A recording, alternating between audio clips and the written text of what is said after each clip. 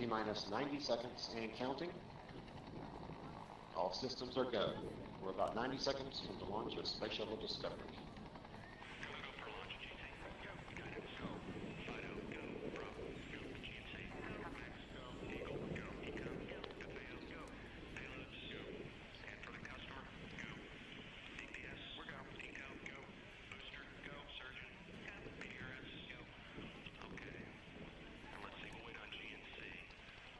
T-minus 60 seconds and counting.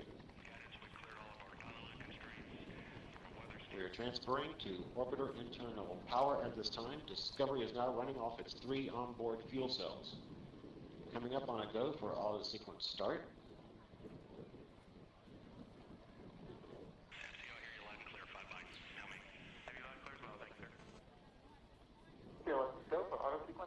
And we have a go for auto sequence start.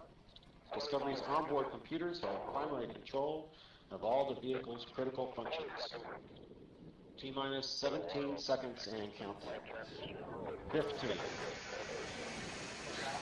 12, 11, 10, 9,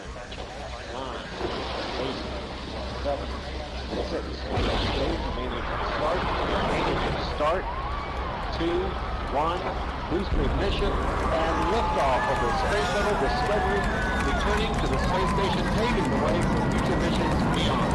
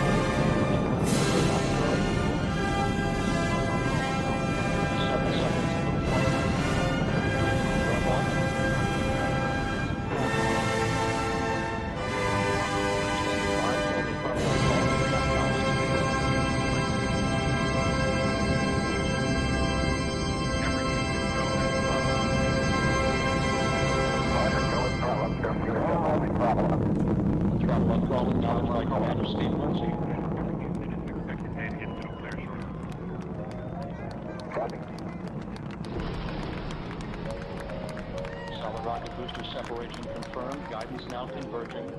Discovery's onboard computers commanding the main engine nozzles to swivel, aiming the shuttle for its precise target in space for main engine cutoff.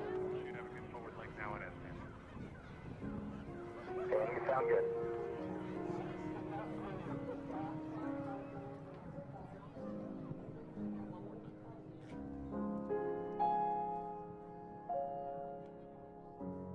Discovery Houston, negative return. Copy, negative return.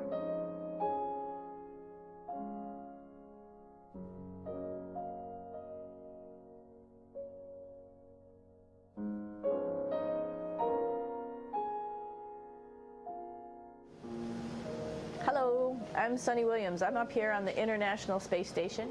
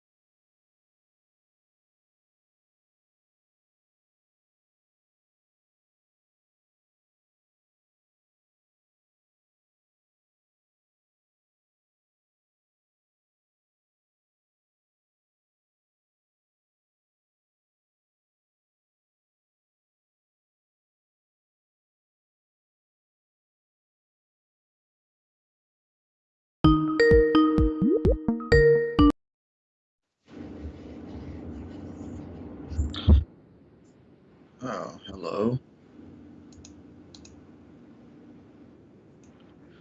Good.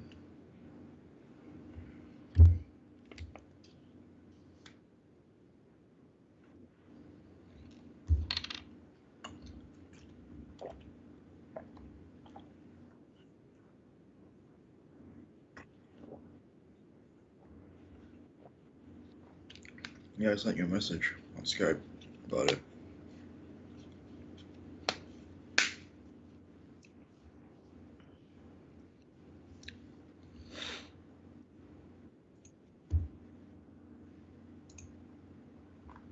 At first I was like, is he watching another movie? And then when the space shuttle took off, I was like, oh my god, my ears! I couldn't tell if the audio was blown out. Cause I mean, I think it was too loud. If you play it back on OBS, the original way you had watched it, if it exceeds like the yellow, I think, or the yellow bar, then I think it's too loud.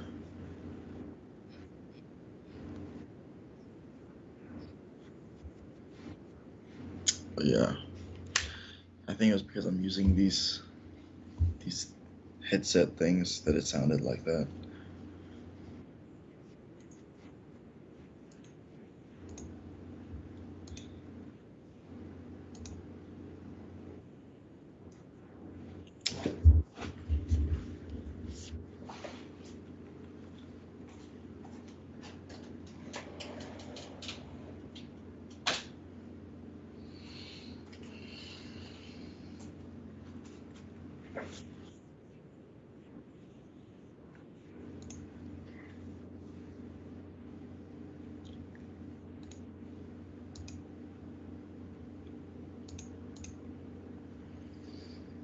I don't know how those other streamers do it, where they'll do their hair and look like they just woke up.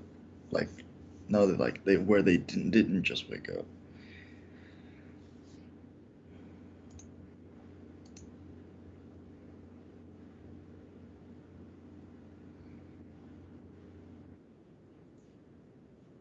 No, like their hair will be like gelled up and everything, or moussed up, whatever.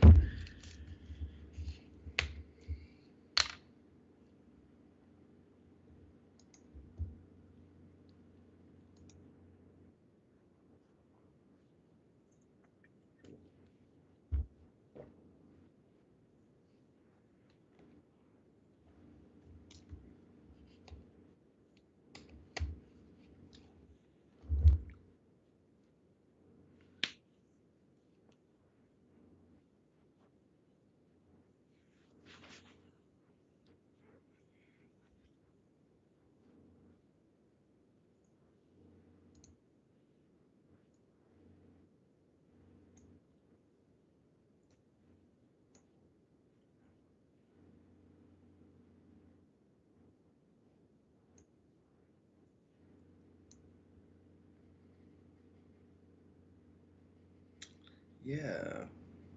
Any more details?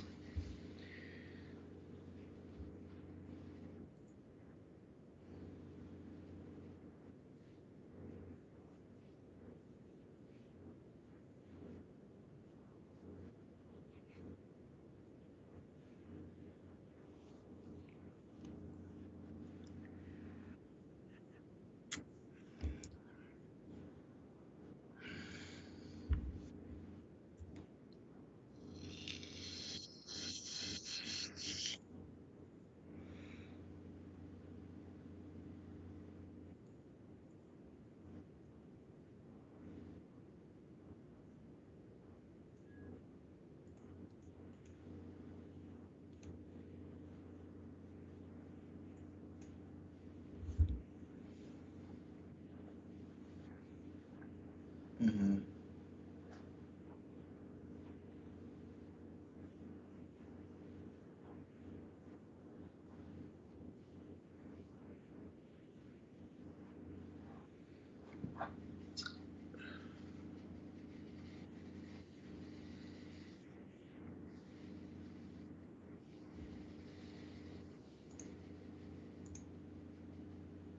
Let's find out. Oh yeah, so whatever it was that you did, the volume, I can hear. Oh man, I've been talking this whole time and nothing, huh? Oops. Forgot to unmute myself.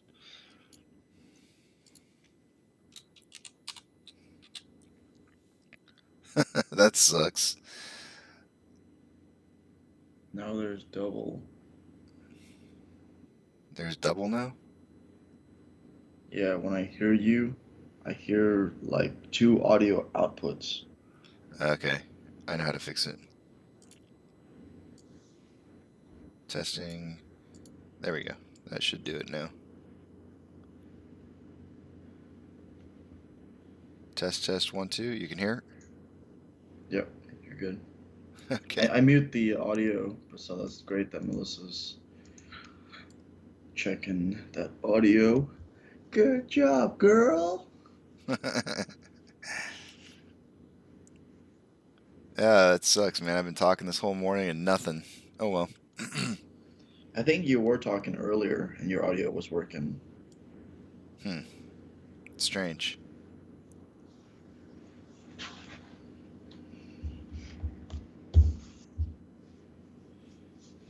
I'm not sure which one. Audio input capture. Probably want to get rid of and put this one on. It's probably better that way. I don't know. We'll see. All right.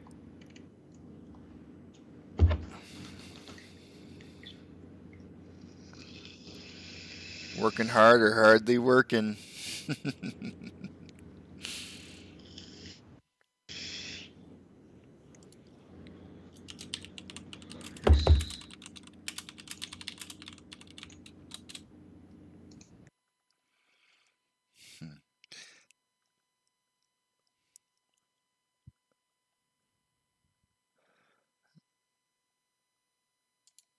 All right. We were talking about S3. I'm going to take you off for just a second to see if I can pull up a chat. I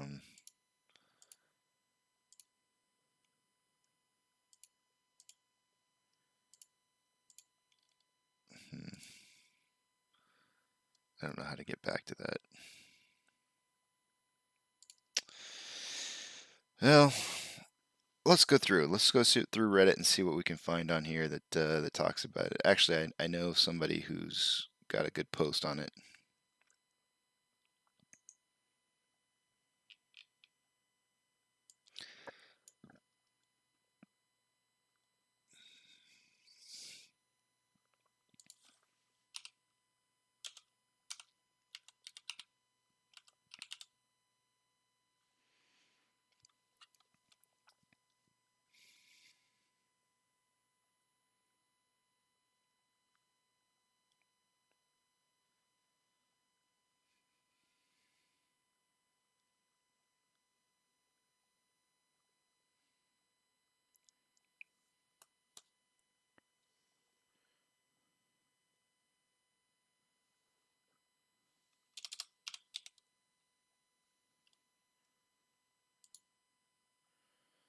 Okay, so this guy submitted a post called Clarification on Today's Withdrawal Request on the S3.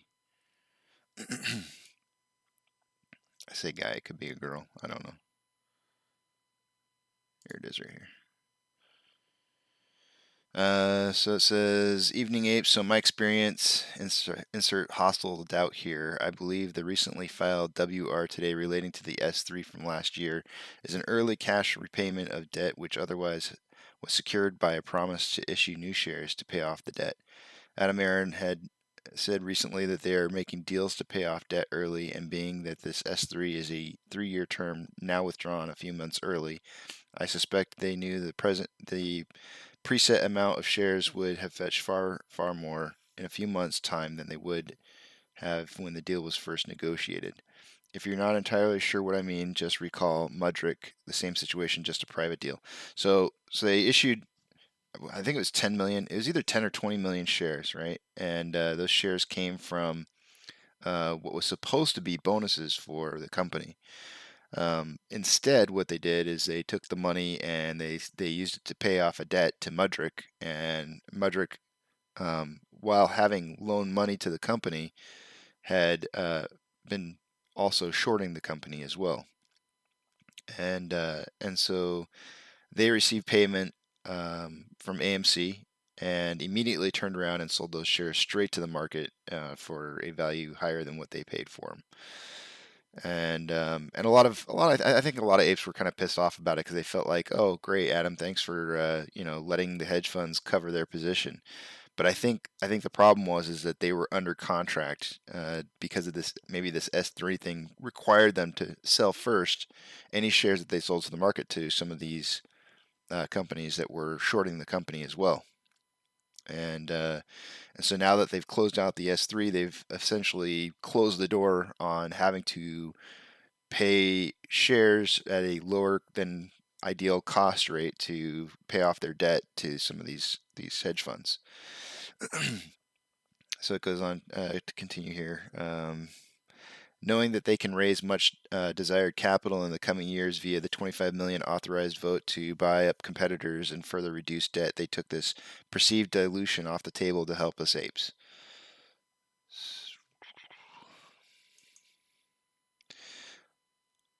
While this debt repayment will look better on their books, it won't do much for the price.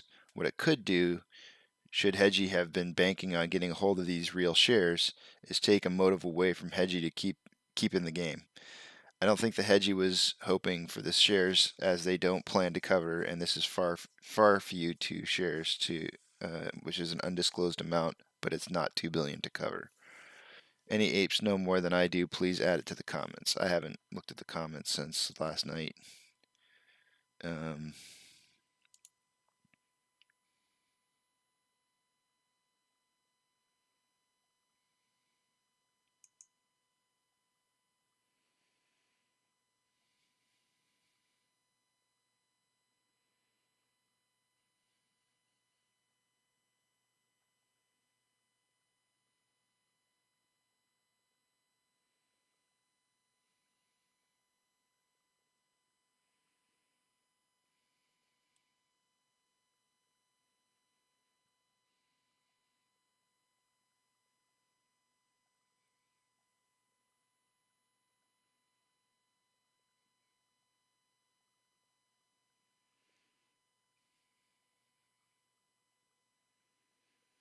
Yeah, time. Like everybody's, I think everybody's afraid of time. And then I think there's some apes on here who are advocating that time's not an issue.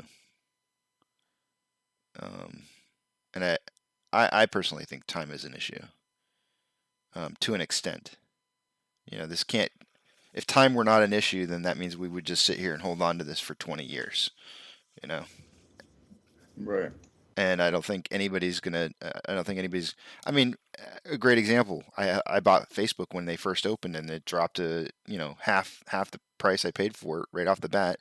Had to wait 2 years before I even saw a double return, a doubling in my total investment. And it's like, I don't think anybody bought into AMC thinking, oh, 2 years from now I'll be selling these stocks. This is more about making sure that we squeeze sooner than later. We don't want to drag this on. The longer this drags on, the worse it's going to be for us. Well, I mean, obviously, probably everybody thought the squeeze was coming within a month or two, but to be fair, people that bought in a month ago or whatever, maybe 2 or 3 months ago, are doing really well as of right now. Absolutely. I mean, they've probably more than doubled their money. Right. And that honestly, when I bought into AMC in January, my thought was the worst I could do was double my money. And here I am 5 times, 6 times, almost 6 times more money than I had before. And I'm still sitting here going like, I want this to squeeze sooner than later, And here I am 6 months later, well, 5 months later. I guess actually we're going on 6 now. 6 months. Hey, I think 6 months yesterday. I should have realized that.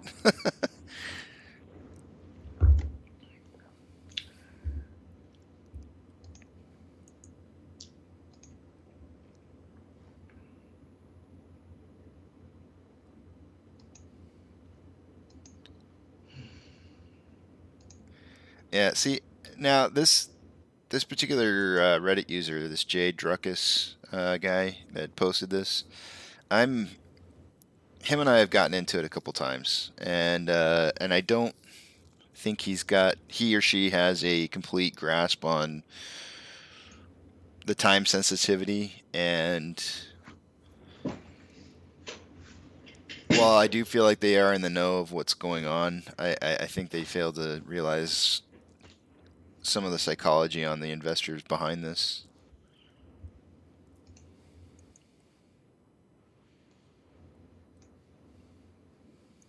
But I do give him props for him or her to in having some good information. They are on top of their stuff. He or she seems to think that we're going to be approving the 25 million shares. I'm not. Not until we squeeze first. Well, I have that meme. I think I already showed you where I stand on that. Yeah.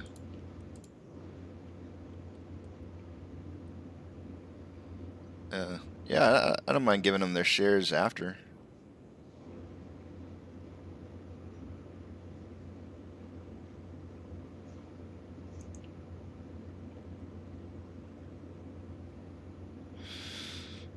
Yeah, see, it's comments like this that he has.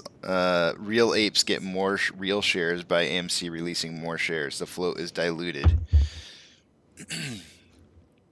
Yeah, but that doesn't mean that you want to give the hedge funds more power to dilute it more.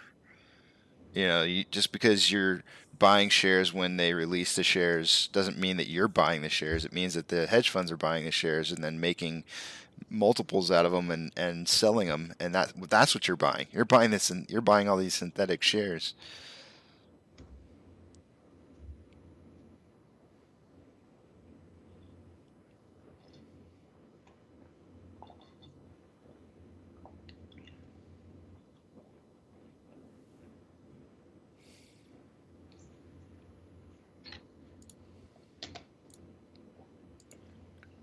It's all right though. I'm not opposed to people having their own opinions.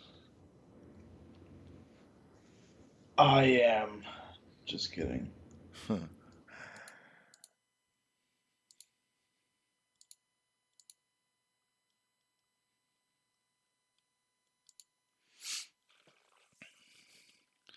I'm not showing the price very well, am I? See, it's almost 6:40. We got about 20 minutes to start making our predictions. Our predictions were wrong from yesterday. Neither one of us get a tally mark.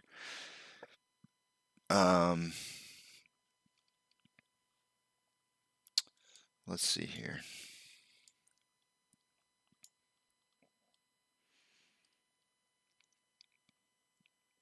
Volume is pretty low.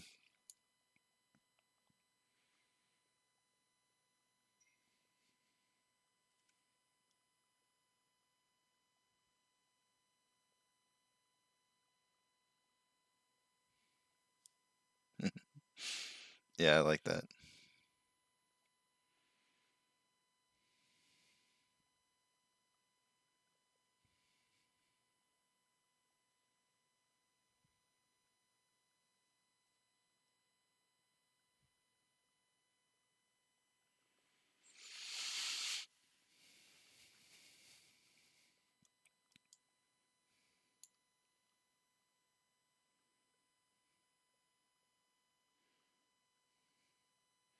We had a little tiny pokey at what was it, 6 a.m. our time, 7 market time. Mm-hmm.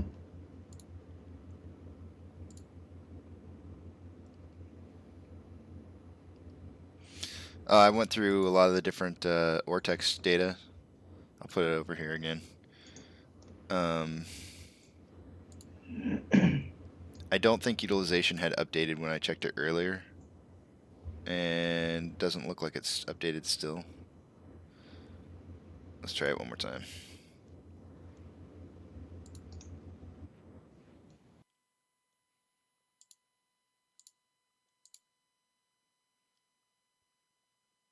There it is.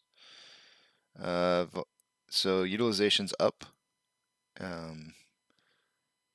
The day before it was 86.21. We are now up to 88.49. So you know that on loan average age by a day ticker that I was talking about? Right. Yeah. So we've had 3 straight days of an upwards trend. So I'm willing to call it right now, and I know how many times we all hate hearing new dates and stuff, but I already called it. I'm saying that the beginning started on the 28th. That was the bottom of the dip. That was actually the first day that it went up. So 1, 2, 3, 4, 5, 6, 7, somewhere between maybe the 6th and the 9th, we're going to see that price increase. It could be as early as the 5th. I doubt we'll see it this week though. I think we continue to see volume decrease this week up until the 25th, or sorry, the 2nd, and then fall after. I'm sorry, rise after. I went over the call options and put options. I'll throw them back up on the screen real quick.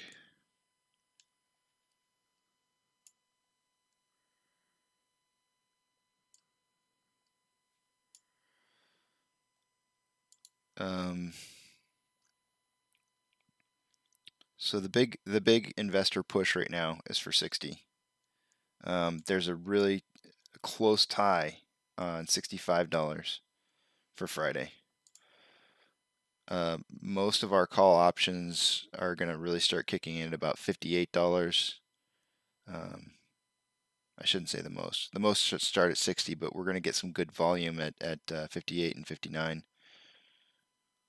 The 145 is up to 23,000 call options. And as far as the puts go, it looks to me like they're really there's a group that thinks that this is going to get driven down to 50. Their largest group actually is at 50. So if we can keep it above 50, they won't be making any money off that.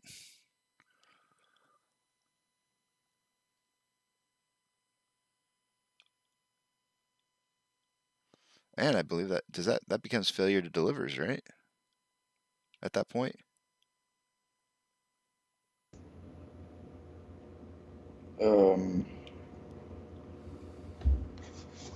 Yeah. I mean, that would be. They don't become failure delivers right away. They have like a certain period of time, like 12 or 15 days or something like that. But they have to pay. They have to pay back those loans at that point once their put fails, and in a certain period of time, I believe. If they don't, then it becomes a failure to deliver.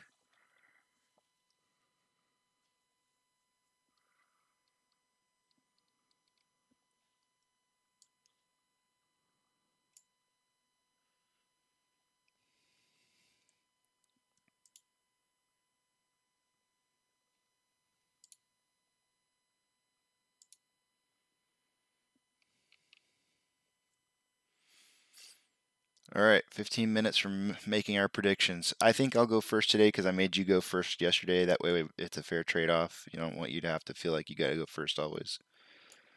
So today is my turn to go first. Okay. Well, it's only fair, right? Like, it wouldn't be very fair if I made you go first every time. I mean, who's to say that my numbers aren't kind of biased based off of what you may have picked? It at least allows you to do the same.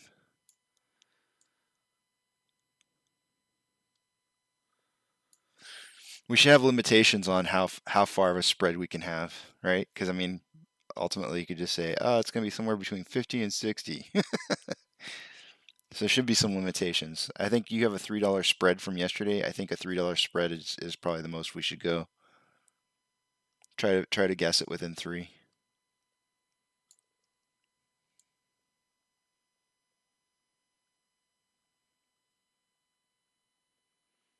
But damn, I was so close yesterday. So close. What do we finish at? 56.43.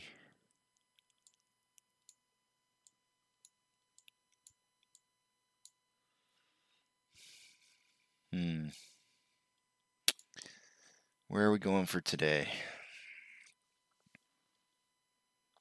When in doubt, zoom out, right?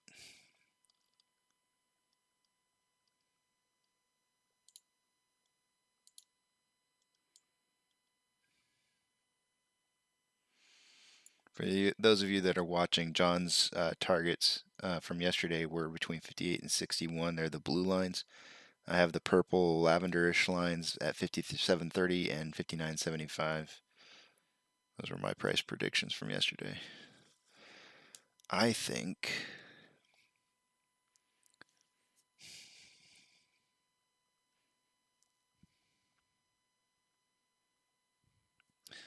we're doing a little bit better on volume today than we did yesterday.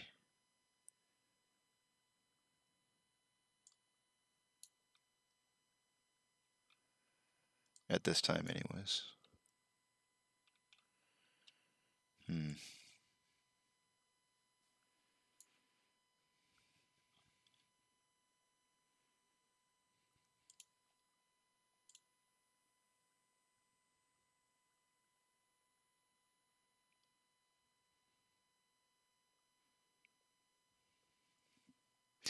So I'm going to go back in the history. That's what I'm going to do.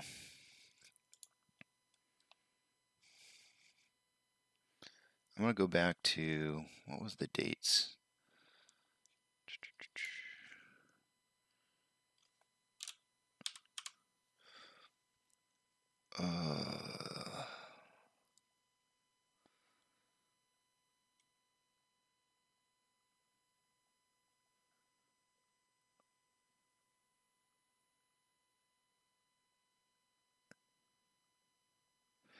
Yeah, I'm going to go back to that date right there, right here.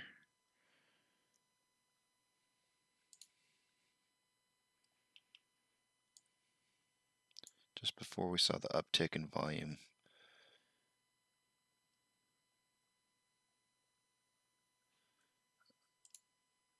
And that date would have been 1, 2, 3. May 26th.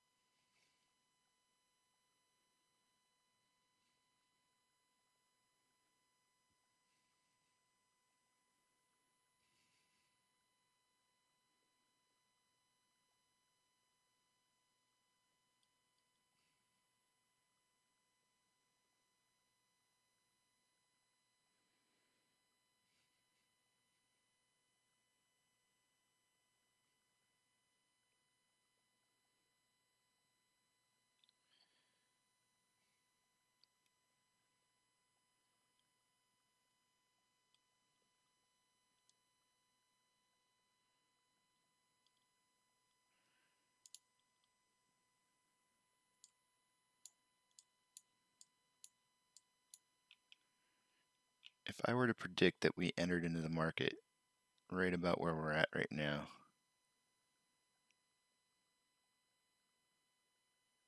I think we hit 58. And if I wanted to be on the safe side, I would just make the spread on $1.50 on either side, right? 57.5. I'm going to go ahead and move my markers. 56.5.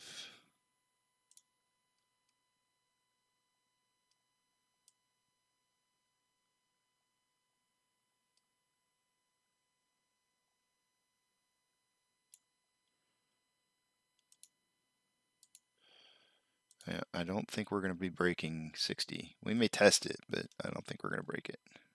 Not today.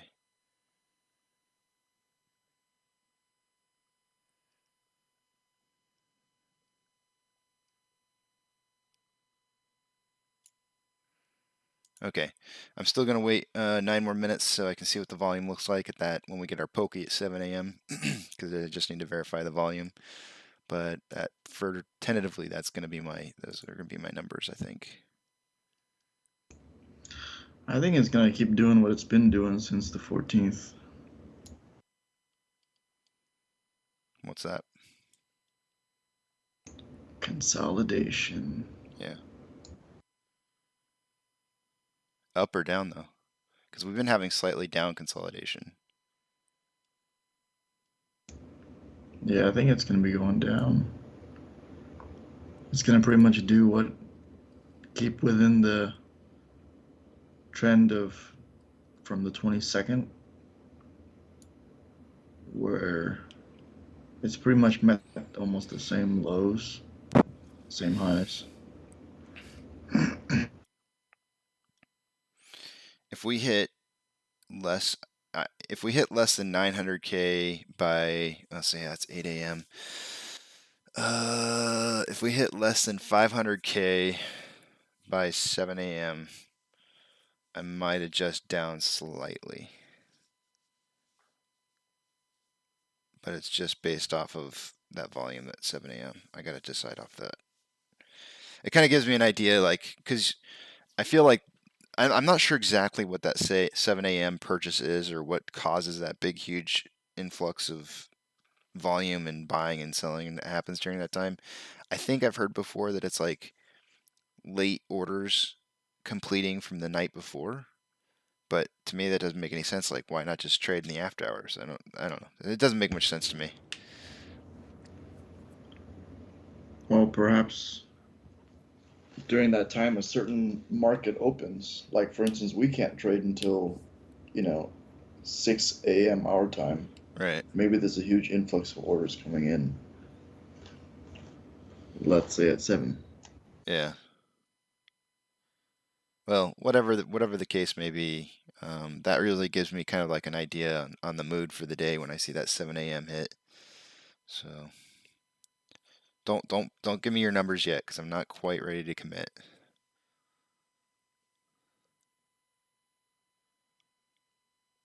I could be adjusting down.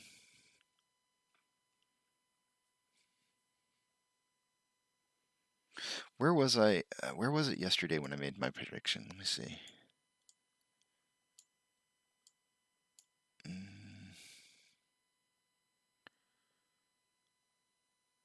Okay, so it was real close to my lower number. I mean, not super close, but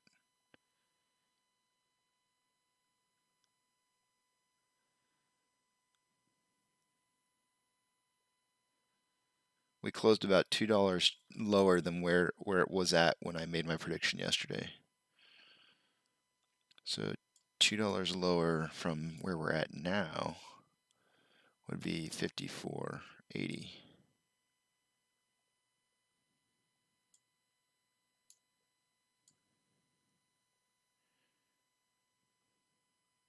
I don't think it's going to go that low.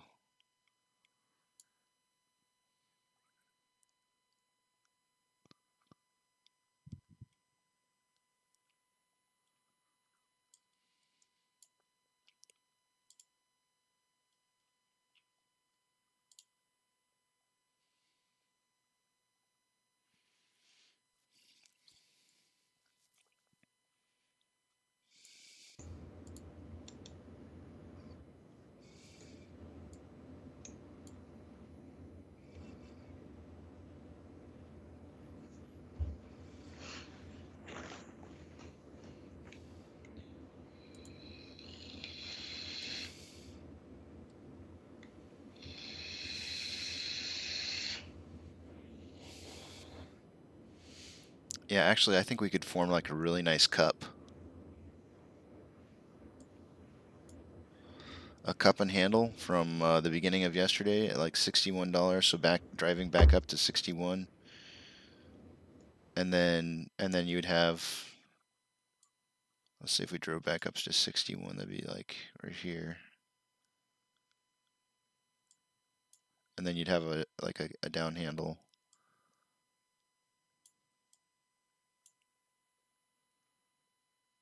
Maybe about here, and then a down handle.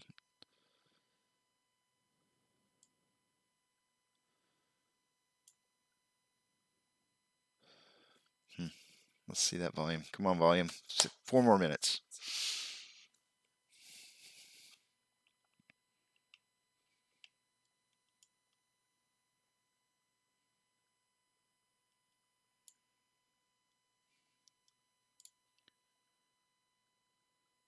Dude, that would be like the most beautiful cup and handle ever.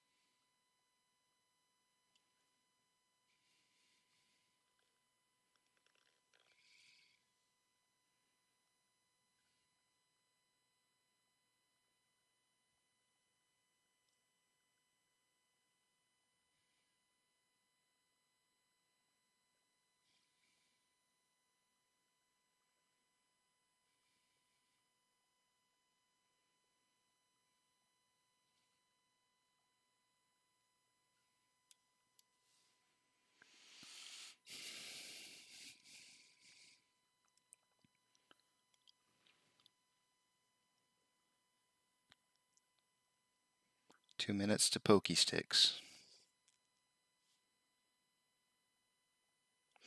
We had a high volume today at 6 a.m. our time. I don't believe we had that yesterday. Let me see. No, I don't think we did.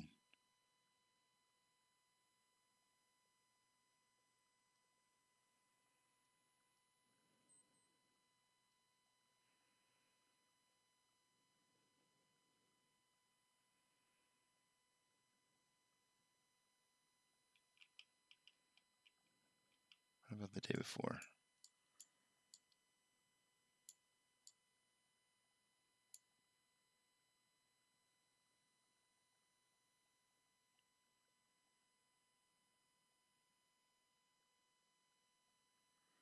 Maybe I'm looking for 7.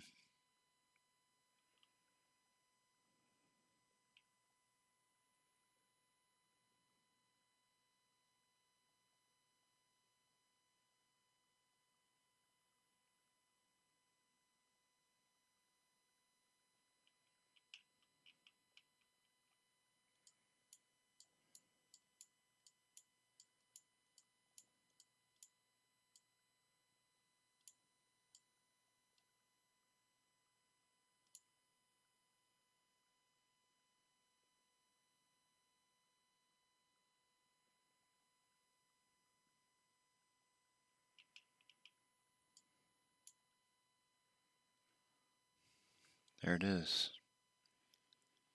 Pokey.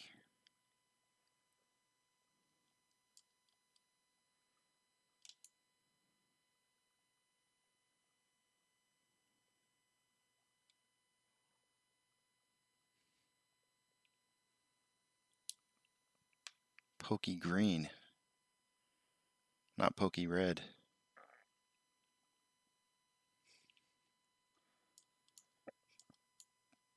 Versus pokey.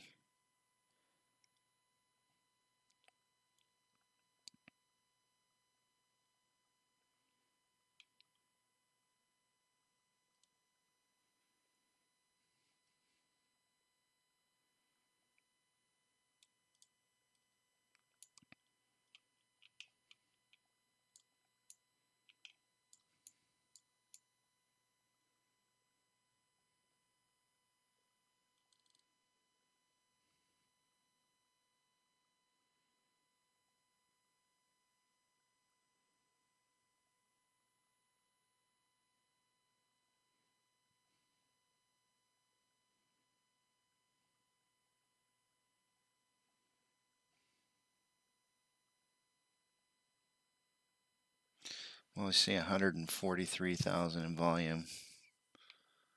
And just for comparison, I normally like to see about 1 million in volume. So we're like 15% of what we would normally be doing right now. So we're definitely going to have a low volume day.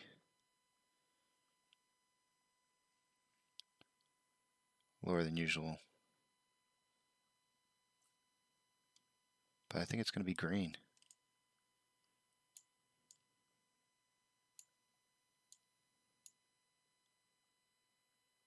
I'm going to adjust this just a tad.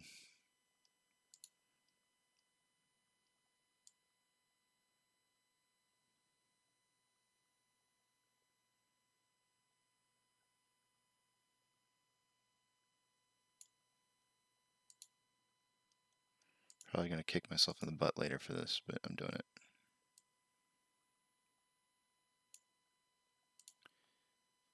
Well, it's supposed to be $60.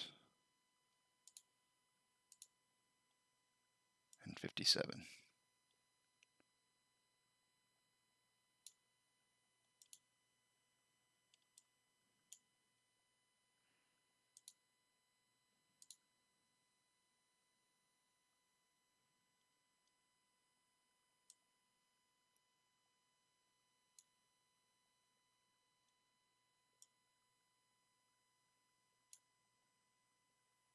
I can't move this.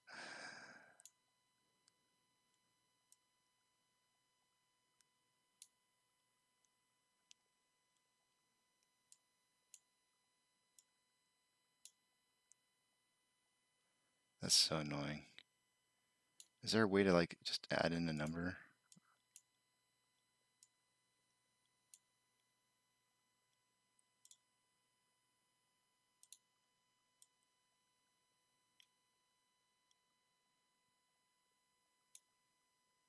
Whatever. All right, John. I've made my call. Still too early for me to predict it today.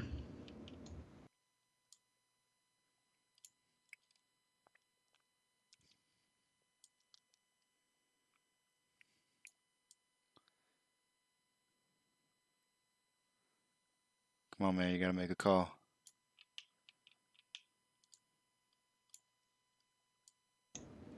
Let me look.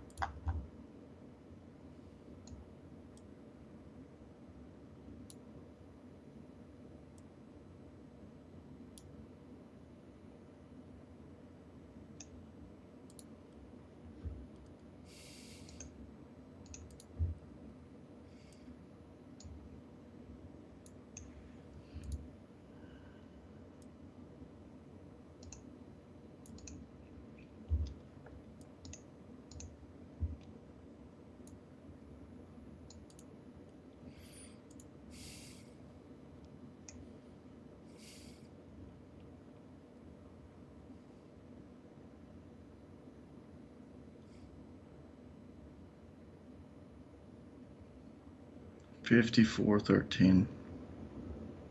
Is the average? The average? Oh No. no, that was my Your my low? guess for today. That's the low of 54.13? Yeah. Okay. I'll drag that down. 54.13.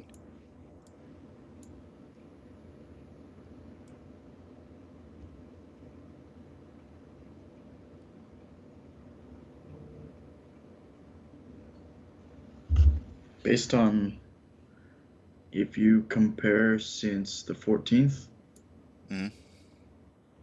it does head and shoulders up and then down. Completes that. The next 6/17, another head and shoulders up and then down. The 22nd, head and shoulders up and then down. And now 6/25 completed the shoulder and the head. Now needs to create the second shoulder. Just a hypothesis, but I guess we'll find out what's going to happen today. Okay, so since you're allowed a $3 spread, I put your upper at 57.13. So 54.13 is lower, and the upper at 57.13. So in general, you're saying that we will. You believe it could go outside of that range, but it will settle within and close somewhere in between that range, is what you're saying, right? Yeah. Okay. Our predictions are in. We have a very tight margin of about 12 cents in between our two predictions for us to be wrong. So we have quite a range. We have from 54.13 up to $60. Hopefully one of us is going to hit today. We might have a tally. First time in the three I guess the 2 days that we've been doing this. That would make us 50 for 50-50. Yeah. We had a lot of overlapping yesterday though, so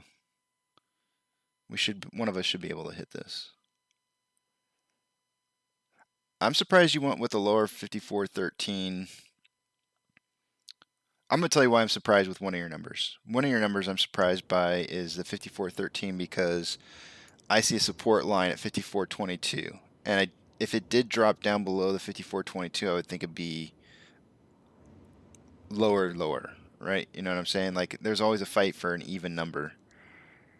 So it would close either at 54.01 or 54 or 53, 70, 80, 90, something like that, right?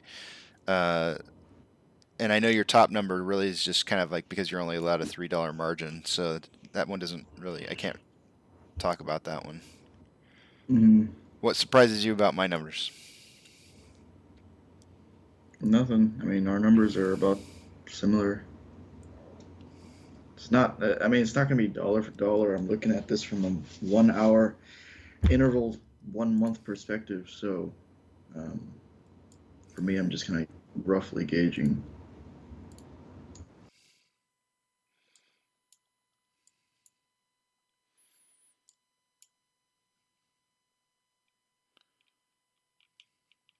And you said you saw the head and okay, so the head and shoulders.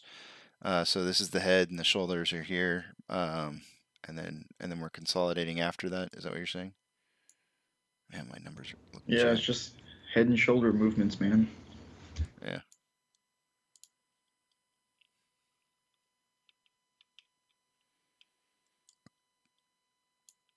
I think Weeble jacked my Fibonacci's again.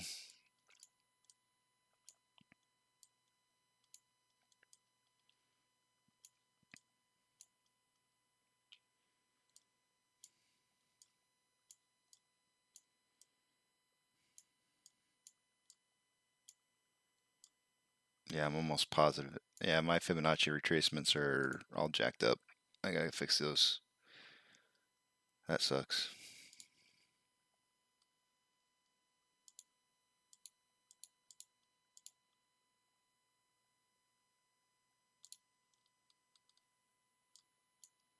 I don't understand how you can lock something and then it's not locked anymore.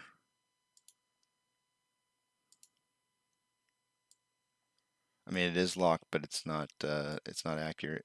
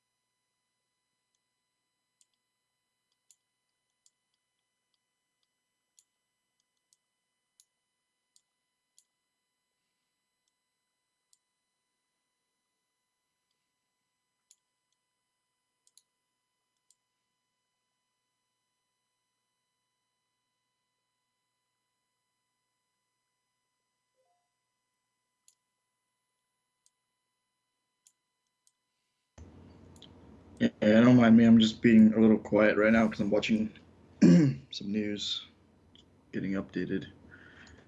Anything good? There's never anything good on the news.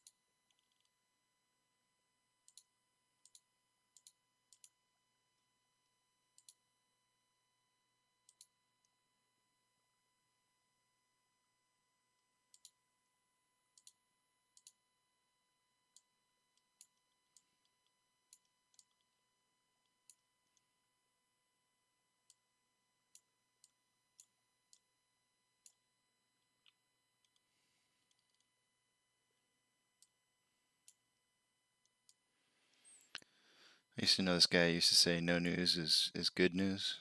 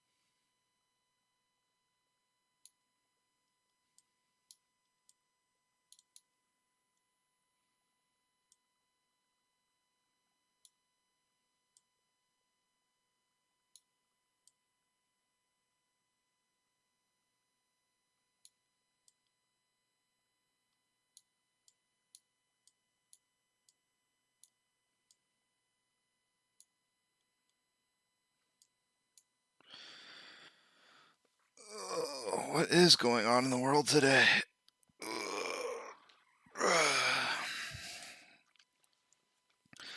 I'm going to do my usual meet and greet with the wife. She should be home here in about 10 minutes or so. Okay. And it's raining out today. We have a rainy day.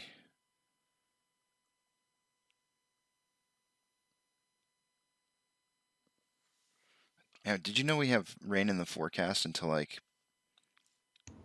past past July 4th? Sorry, what? We have a rainy forecast beyond July 4th. What about on the 4th? Last I had checked, it said that there was going to be rain on the 4th. Yeah, it says 40% chance right now. That's not very high, but it is enough to have rain at some point. Yeah, it's supposed to rain up until the 9th.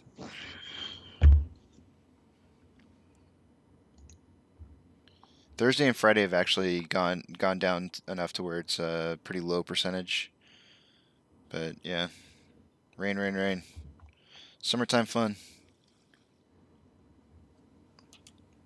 Sing that song. Rain, rain, go away. No, thanks.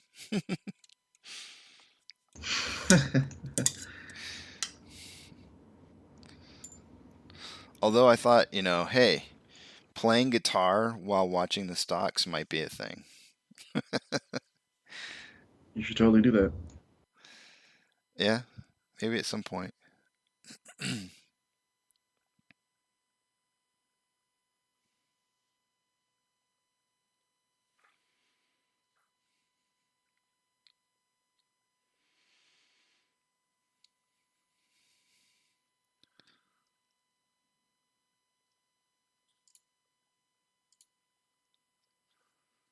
Let's continue to see what's going on here.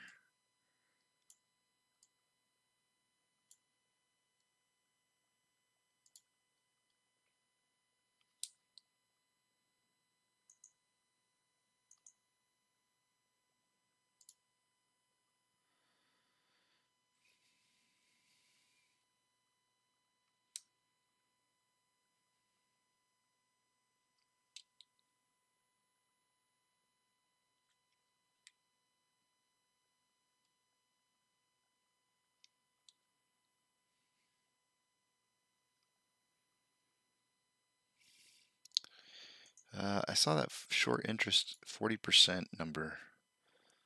Trying to figure out where they get that from.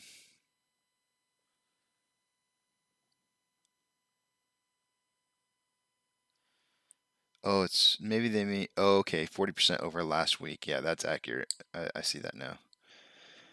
What they're saying is that seven days ago the short interest was 13.7, and we're currently at 19.18, which is a 40% increase in change.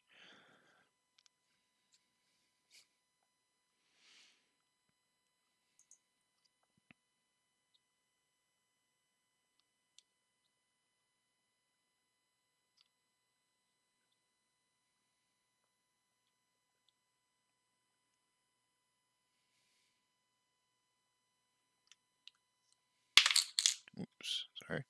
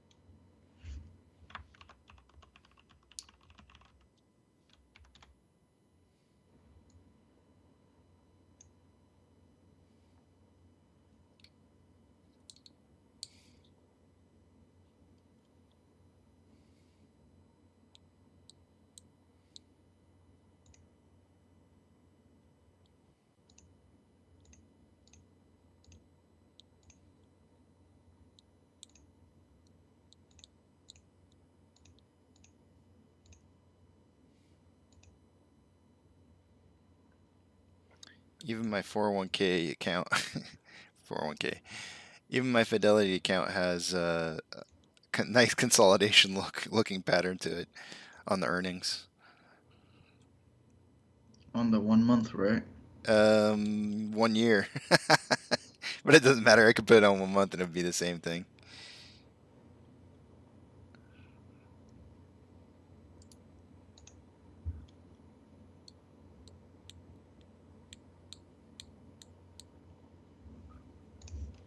I could do year to date would probably be the best. Yeah, that's the best looking chart.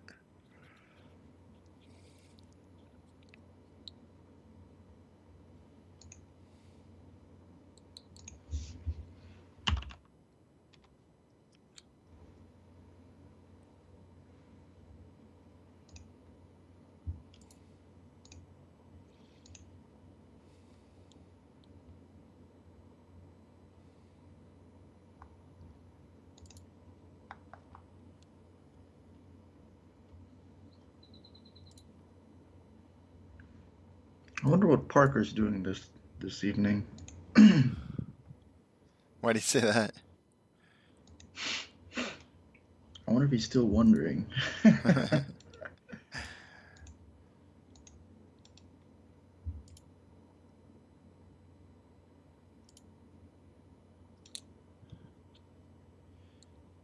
Why did you want to go talk to him about it?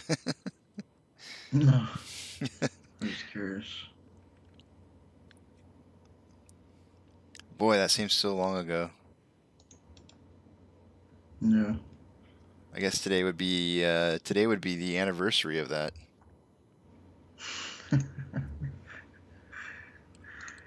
I mean, it technically was the 31st, I believe. But since there's no 31 days, I guess tomorrow would technically be the anniversary, but since it's the last day of the month, we'll just call it the anniversary.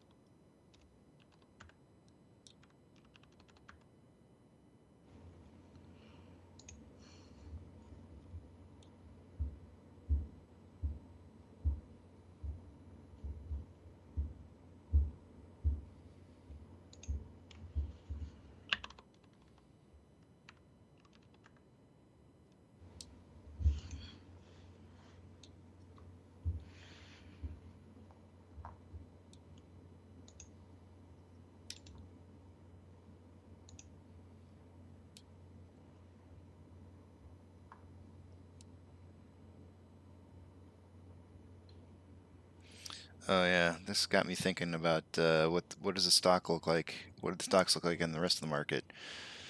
I haven't looked at that yet. Definitely more losers than gainers.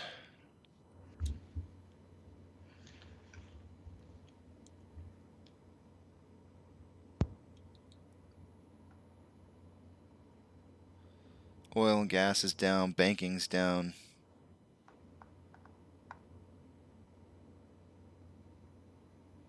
Pharmaceuticals are kind of down.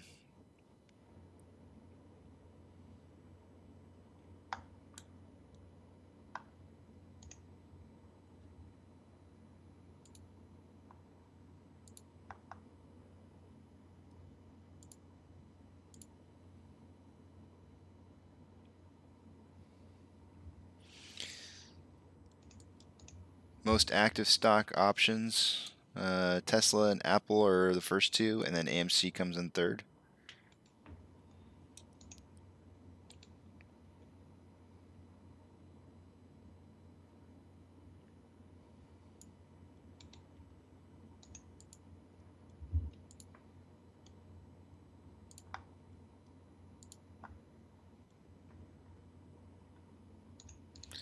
And this is where I sign off for a little bit and welcome the wife home from a long night's worth of work. Be a good husband. Heck yeah. And we can talk about more about that other thing that we were talking about yesterday evening before you started downloading Siege. It's what an interesting topic. Okay. We're talking about it live? No, Oh, we're talking okay. about it privately. Ah, yes. Okay. Gotcha. All right, cool. I'm glad. Yeah.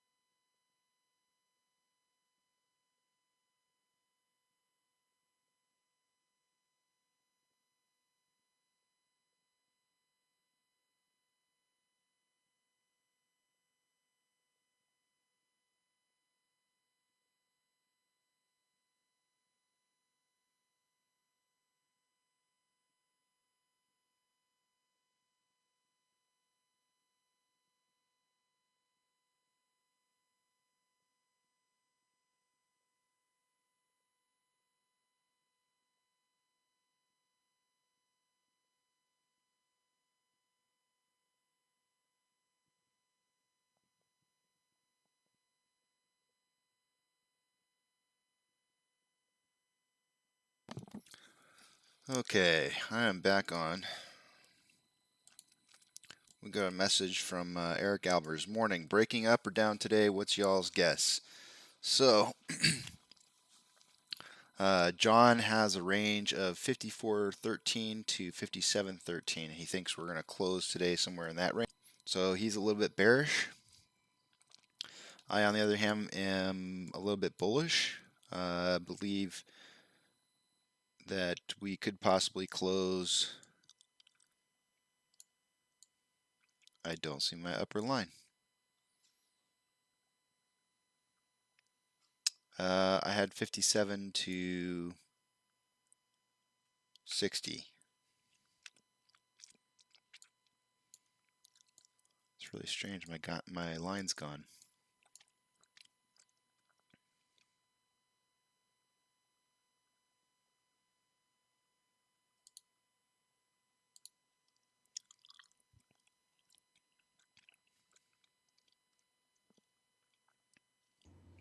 Yeah, thinking about it now, since it has to finish out the second shoulder, it's probably going to be a little higher. I think it's just going to finish the formation.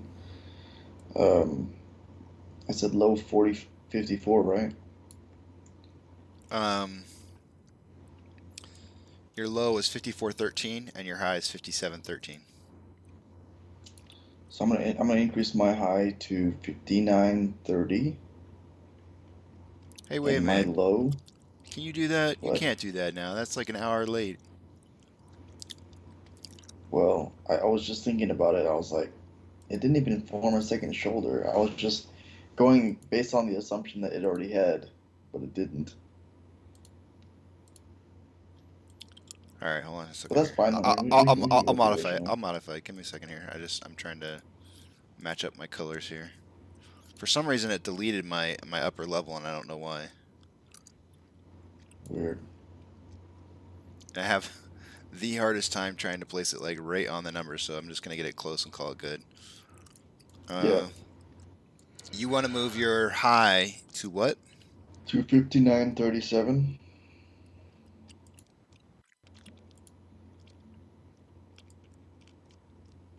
and the low ending today at like, It has to be $3 less. yeah, yeah, it's within $3. It's like 57.20, 57.30. 57.39. Yeah. No, 56.39. So basically 59.30 down to 57.30. Oof.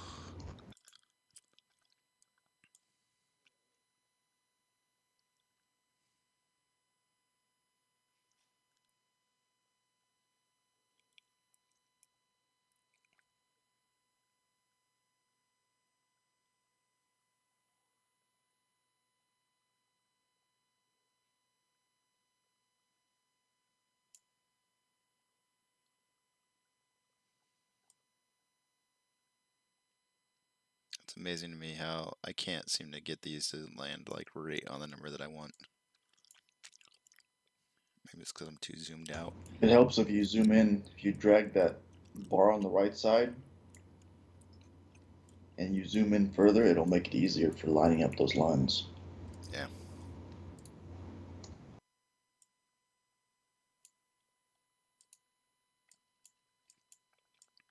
All right, 59.35 to 56.35 is your range.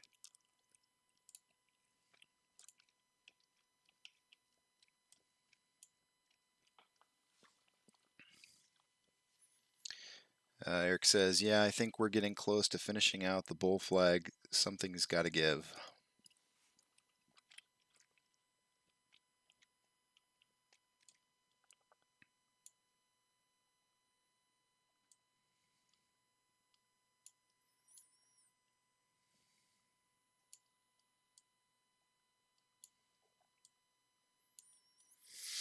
So I'm going to play the intro. Anytime that we have the intro and outro, I'm going to play it during times where we're spiking, which could be at market open. Fair warning.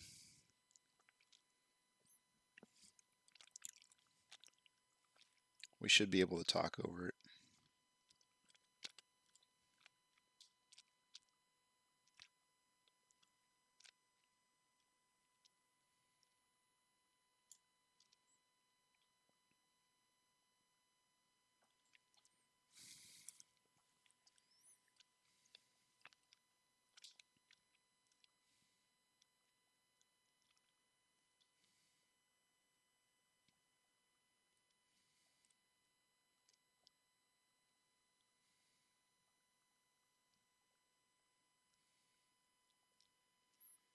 All right, since you're changing yours, I'm gonna change mine.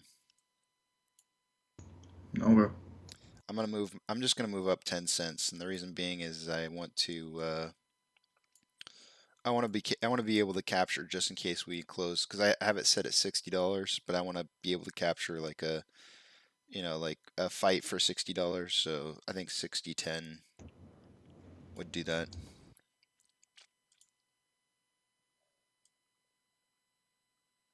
Actually, I'll just go to 60.15 just for the heck of it.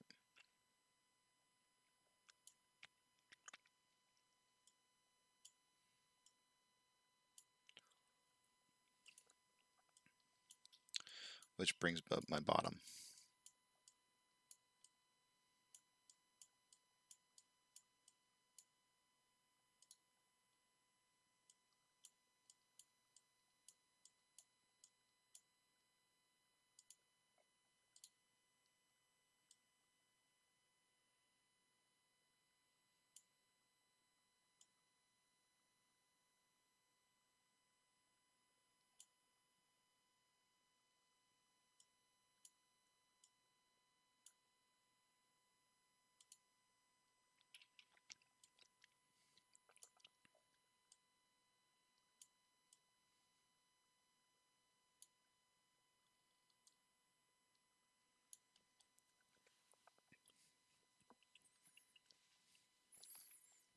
So if we hit like a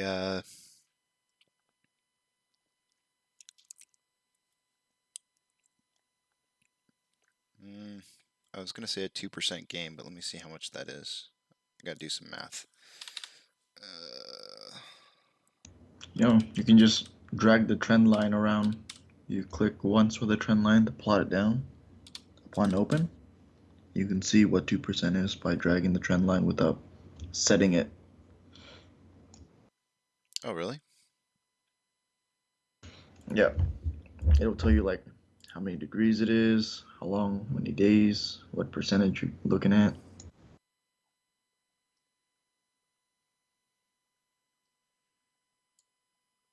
Oh, shoot. I did not know that. That is really kind of cool.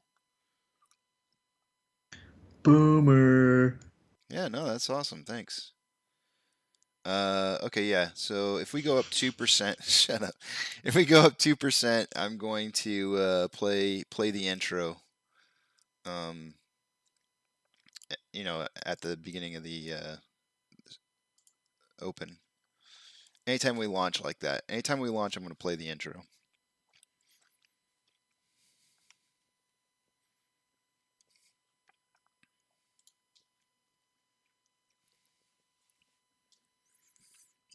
And I was kind of on track yesterday. I was playing around with like how to blow up the level 2 so we can kind of make it a little bit bigger and have that like just above my head.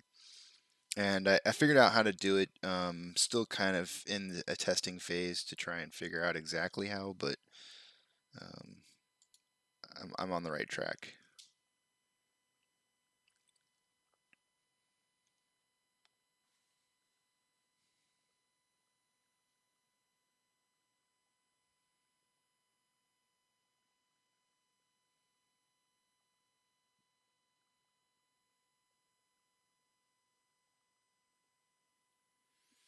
Have you all noticed that um, John and I did not hit our tally, our prediction tally yesterday, so no points awarded to either.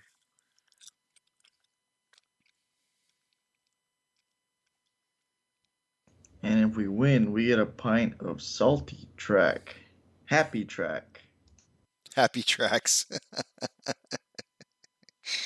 by Bluebell. Bluebell Happy Tracks. where hopefully you don't have happy This tracks. video is sponsored by Bluebell.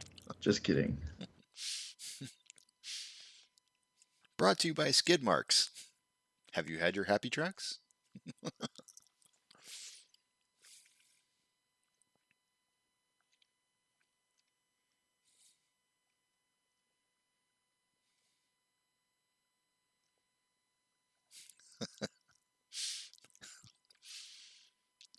Another term for sharding, happy tracks.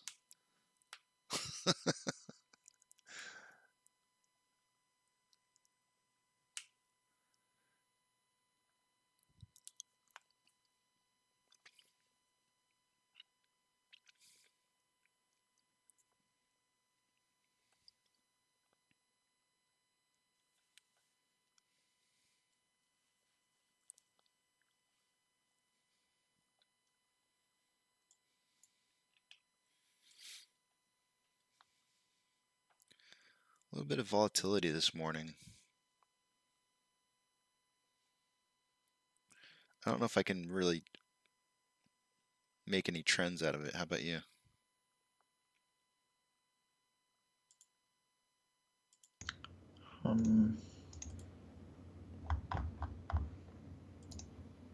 Maybe an upwards parallel?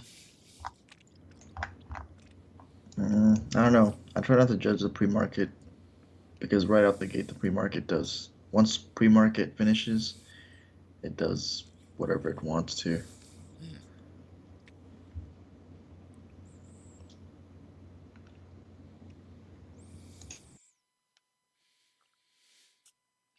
I'm drawing an upwards parallel, and it was funny because right as I was drawing it out, it broke out beneath it, which actually would make sense because typically speaking, uh, just before the market opens, there's usually a little bit of a downswing. Eric Albert says, someone lactose intolerant? No, I had gone over to Casey's place and he had served up some Happy Tracks ice cream that I've never had before. It was delicious. Bluebell makes it. If you haven't had a chance to try it, you should definitely give it a shot. Worth it. Especially if you like chocolate.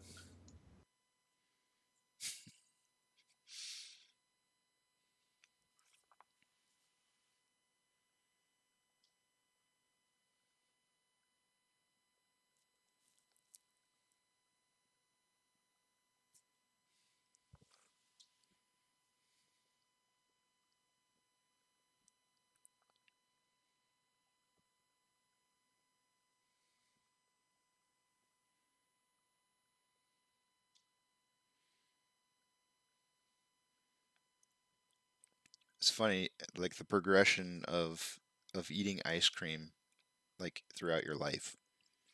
I remember as a kid, like bubblegum was my favorite ice cream flavor. And I don't know I don't know what age that changed. Maybe 14, 15 high school time. And my parents used to do Sundays on Sunday. And they had these massive bowls that they had. And they really look like some kind of like weird beer um serving glass that you might find in like Germany or something like that. Anyways, um, so we'd have these massive Sundays on Sunday, and my favorite ice cream went from bubblegum to cookies and cream, um, cookie dough for sure, and I think it was just straight up vanilla with like chocolate Hershey syrup. And those were my favorites for like a long time after that. And then I think at some point, I don't remember exactly when. Oh, pralines pecan. Pralines, I can't say it. Pralines and pecan. And I don't know. At some point, I think I moved on to the mint one, chocolate chip, mint chocolate chip.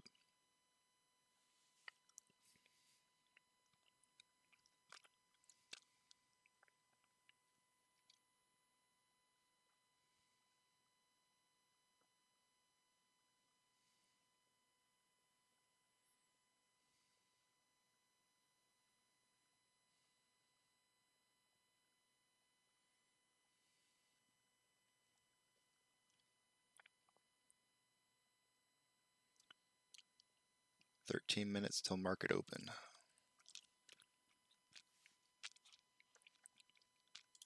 Let's see how hard Citadel's working. Almost twice as busier than normal. Good to see. Derby. Good to see they're on the job.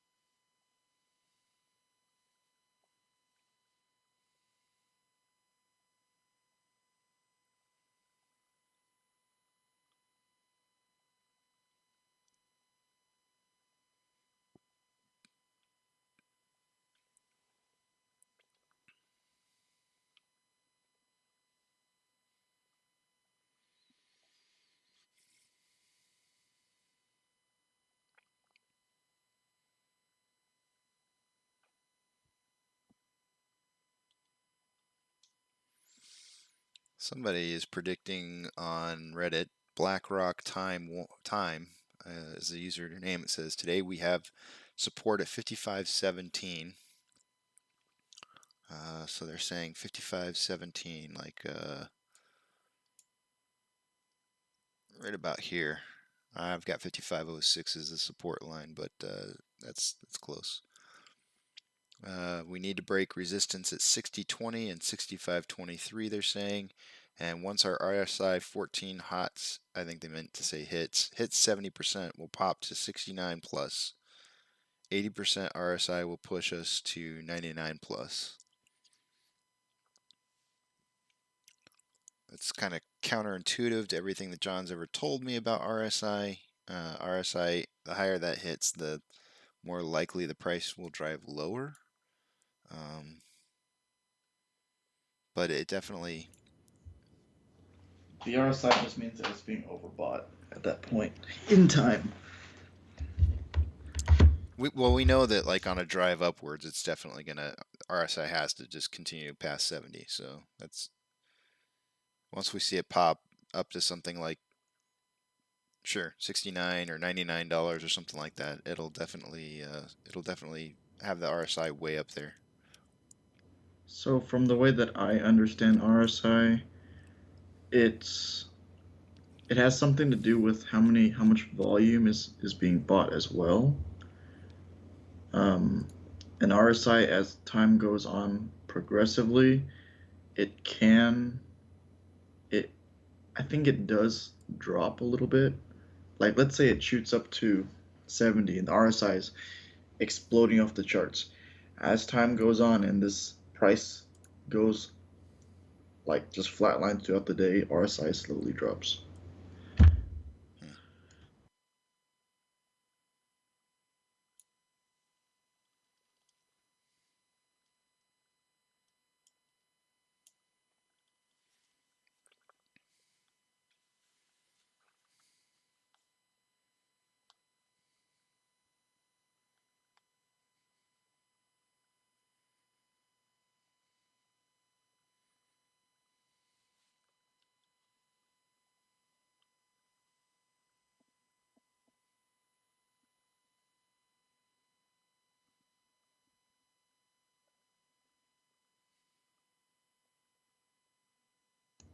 I just sent you a message to Skype. It should.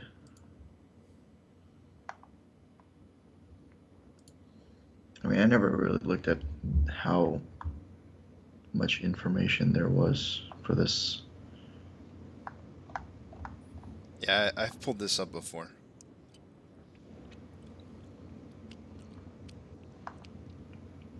But I think it's mainly the formula.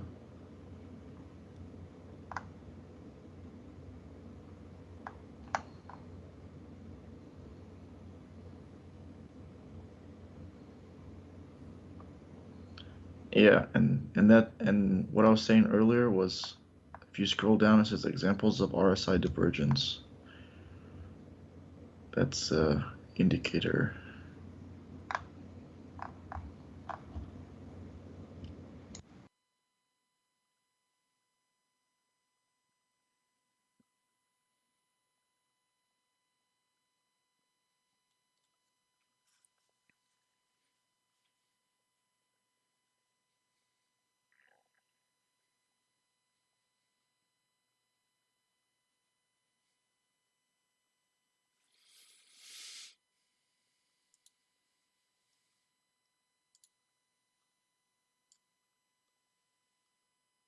real quick. I'm going to pull this over. So currently, it looks like some share. I took a snapshot this morning. And this is what it looked like this morning. It looks to me like they borrowed 600,000 shares, and on the ETF side of it, about another 600,000. And I really need to figure out like what the parentheses portion of that is. I'm not sure. Let's see if it says something here.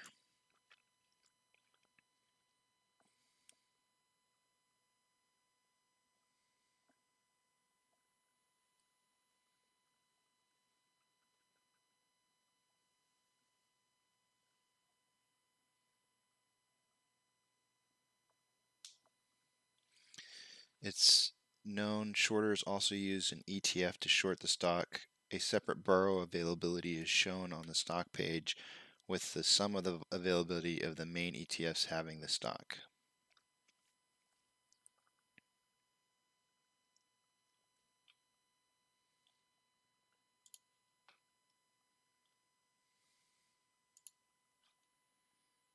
So there's definitely shares being purchased this morning for shorting.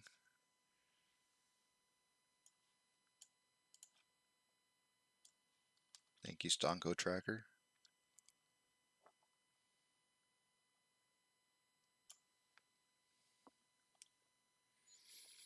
Oh, here's our sell-off. They started a little bit early.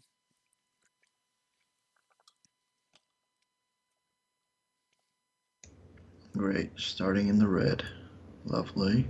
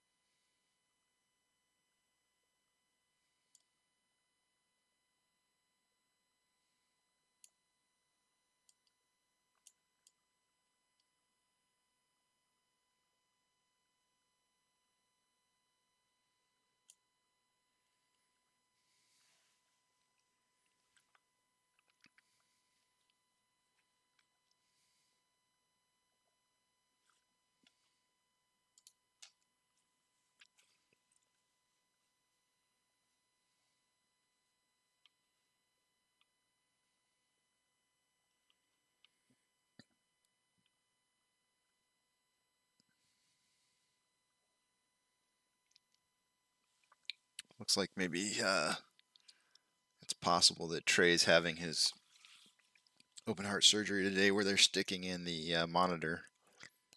There shouldn't be anything serious that comes from that. If something were to happen to Trey, say in a surgery or something like that, I think that could actually impact the community pretty harshly.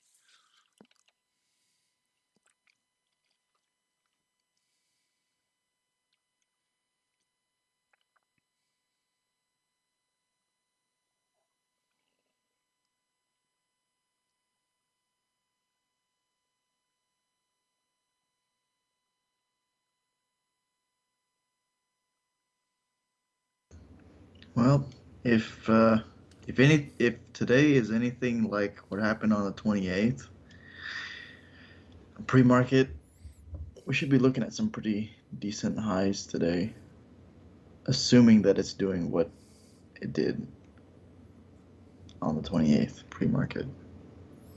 Why the 28th? I'm just going back 5 days. 5 days, they drove the price down right before open.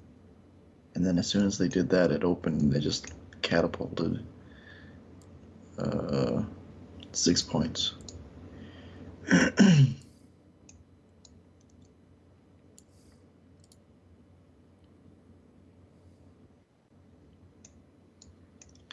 Wishful thinking, I suppose. Or this could be the formation of the second shoulder.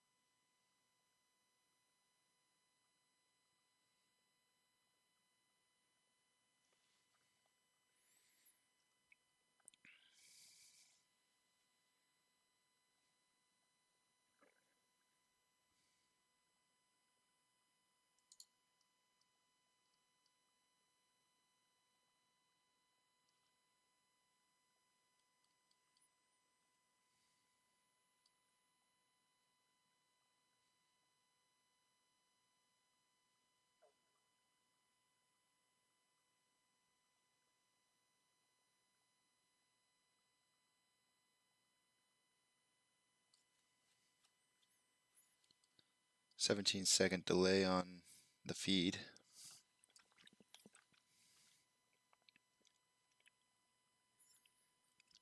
And open market. Let the games begin.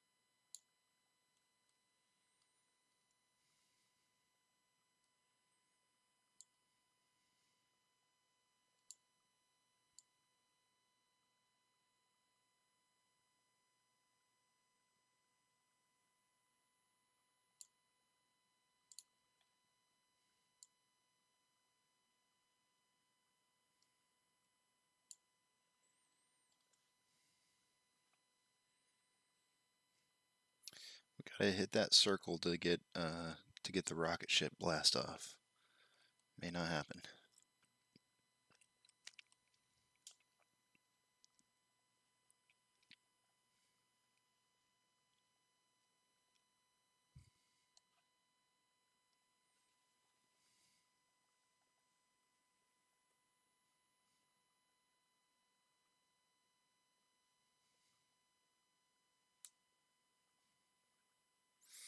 I will be right back.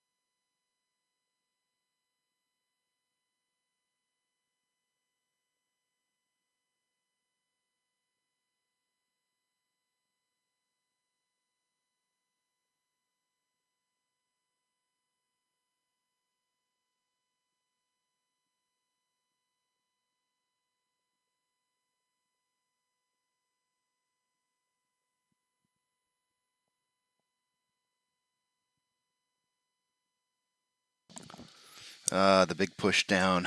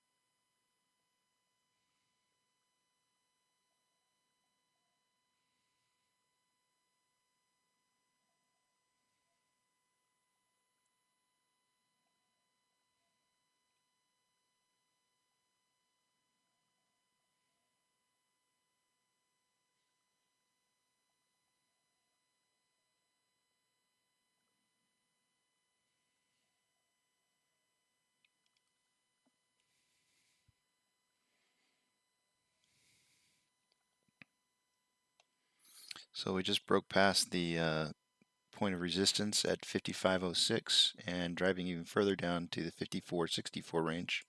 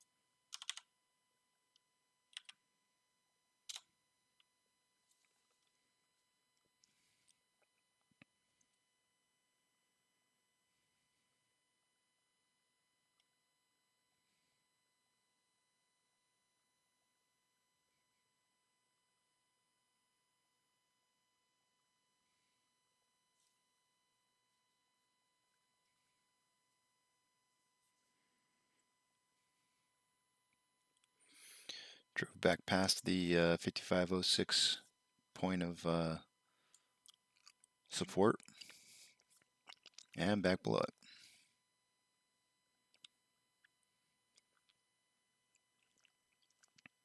That point's really being contested.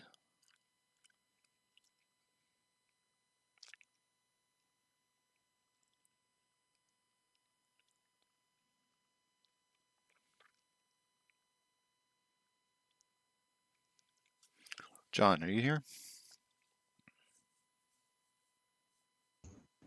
Yeah, what's up? What are the chances you think we drive below 50 again? Pretty high. Yeah? Yeah. If we do, 50 if we drove past to 50, 90. Today? eh, I don't know about today. if we drove past 50 today, what are the chances you think that we would hit above 60 and hold there permanently by Friday? That it goes, um, gets down to 50 by today? Yeah, if it drops below 50 I don't know. today, I don't think so.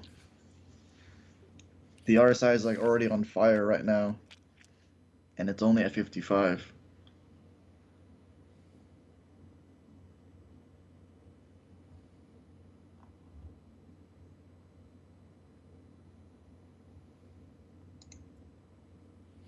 I'm thinking if the hedge funds shorted it and they shorted it all the way down below 50, there's a good chance by Friday we see level of support that gets us above and beyond $60 and we hold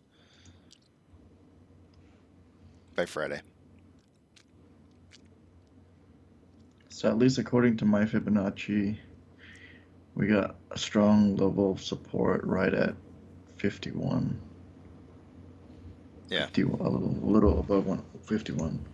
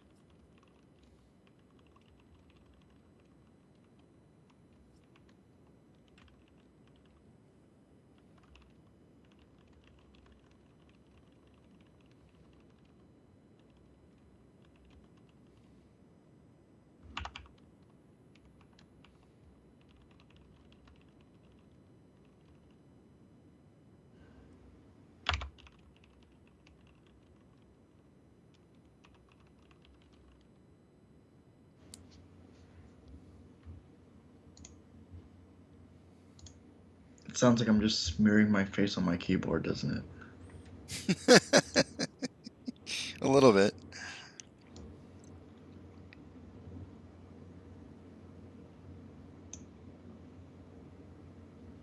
Eric Albers at 823 said, volume exhaustion, we need more catalyst by the dip.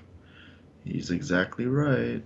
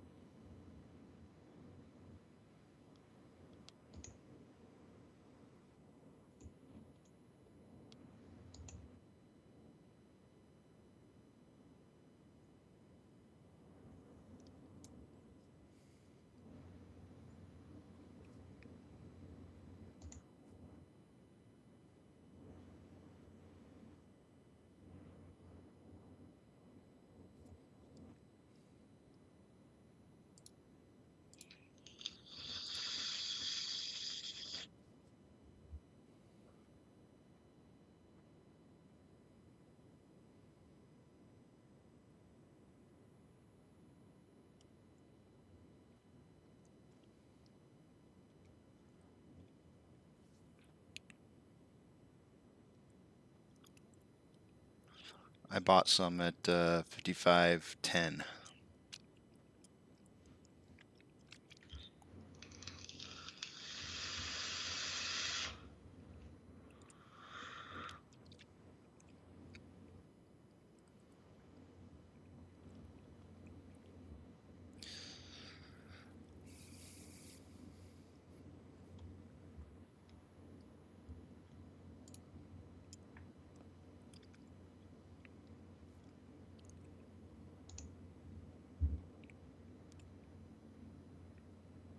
Yeah, the reason I was saying that it'd be interesting to see if they could, hedge funds could drop it below $50 is, I fully believe that there's going to be a really strong push to try and get us below a level of really strong level of support to try and get paper hands, and that'll happen before we see a big takeoff in price again.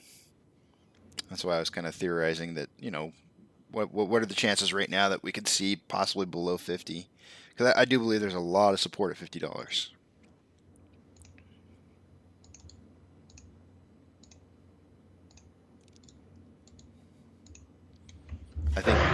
I think you could potentially see some people shed shares, at that price range. Fear, not realizing. We're talking about mainly people who possibly bought in as the price was gaining, and they're kind of paper-handed, so they haven't really been in this for very long, and they may not have a whole bunch of realized gains, or they may have actually some slight losses.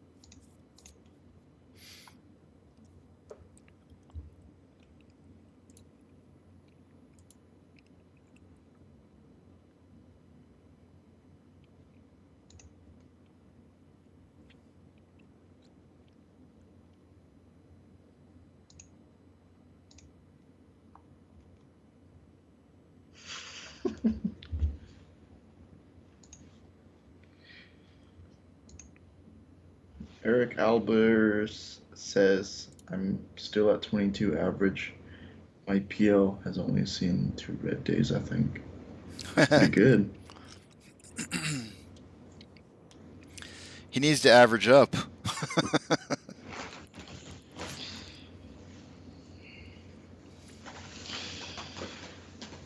I need to lower my average. You get more.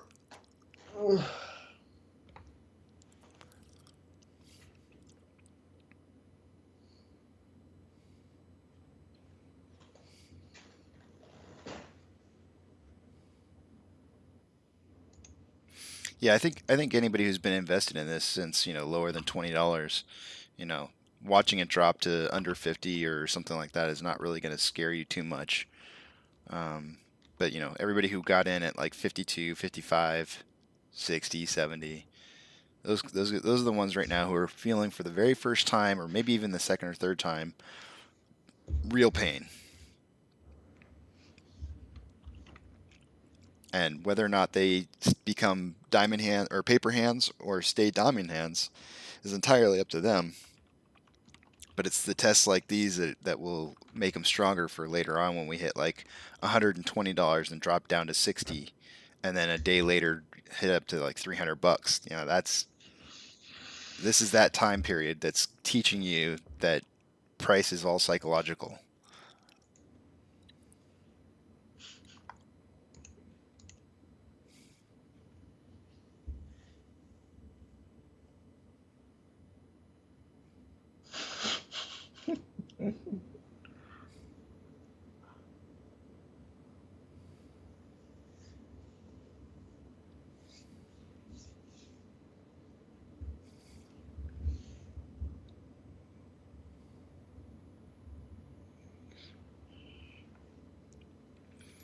So this is definitely a bearish pennant forming.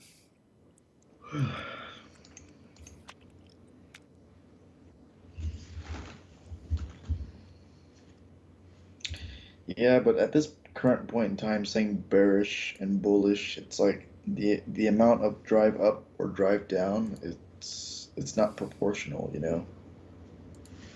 Like, yeah, it breaks out down, but I think we probably should say that it's going to break out down or up versus saying that it's good. Because the pennants and then it forming and then it only going down like 10% or whatever. I mean, 10 cents, 20 cents, 30 cents, whatever, and then it drives back up. Doing some stuff that, regular stocks don't do. Well, based on this formation, I would say that it's going to drive down or break out going down. Yeah.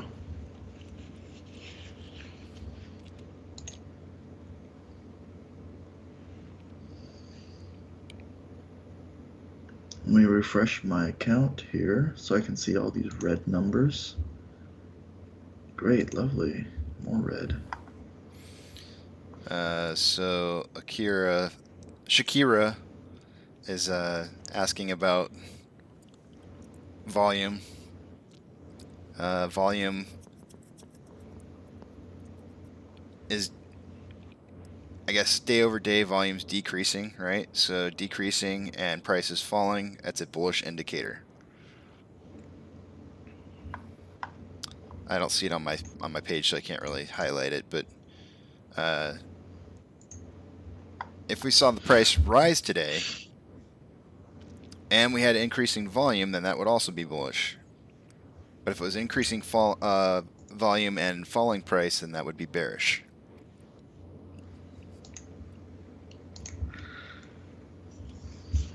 My account looks like a damn Christmas tree.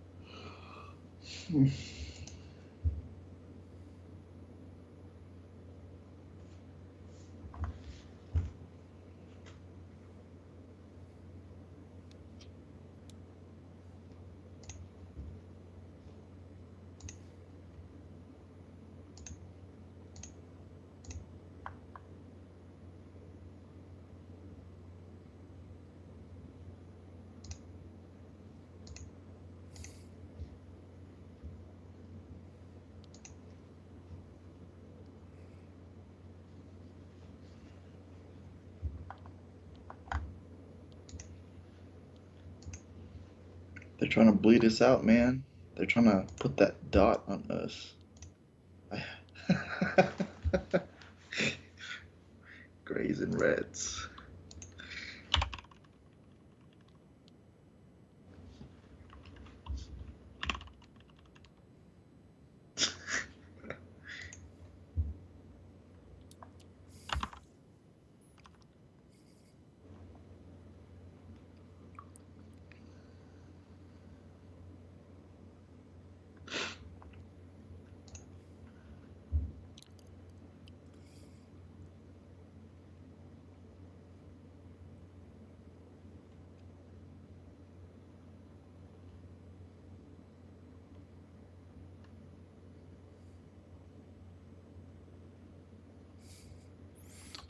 Going back to Reddit just to see what's happening over there.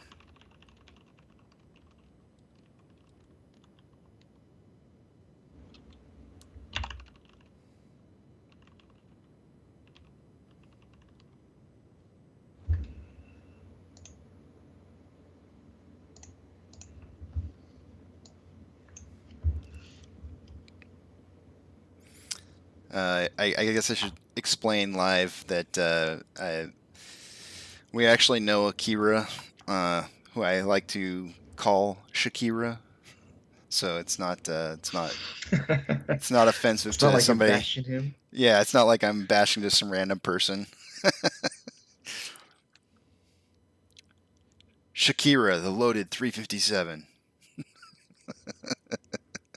Eric Albers says, following general rules and volume analysis, volume is down across the board on meme stocks. GME had its second lowest volume day of the years yesterday.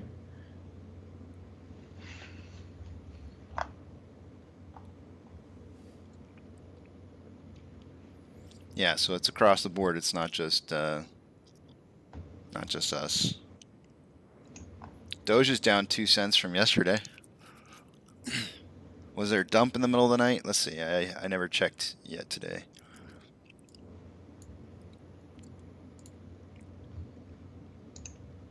Yeah, they got up to 27. 9 o'clock in the morning yesterday, and just slowly declined all the way down to very, very obvious trend going down to 24 cents. Cinemark, our competitor, they are up by 37 cents this morning. Looks like we could be having a breakout downwards on the bear flag.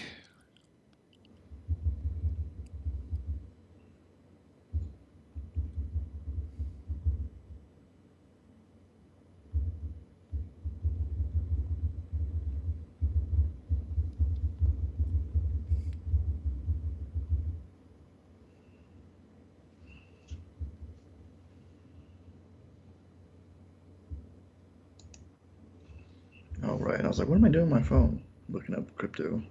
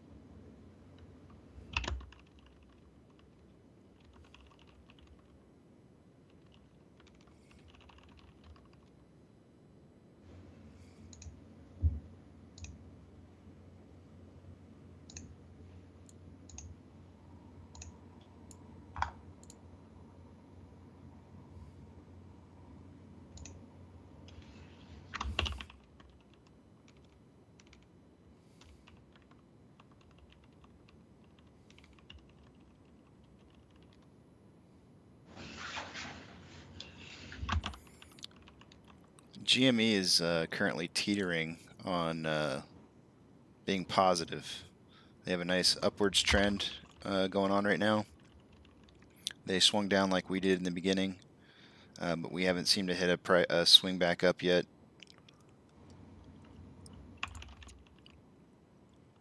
And it looks like they're riding the momentum.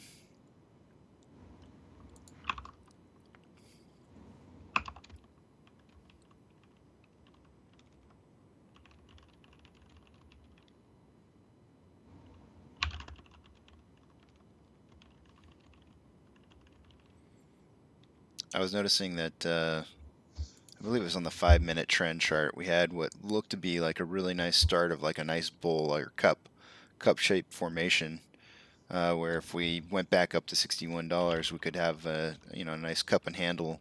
But with this dip off right now at the beginning of the day today, it's kind of ruined that formation.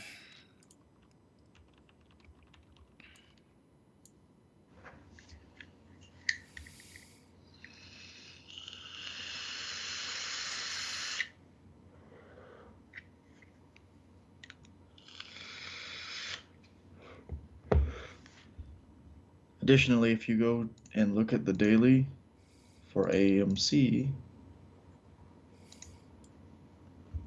it's still forming, it's still doing its thing. Go online basis.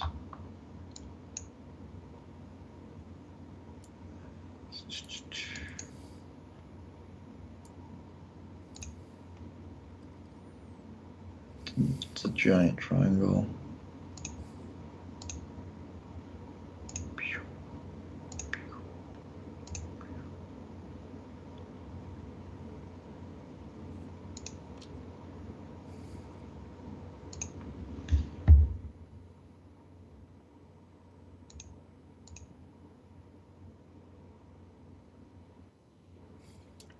Seven. That's next week, right? Yep. Yeah. At least if you draw a rough draft of the triangle, the bullish, what is it? Bullish flag from the day trend. From the overall since the shoot from $9 up to 72. Mm-hmm. It's gonna be breaking out next week. Yeah. 7, something like that. Yeah, that's what I was saying earlier in the day when my microphone was off. I was looking at the calendar. Oh, were you? Yeah. So let me show you that indicator that I was talking about before. I was saying by Wednesday I would be able to tell whether or not we were about 5 to 7 business. 7. Actually, I've been saying 7 to 15 business days, but I think it could be as early as 5. But irregardless, we've had 3 straight days of that indicator going up. One day was on June 24th. Was the bottom. 25th was an uptrend. 28th was an uptrend, and 29th was also up. So we're swinging back up on that indicator, and what that means to me is that we're about 5 business days away from 5 to 15 business days away from seeing a price adjustment upwards, a large one. So we're talking starting from the 28th, 28, 29. So Friday, Monday. So basically, sometime next week. I think sometime next week is definitely when we're going to see the big price increase going upwards.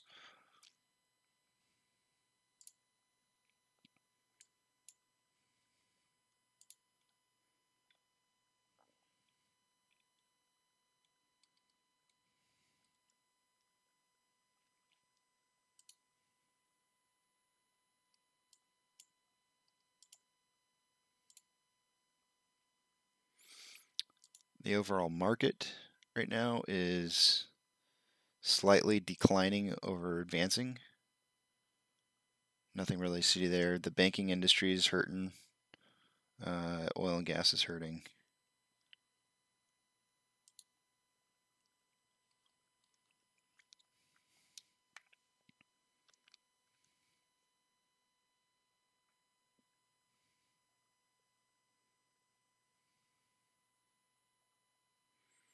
Okay, so GME had their breakout.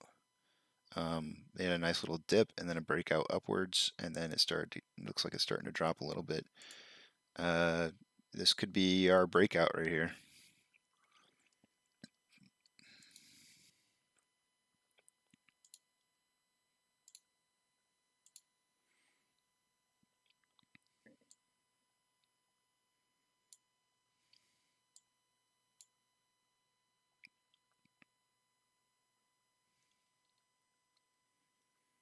Not a whole lot of sell walls showing at all.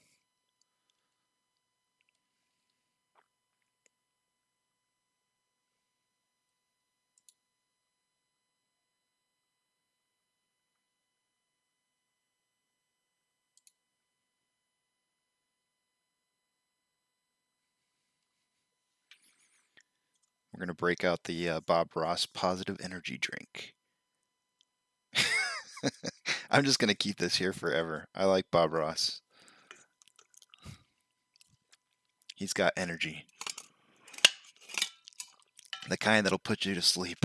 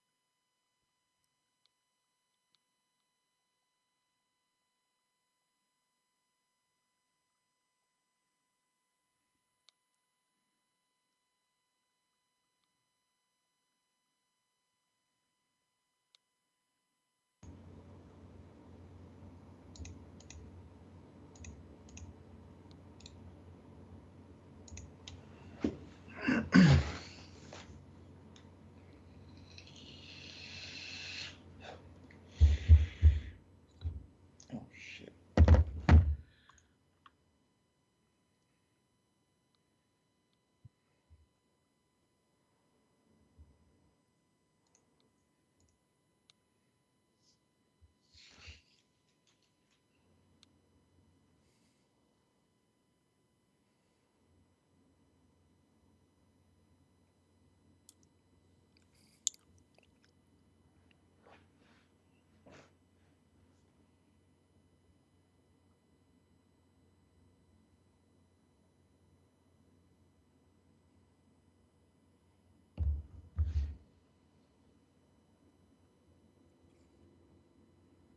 Akira asks, is it safe to discuss DD on the stream? Yeah, of course. I mean, that's what we're here for.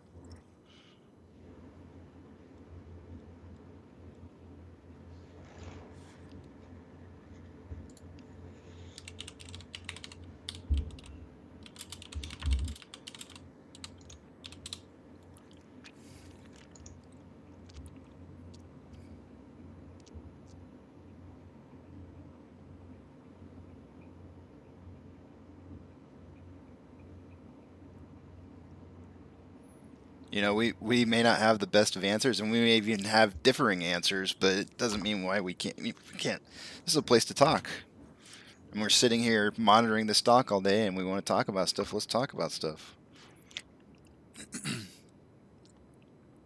What are your concerns? What are your what are the things that you're finding that could help all of us? Anybody who's viewing this in the future, right now, presently, to figure out what's going to happen to our future.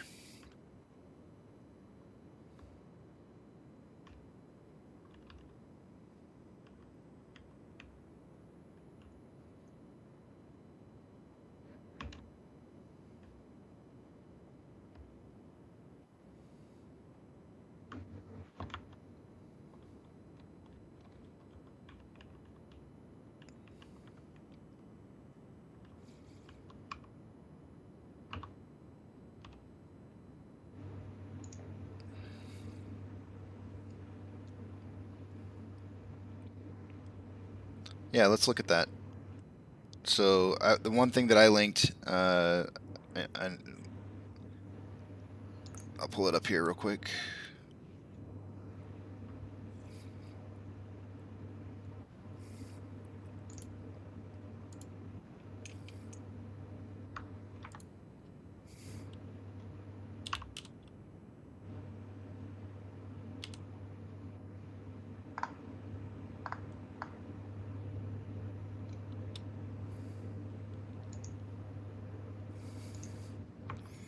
Give me just 1 second. I gotta find this.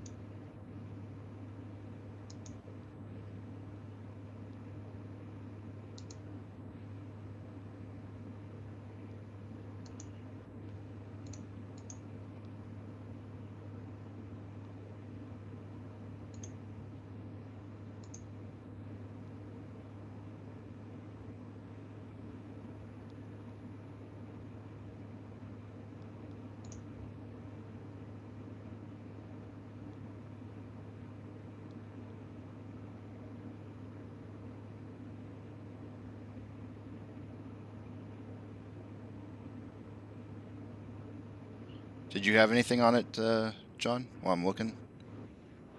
Sorry, you're looking at what now? Oh, what he was asking about the. S3 withdrawal. Mm-hmm.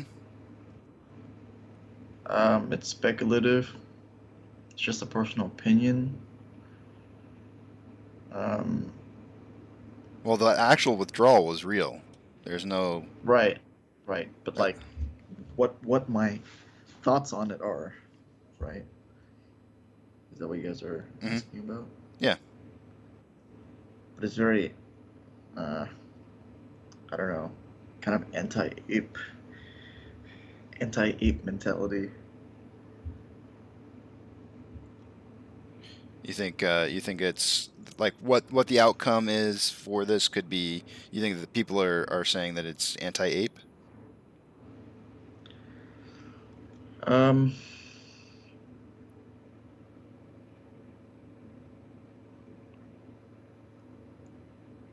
I think it's to cover certain stuff for AMC, but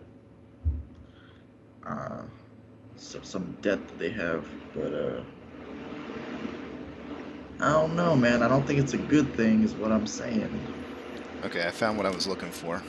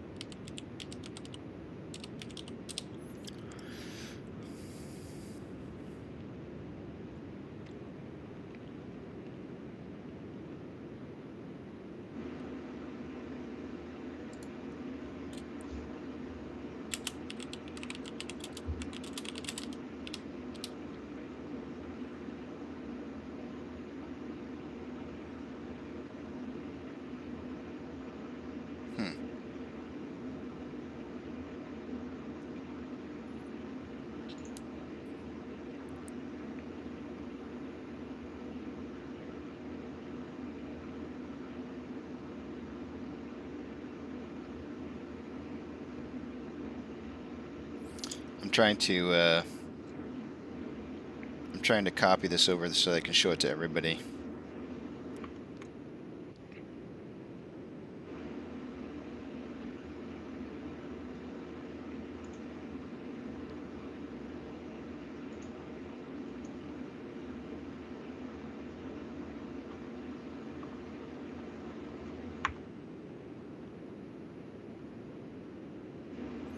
All right.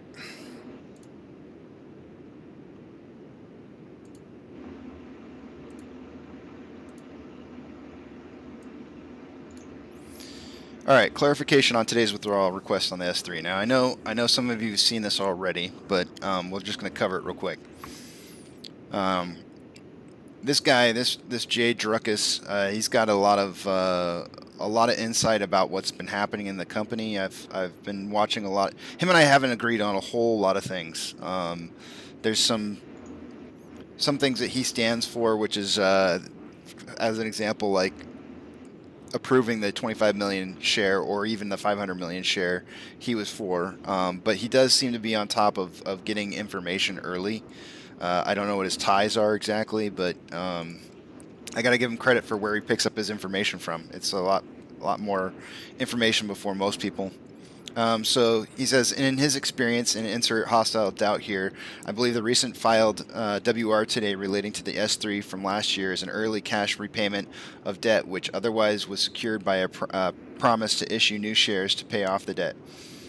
AA had said recently that they were making deals to pay off the debt early, and being that this is S3 is a 3-year term now withdrawn a few months early, I suspect that they knew the present amount of shares would have fetched far more in a few months' time than they would have when the deal was first negotiated. If you're not entirely sure what I mean, just recall Mudrick, same situation, just a private deal. Okay, so what happened with Mudrick? I think it was 10 million shares, maybe it was 20 million shares. I can't remember how many exactly. It was 10 or 20. Those were shares that were approved, given to the staff, the board, to use as stimmies. And instead, what they did is they opted to use that to pay off debt that they had. And so they went to Mudrick and they said, hey, we have these 10 million shares and we're going to give them to you to pay off our debt. Some, all, I'm not sure how much of the debt they paid off with Mudrick. They gave him the shares. Mudrick immediately turned around same day and sold those shares for a profit because the price was already higher. And a lot of the apes were actually really pissed off at AMC for doing that because they were like, hey, wait a minute, you just sold these for like pennies on the dollar compared to what you could have just sold them for on the market. Instead, why'd you do that? Especially since Mudrick used those shares to cover shorted positions. And so apes kind of felt, like Adam Aaron had basically just gave the hedge funds a way to cover, and it seemed like a very non-apish thing to do. But what we didn't understand is that this S3 that's been recalled was in some fashion forcing them to have to pay their debtors, which also happen to be hedge funds. And so now by taking this S3 off the table, they're no longer having to pay or dilute directly to hedge funds. So in other words, they don't have to sell them to people like Mudrick anymore. They can sell them straight to the market or other people that they don't owe money to. So he continues on and he says, knowing that they can raise much desired capital in the coming years via the 25 million authorized vote to buy up competitors and further reduce debt, they took this perceived dilution off the table to help us apes. While this debt repayment will look better on their books, it won't do much for the price. What it could do, should Hedgie have been banking on getting a hold of these real shares, is take a motive away for the Hedgie to keep in the game. I don't think Hedgie was hoping for these shares as they don't plan to cover, and this is far too few shares, undisclosed amount, but it's not 2 billion to cover. That's actually a number that I tend to agree with him. I do believe that we have 2 billion outstanding shares out there in the dark pools, at the very least. And some of that might be failure to delivers and other types of shares as well. Any apes know more than I do on this, please add it in the comments. So I haven't added anything because I didn't really research it to that to too much extent. I did read the WR, but I did not go back and read the S3 completely. But I mean, just from the standpoint of agreeing or not agreeing with what he's saying, I agree with this. And this is not a person I tend to agree with normally. So, if we had a difference in opinions, I would probably go and read this stuff. But seeing as how we agree on this, I'm not probably going to dive into it too much. I don't think this is going to hurt our price. I don't think it's going to help our price. It's just going to stop. I think if anything, it's Adam Aaron saying, "Look, I understand that you guys are pissed off at us for paying hedge funds or giving them ammunition to be able to use against you guys. So we're taking that off the table. We're no longer going to give them directly the ammunition that they need." So, in a sense, like, let's say, for example, we squeezed before the shareholder vote on the 28th. I know the 29th is the meeting, but we have till, I believe, the 28th to vote. If we squeeze before then, that S3 being gone may help make a lot more people feel comfortable with voting for giving the 25 million shares. Because even if the squeeze happens, a lot of apes are saying that they're going to stick around with shares and that they're going to still be there for the company and back it up even in the end. And if they are, and I do believe that they are,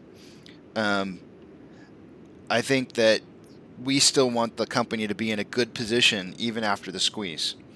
And knowing that they won't be selling those shares directly to hedge funds who can short them and put them in a bad position again would be a good thing. It's a really good thing. So I don't think it really has any impact immediately. It's more something down the road and can help maybe get apes to vote for the 25 million shares should we squeeze before.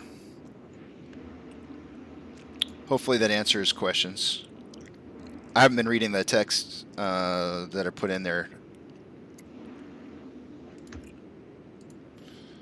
Okay, nothing new.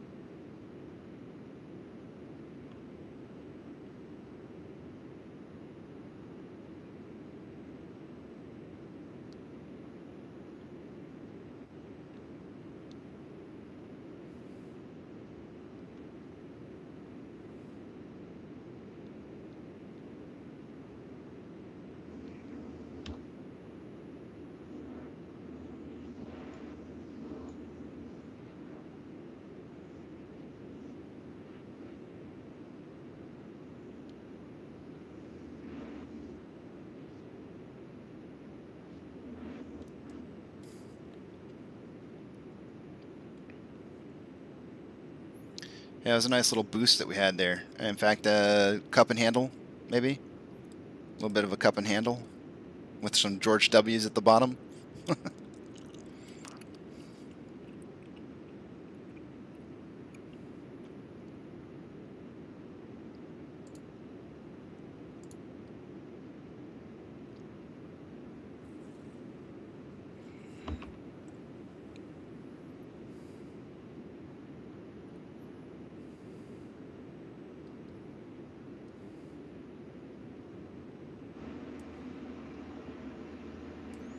This could be our movement up to test that $60 mark again today. Another one-day 60 mark test. I'd like to see that.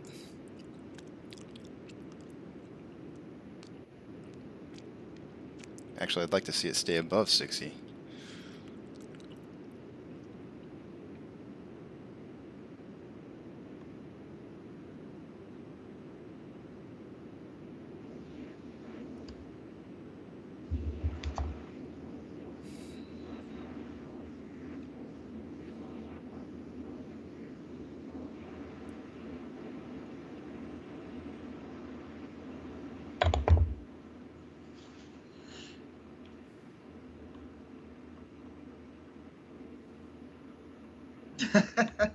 Akira said, "Oh yeah, that is a cup and handle. Totally didn't notice.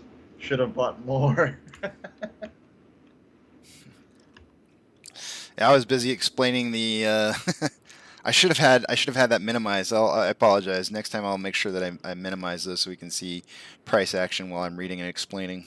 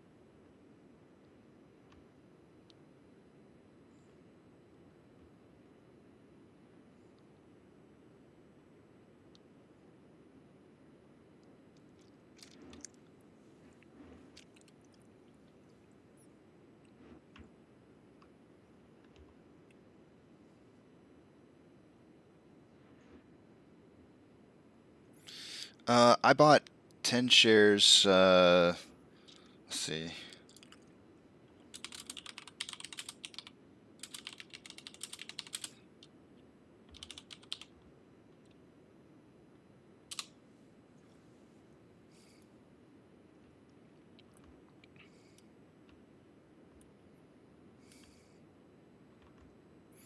I bought it on the way down. I didn't. I was trying to hope. I was hoping that I could help the support line at 56.21. But we just kept driving down beyond that.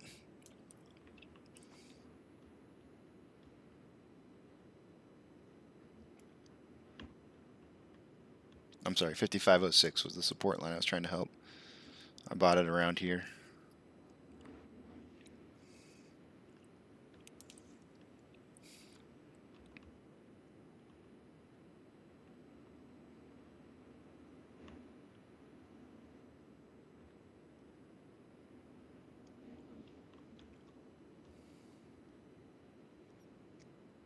Is it possible we're going to have a double cup? It's a two-shotter.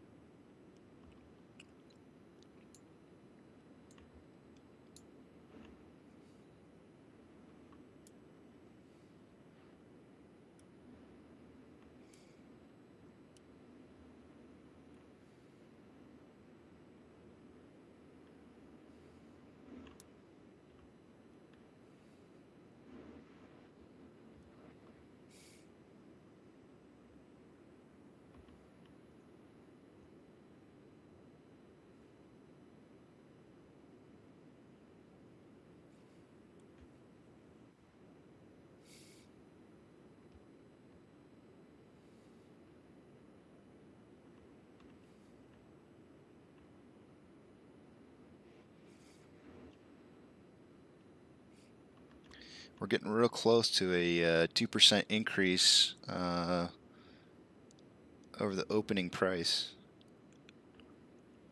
Is it time to play this? Is this a time to play it? If I see it shoot up above 57.71, I'm gonna start playing it.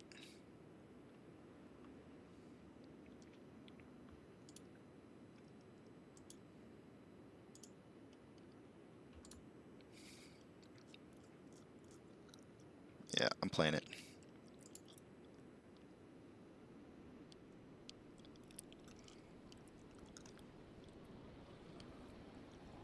T-minus 90 seconds and counting. All systems are go. We're about 90 seconds from the launch of Space Shuttle Discovery.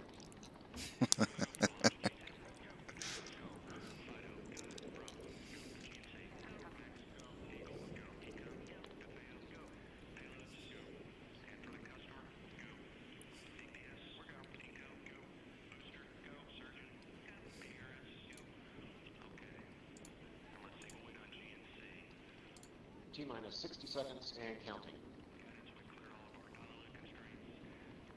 We are transferring to orbiter internal power at this time. Discovery is now running off its 3 onboard fuel cells. Coming up on a go for auto sequence start.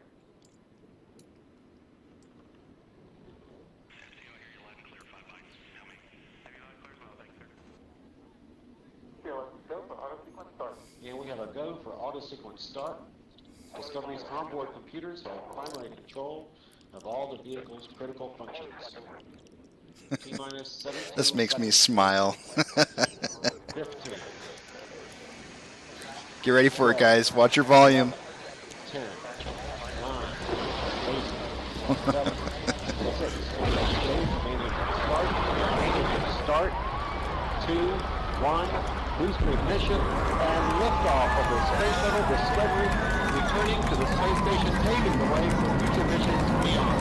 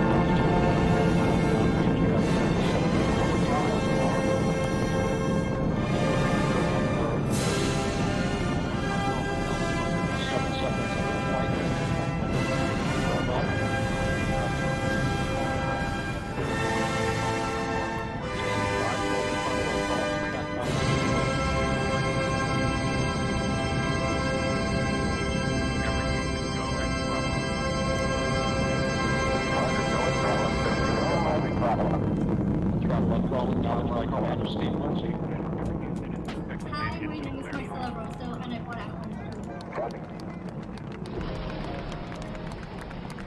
Solid rocket booster separation confirmed. Guidance now converging. Discovery's onboard computers commanding the main engine nozzles to swivel, aiming the shuttle for its precise target in space for main engine cutoff. Dan, you sound good.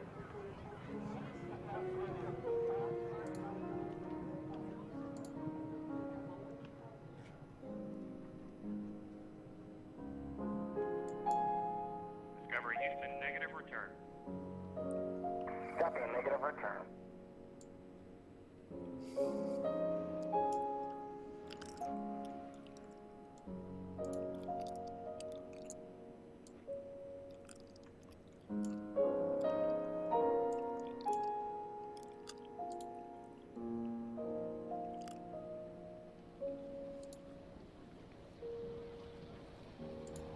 T-minus 90 seconds and counting.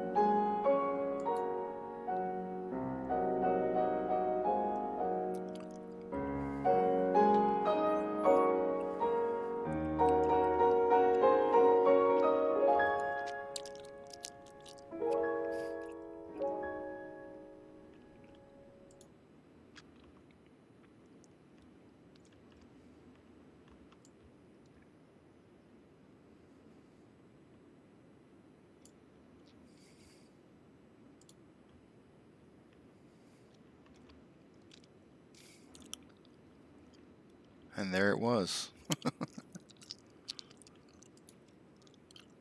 John, you didn't get to hear that, did you? Oh, it's so sad.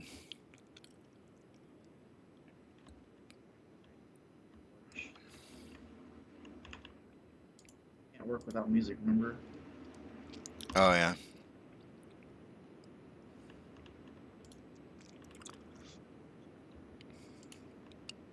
It's that ADD.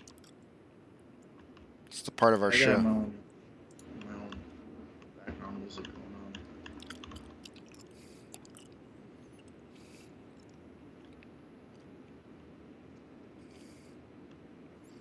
Well, we shot up to both of our ranges.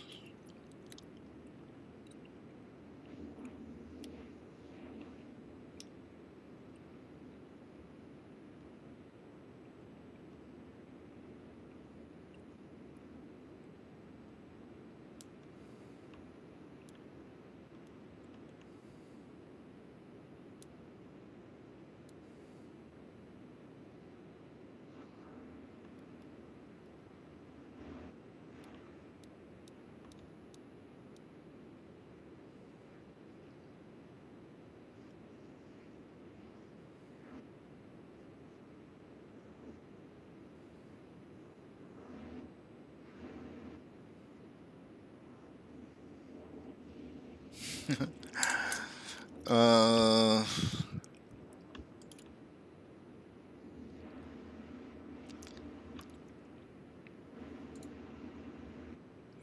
volume increasing, price rising, bullish.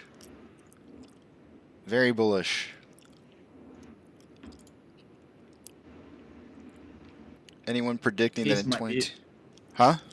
Case might be made for a bullish channel.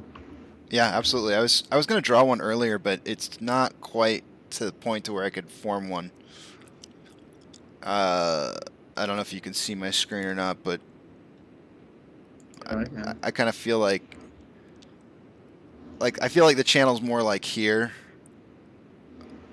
but I can't really quite draw it yet. I need like a second touching point maybe.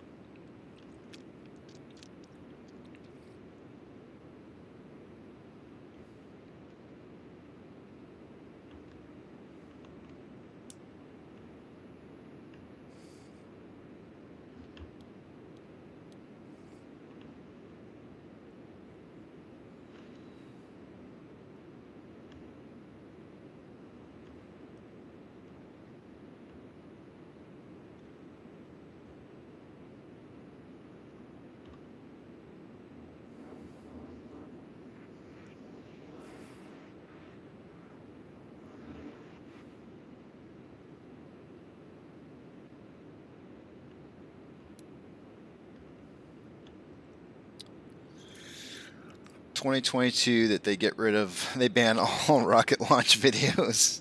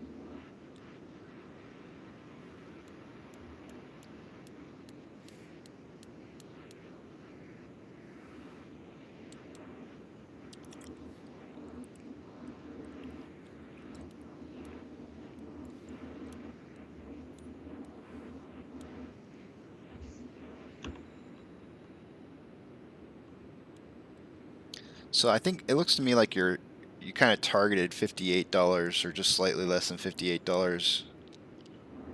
Who, me? Yeah. Yeah, I'm making a little cat face right now. You know, the colon and then the number 3. That's the face I'm making.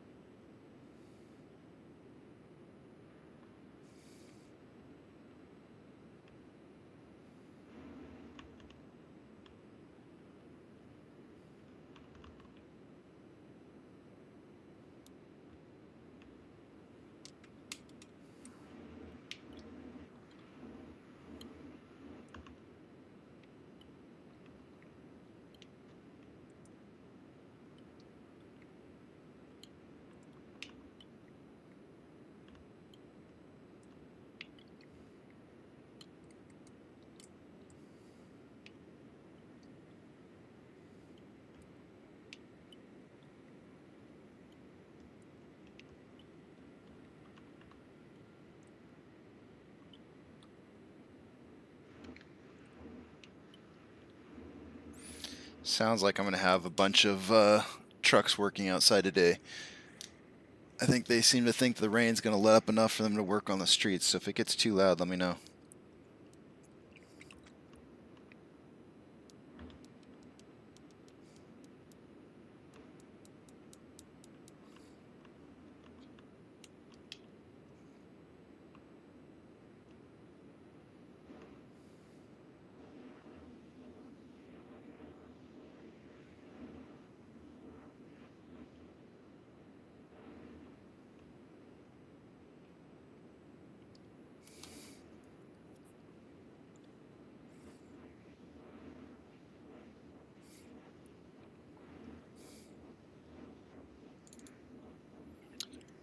Adam said we can add him to the call if he wants, if we want. Should we add? I'm trying to pull it up to see if I can. I don't know if I've ever added somebody before. Here we go. Plus.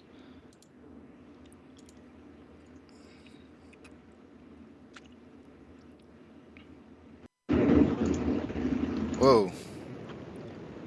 We got double fans going now. All I hear is fan.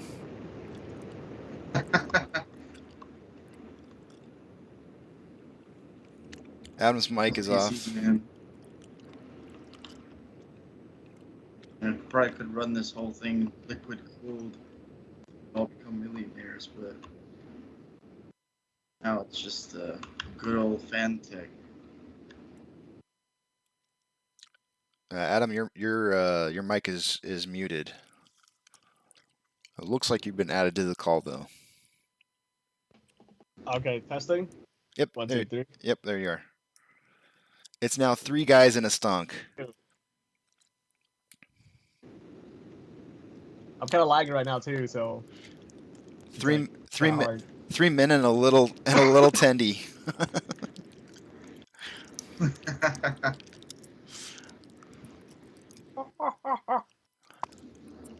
I'm an apes. Okay, so things are looking good. Better, right?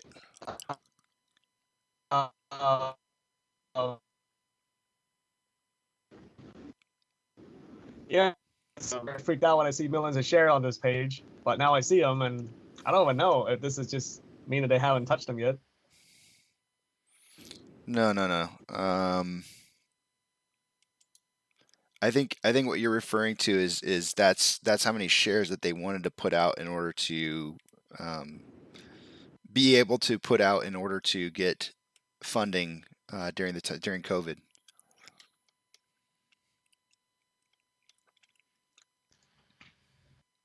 So who do you think put these out? Like, is it the AMC people or the hedge fund having their own share that they, or their own firm that they can just loan them out on a day-to-day basis? I mean, I know shares coming from ETFs. So they, Let's pull up the S3. I haven't pulled it up. Let me see.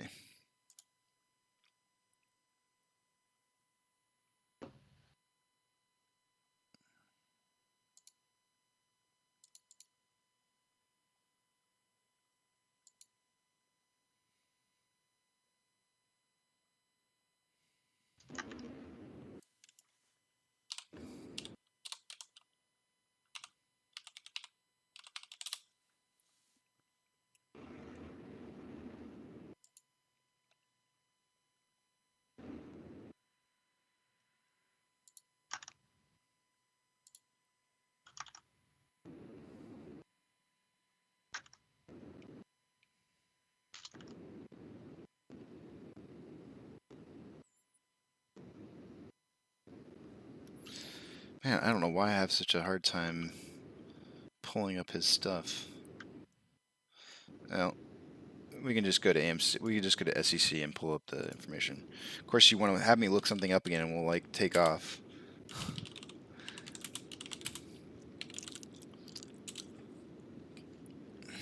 We're taking off right now? No, I'm just. We just break the. Nah, we're not.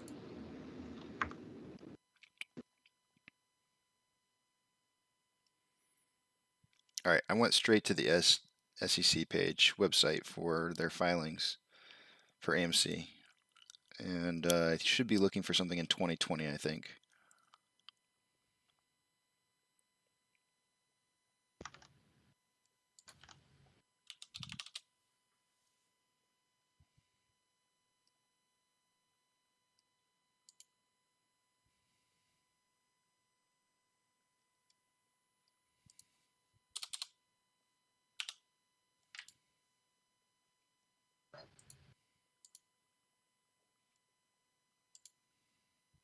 It's crazy. I'm doing work and trying to watch this stuff. You know, it's just crazy. Yeah. Oh.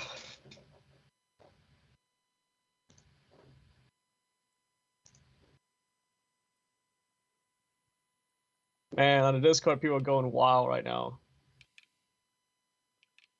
Say again? On the official AMC Discord, people in the chat are going crazy.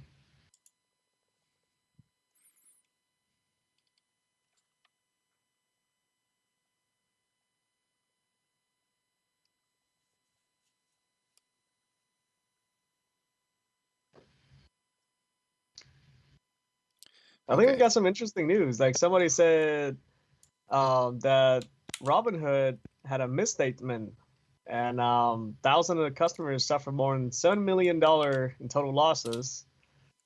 And as part of the settlement, Robinhood is required to pay more than $7 million to reinstitute to these customers, according to Yahoo Finance. I mean, 7 million is kind of like a slap on the wrist for them, in my opinion, but you know.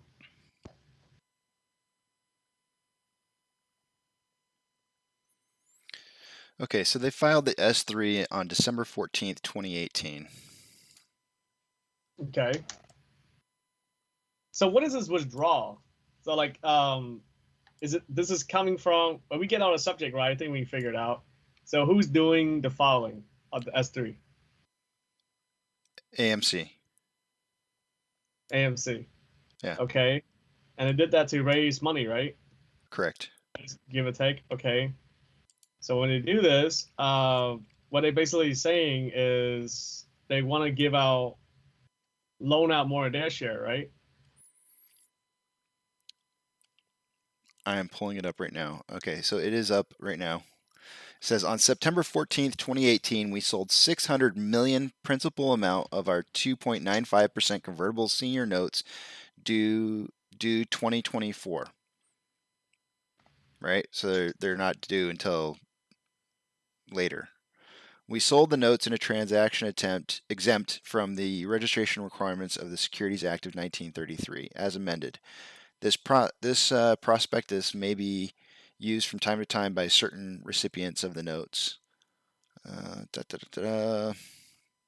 The selling security holders may sell the notes or any such shares of Class A common stock in one or more transaction at fixed prices at prevailing market prices at the time of sale, at prices related to such prevailing market prices at varying prices determined at the time of sale. Or yeah, so they're basically saying they just want to sell them when they want to sell them. So my guess, that's going over my smooth brain right now. so it's 600 million. It's not shares. It's $600 million worth, right? So 600. So this is what probably a lot of people are getting stuck on, is that this is not about 600 million shares. This is about $600 million, right?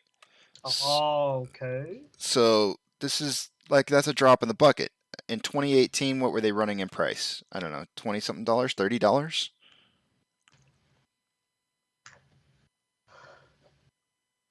$30-something. Let's see. I mean, yeah. I'm going back Let's to say 20. 14. I'm going back to 2018.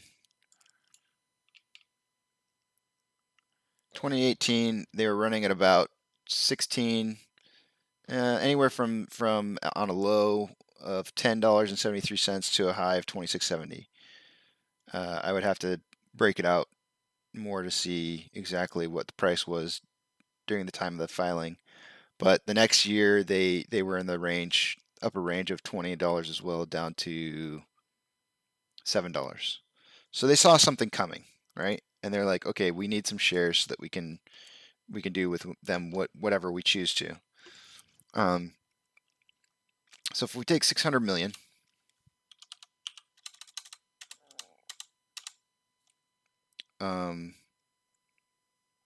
at the time of this filing, $600 million worth of shares, we'll just say an average of $20, is 30 million shares. And actually, I don't know if you recall this or not, but that number was talked about quite a lot earlier in the year. 30 million. Of the 30 million, how many have we sold so far? And this, that, and the other. So yeah, this is not, this is, if you're trying to blow this into a proportion that's like outrageous, this is not an outrageous thing. But essentially what this is saying is we're no longer going to, they just took that off the books. That's all they've done. They've taken it off the books and said this is no longer a deal. Okay, so so the $600 million, you say it's not share. Mm-hmm. The $6 million, where's that $6 million going to? Like, is it going to a lender? No. That's how much they were taking out in notes. In notes. Yeah, they were creating. We sold the notes in a transaction exempt from the registration requirements of the Securities Act. So they sold $600 million worth of shares. Oh, okay. So they sell. These notes are not listed on any securities exchange. Our Class A common stock is listed in the New York Stock Exchange under the symbol AMC. On December 13th, 2018, the closing sale price of our Class A common stock on the NYSE was $14.86 per share. So maybe they got slightly more than what I had said. They got slightly more than 30 million, which divided by 1486. They got 40.3 million shares. 40 million share? Wow. Okay. That's not that much.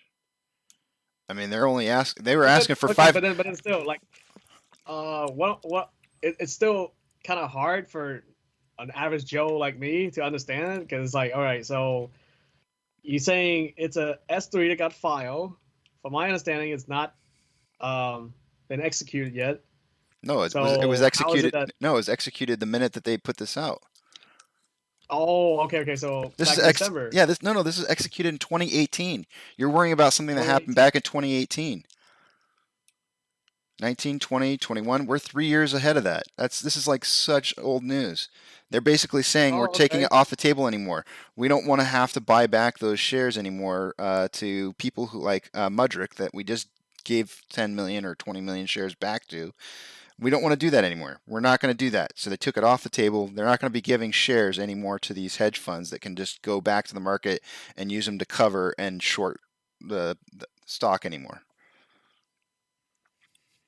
Oh, okay. All right. That makes sense. This is a good thing. This is not a bad thing. Yeah, I mean, I heard news that was, me speaking smooth brain. This is, oh, this is bullish. Okay, I understand. But like, all right, so jokes aside, like, so you were talking before about dilution versus, share being given out. So what are dilution versus share giving out? So AMC had, approved shares at some point or another, and they had shares sitting in just holding on to. Those shares would add to the total net shares that are available once they release them to the market.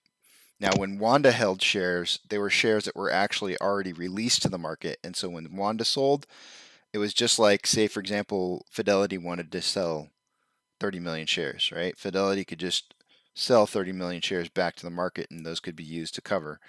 Whereas the difference is that when AMC does it, when AMC injects 30 million shares into the market, it's increasing the amount of total shares that there are.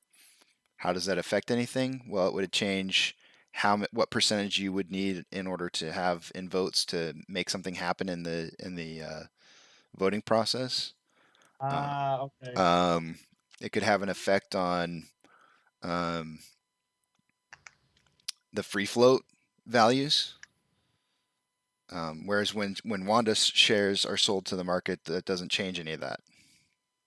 Those are already there.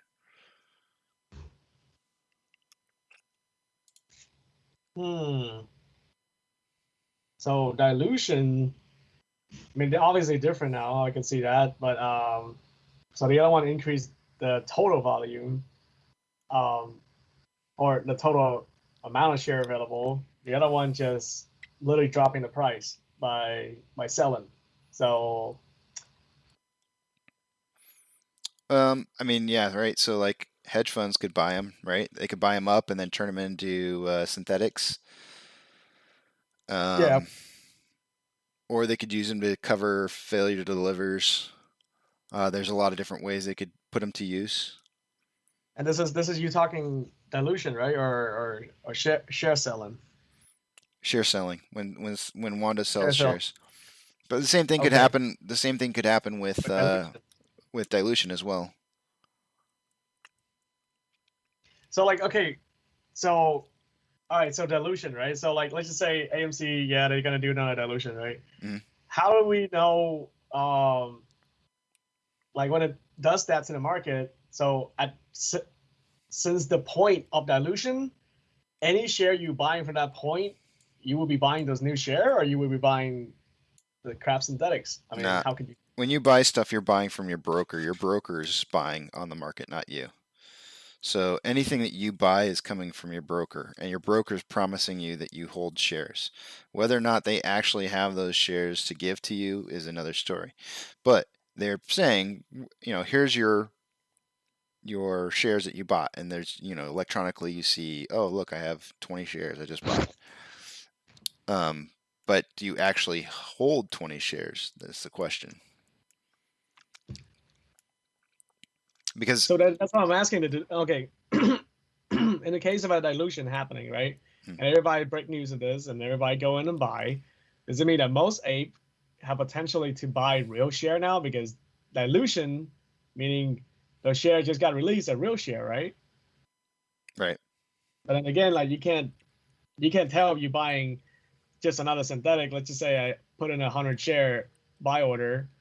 Are we gonna? Does it mean I'm expecting to buy those new dilution share, or am I buying? It doesn't matter. It doesn't matter. It doesn't matter. You're buying a position in the company. It doesn't matter if they're real or they're fake. One way or the other, they have to get covered, right? So if say for example I don't know who you trade through, but if let's just say for example you're using Fidelity. If you buy 20 shares of Fidelity, but there's 2 billion outstanding shares out there, and there's only 500 500 million. Are we at 500 now or 600? I can't remember. No, we're at 500. If we're at 500 million shares outstanding, they're going to have to buy shares to replace the synthetic shares that exist. So if you bought a synthetic share, eventually it'll turn into a real share, but that's only after people cover. Or, you know, looking at the really bad side of things, is if the company were to go bankrupt, then your share would never need to exist in the first place, and so therefore you'd have a zero balance on your on your fake share, and it would just no longer exist. It wouldn't be owed to you because it's not worth anything.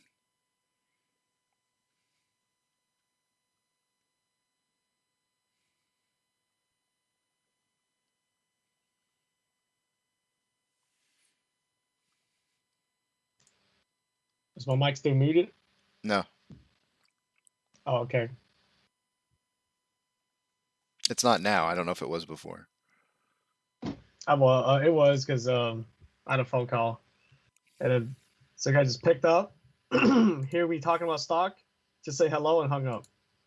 Must be a hedge fund. Must be a hedge fund That's funny.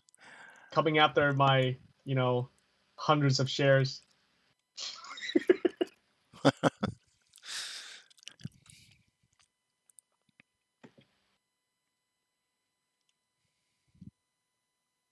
Okay, so that's interesting. Let's see what else is everybody doing.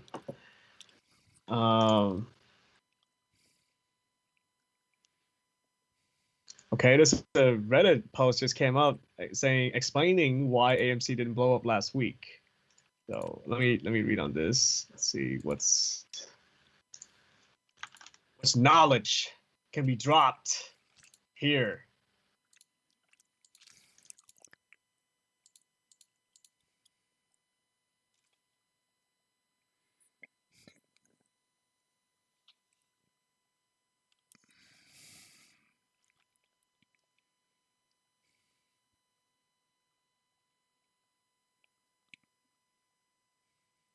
So you want to read this article?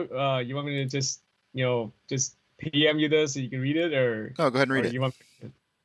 Okay. Okay, so explaining why AMC didn't blow up last week when it should have, and how it's correlated with AMC being on a threshold security list. Very important.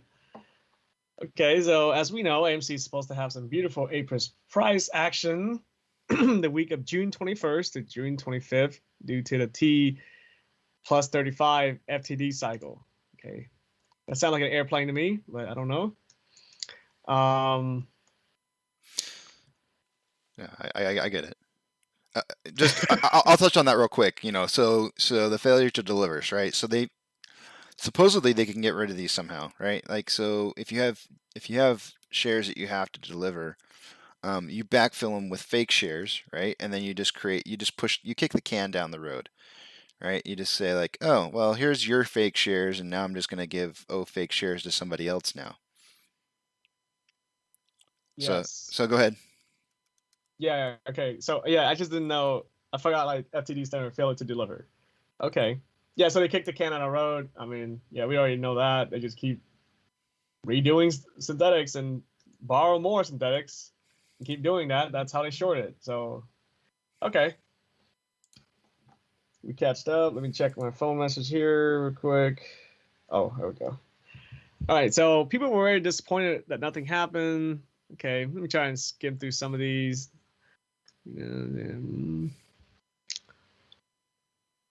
Okay, AMC has 513 million shares outstanding. 0.5% of that is 2 million.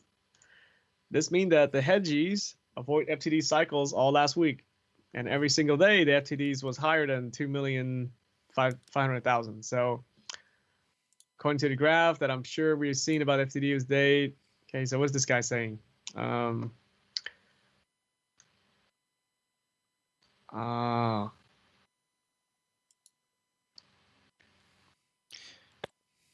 Okay, so I mean, he's just going over a lot of details, but he's just literally asking the question as well that it's confused him. That he still doesn't understand why they can do that. They keep rolling it out. And he said something about on Thursday, June 24th, there was only like 149, 150,000 FTDs. And he doesn't know why they can, that they can just pull this out because, it's a 4 consecutive days. And he's saying that this somehow correlate on June 25th that AMC got listed on a threshold security list. And I don't know what that is. Say it again. You know anything about the threshold security list? Yeah, so we were looking that up yesterday. That's actually something I had never even heard of before, but they have a certain period of time and I believe a certain amount of failure to delivers that they can keep off the records before they go on to a special list. And that list requires them to make it right.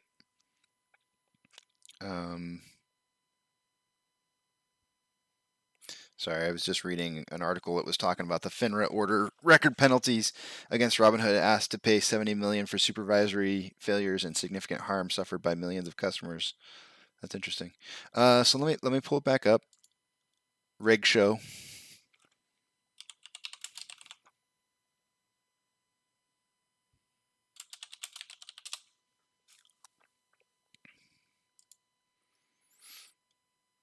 Do you want me to put it on the screen or just leave the price action on the screen and just read it? I don't know. I mean, it's up to you. So this is written by the Tokenist. So I haven't. Let me just go through it real quick here and make sure I understand what it is I'm reading.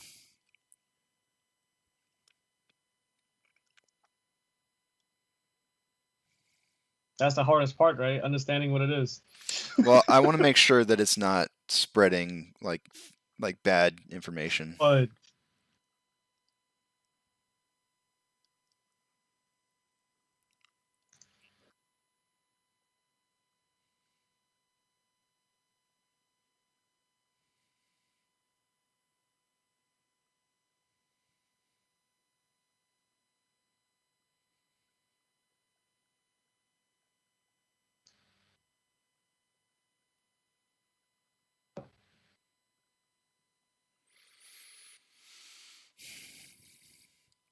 One of the regulatory mechanisms to mitigate the risk generated by naked shorting and its predictable failure to deliver is to place the asset under threshold securities. Under SEC's rule set regulating short selling, regulations show established in 2005 threshold securities under Rule 203C6. Threshold securities are equity securities that have an aggregate fail to deliver position for 5 consecutive settlement days at a registered clearing agency. E.g., as an example, National Securities Clearing Corporation, NSCC, totaling 10,000 shares or more and equal to at least 0.5% of the issuer's total shares outstanding. In other words, it's what many believe to be the proxy for detecting naked shorts, phantom shares that failed to deliver.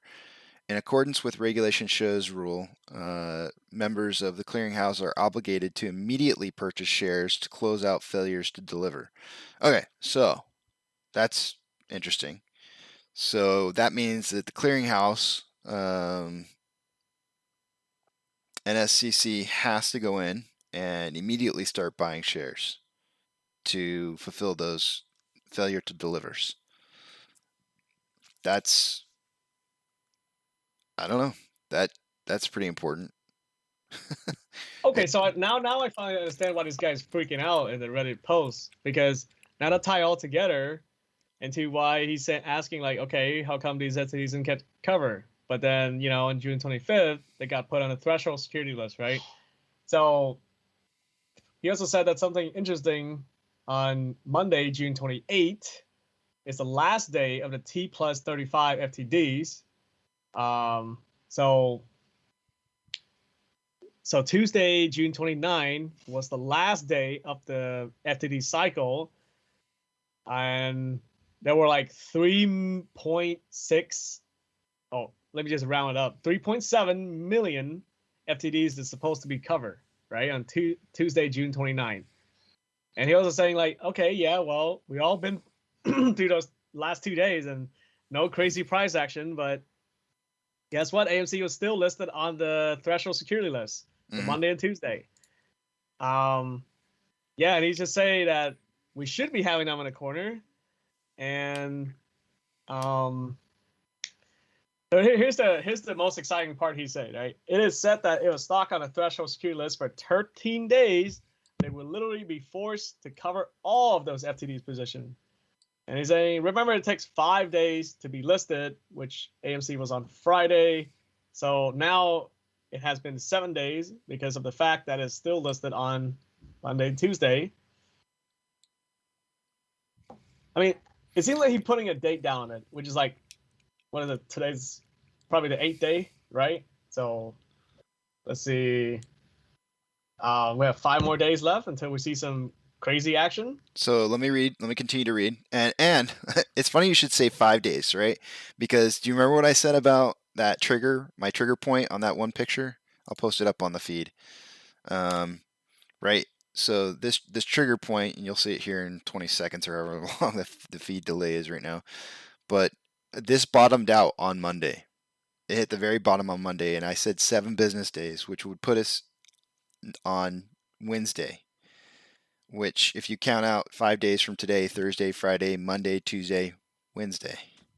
So I would agree with that date as kind of the date that I'm looking at, that we're going to see like forced buys. But listen to this. I'm reading further on in that document or the article that I pulled up. Previously, AMC stock has been listed on NYSE's threshold securities from December 17th to December 18th of 2020. Likewise, GME stock had been listed on and off throughout December of 2020 and January of 2021. Of course, we all know what happened to GME in 2021. From the already documented 359 million FTD for GME shares alone during that period, it is understandable why they got onto the list. As AMC is on it now, it strongly suggests that many trades have already failed. Currently, AMC has 513.33 million outstanding shares. Under the criteria set by that rule, of that number would qualify for a threshold security, meaning 2.56 million shares. Adding the 5 consecutive days part of the criteria, this would yield an astonishing 12.8 million FTD shares as the maximum, which would represent 12 times higher volume than GME's failure delivers during January. 12.8 million. 12 times higher. 12 times. Oh my God. 12 times. Okay. However, another way to look at it is interpreting the totaling 10,000 shares part as the minimum. Depending on your level of trust in the financial system that has regulatory capture issues, the NYSE listing itself could be used as a sell-off signal. For instance, if NYSE later delists AMC, it would imply that investors shorted selling parties cleared up the FTD shares. This would then signal the meme stockholders that MOAS is dead on arrival, triggering a sell-off before the margin call. While this would require a coordinated level of collusion with billions at stake, it is anyone's guess where the red line is drawn. That's the end of the article.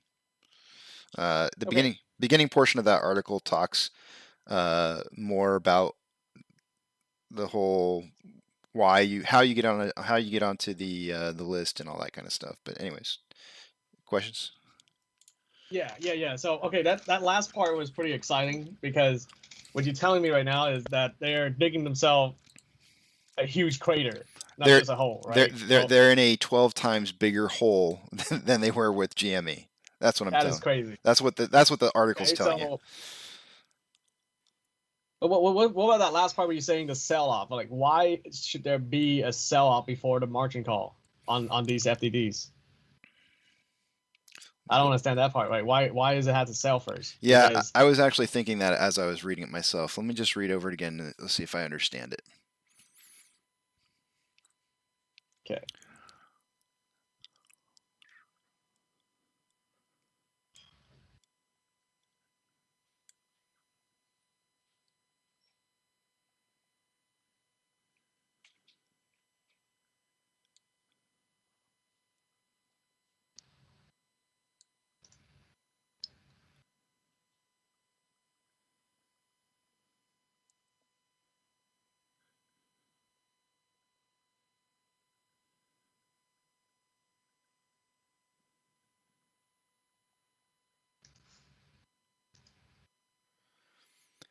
would trigger a sell-off before the margin call.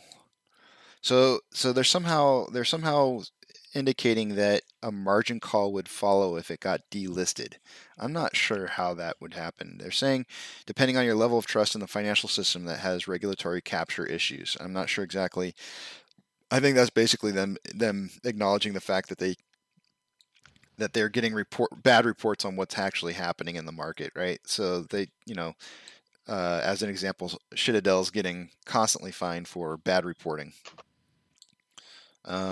So, but they're saying that if they don't report bad, or if they do report bad numbers and they get taken off the list, it would signal a sell-off. And I'm not exactly sure what a sell-off means exactly, because a sell-off would mean lower price, not higher. So I'm not sure if I understand that part. If you own FT fail to delivers, why would you sell? You wouldn't. You would buy, right? Yeah. I mean, that's what I was thinking. Well, they're already bought, right? They're already bought. They're just being covered. This would then signal to meme stockholders that MOAS is dead on arrival, triggering a sell-off before the margin call. I don't understand why people would sell off before a margin call. I don't get that part. I think we need to get our wrinkles on. I got no wrinkle. I take that back.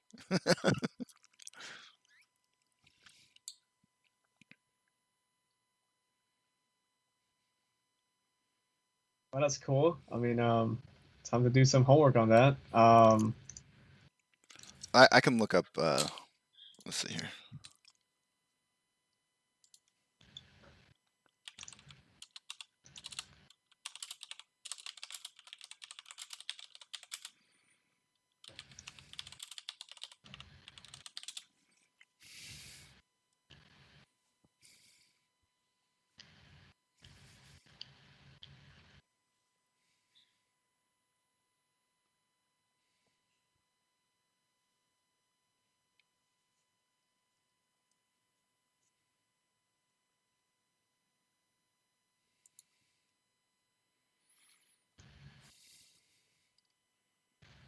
Oh, okay. Okay. A margin call, right? So what happens during a margin call? I don't know who the bank is that Citadel uses. We'll just say Bank of America. I don't know. Some bank, right? Bank X calls up Citadel and says, "Hey, yo, you're getting margin called. We're liquefying your assets right now as we speak, and we are going to be covering your positions because you owe us, and we want our money right now." Oh, okay. Now The sell-off is to the rest of the market, not to AMC. The sell-off is to the rest of the market. The rest of the market's getting a sell-off. Their positions, all their long positions, are getting sold off to cover the failure to delivers and or the margins.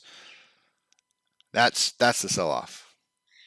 Okay, so are they selling the stock that existing in the public market right now, or just their own? This has nothing. The selling portion of it has nothing to do with AMC, right? They have to. So when they do a margin call, they say, okay, well, where are your assets? The bank says, where are your assets?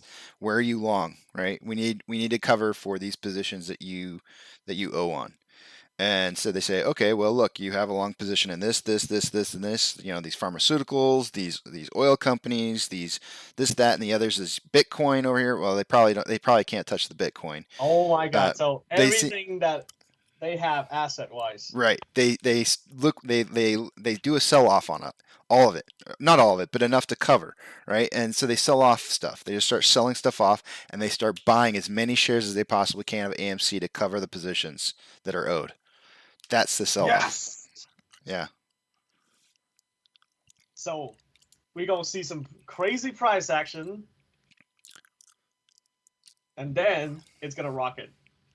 We're gonna see the market drop. I mean, that's always been, like, we always knew that was going to be the case, right? The very biggest indicator. You have to clarify to people that market drop. It's like the reason every market. single day.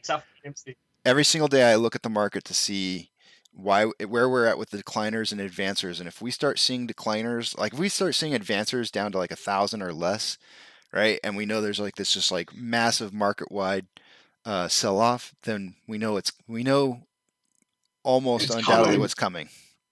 It's coming. Yeah.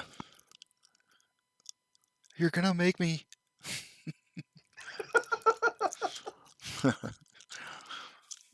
I'm trying to be really careful because we on the tubes. Yeah, it's all good. You know how it is. So that's why. I think occasionally you should tell the viewers, maybe you can share on Facebook or something like that. Because I think we got some pretty good cop, bad cop, talking point here. Yeah. I'm really bad about that, right? Like this is my first time I've ever even tried to do something like this. Like I never ever expected myself to sit down and start a YouTube channel. Just not me at all. It's not my personality. I know like it says right now we only have 4 viewers, but I know the day that like should we hit like a bazillion viewers or something, or maybe even 500, I'll probably shit my pants and like have to go off camera for a few minutes and be like sweating and everything and be like, oh, this is not right. This doesn't feel good. Oh yeah. But I haven't even advertised this channel. Like this channel is 0 advertising. So any viewers we get here that are not family members is viewers that just happen to find the channel just through pure luck. Starting next week, I'm going to advertise the channel a little bit, and we'll see what happens. But yeah, I apologize to anybody who's watching. This is not my expertise. I'm learning as I go. The more comments we get in the comment section asking us to explain things, the better. The more I can talk. More content we can talk about. Right. Yeah. And I'm totally cool with people like just coming in and just like saying just random things too. I don't even care if they just go like, my eyes are brown. It's better to get on a channel when it's young anyway. I mean, I'm not saying we're like the greatest people, but it's good that you join a channel that's young, because that's when you get the real information. Because well, I don't want to start like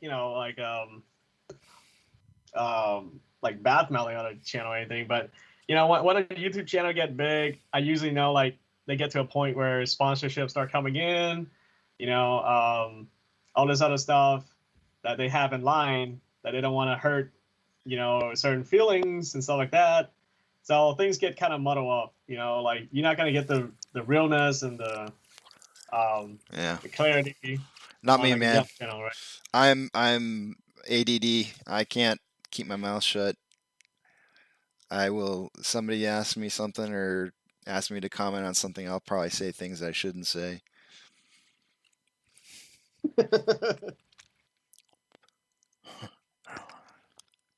That's just how it is. What's the price action right now? I'm having internet problems, so I can't even be live on the channel right now. We're currently sitting at 56 to 70. And I am really I'm ready to buy in again, so I'm checking the delay on the feed right now just to see where we're at. If I had to guess, we're probably about 15 to 20 seconds.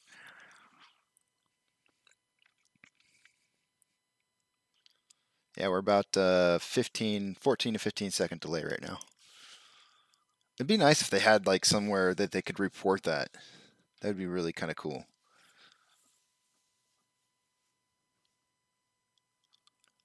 You could see like your latency or something.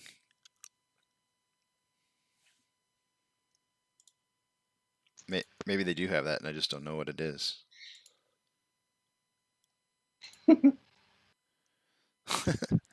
I'm new to this stuff, man. I don't... Hey, just to throw it out there, I see a pattern forming a little bit, and I just wanted to kind of like, I, I'd like to see if the price kept moving down. It could be a reverse head and shoulders. I think it would be a bullish head and shoulders. I believe. Let me just check and make sure. I don't use Head and Shoulder for shampoo. Dude, I used to use that for so many years. Okay, this would be a if this ended up turning into a head and shoulders, it would be a bearish.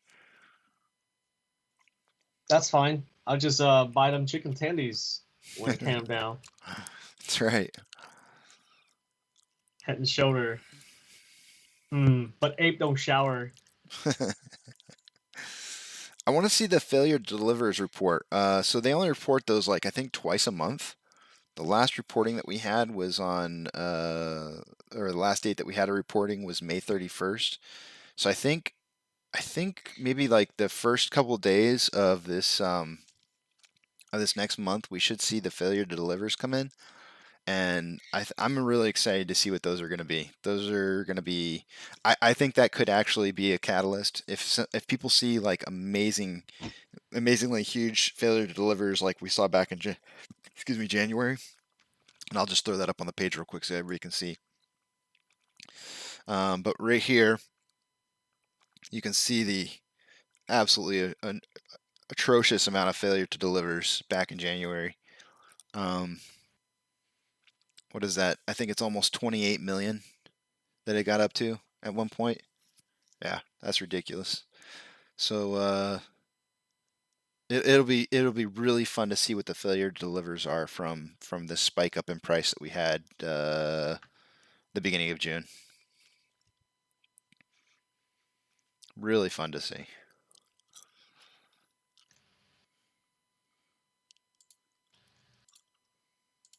And needs the hedgy to start paying up, you know? Yeah. It's time to pay up, man. Come on. Yeah, they're gonna pay. But they're not gonna go down without a fight. I can guarantee you that.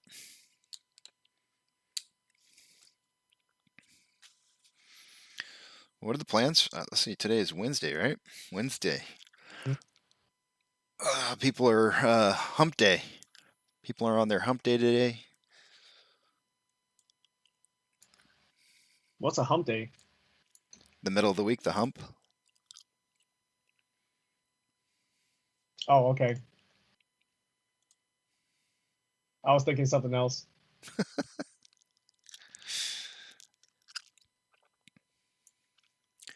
Looks like it's coming back into my range for a close for the day. It's already in John's. John will end up getting a tally point today if it stays above the price it's at right now. And I won't.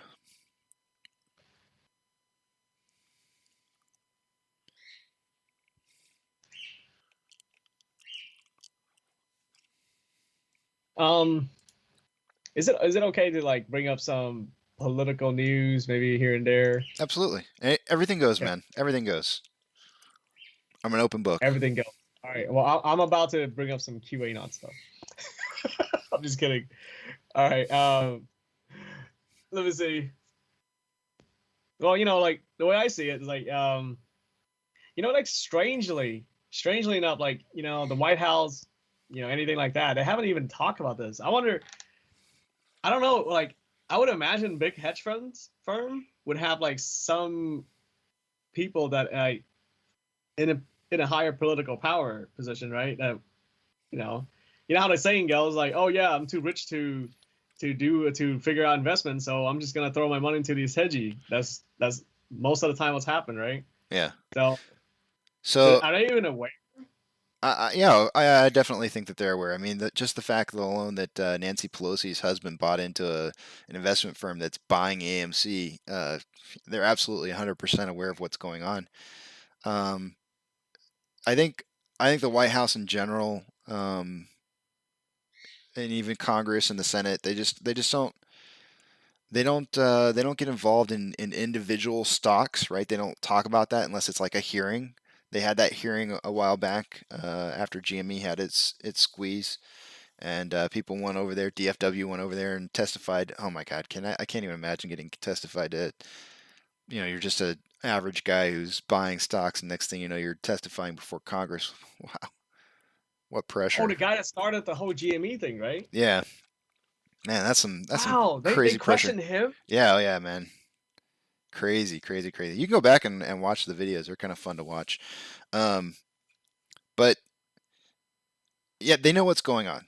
They absolutely know what's going on. But the only thing that they're going to touch on is broad subject matter. How's the market doing? How's the economy doing? If they drive down and talk about specific stocks, there some people could say like, oh, well, you're advocating this or that and the other, and it wouldn't be fair market to do that kind of thing. So, I think for the most part, they stay away from talking about those kind of things. It just bodes better for them in the long run. I want one day that my 100 share is going to get me into a seat in front of Joe Biden, and we're going to have a debate. Yeah. So check this out. What do you think's going to happen when the stock market crashes first, right, and AMC blows up after, right? Do you think that they're going to be talking more about the fact that the stock market as a whole is crashing, or that they'll be talking about the AMC's in absolutely ridiculous price ranges, like, I don't know, just throwing numbers out there, but like 2,000, 3,000, 5,000, who knows? I'll do a skit right now.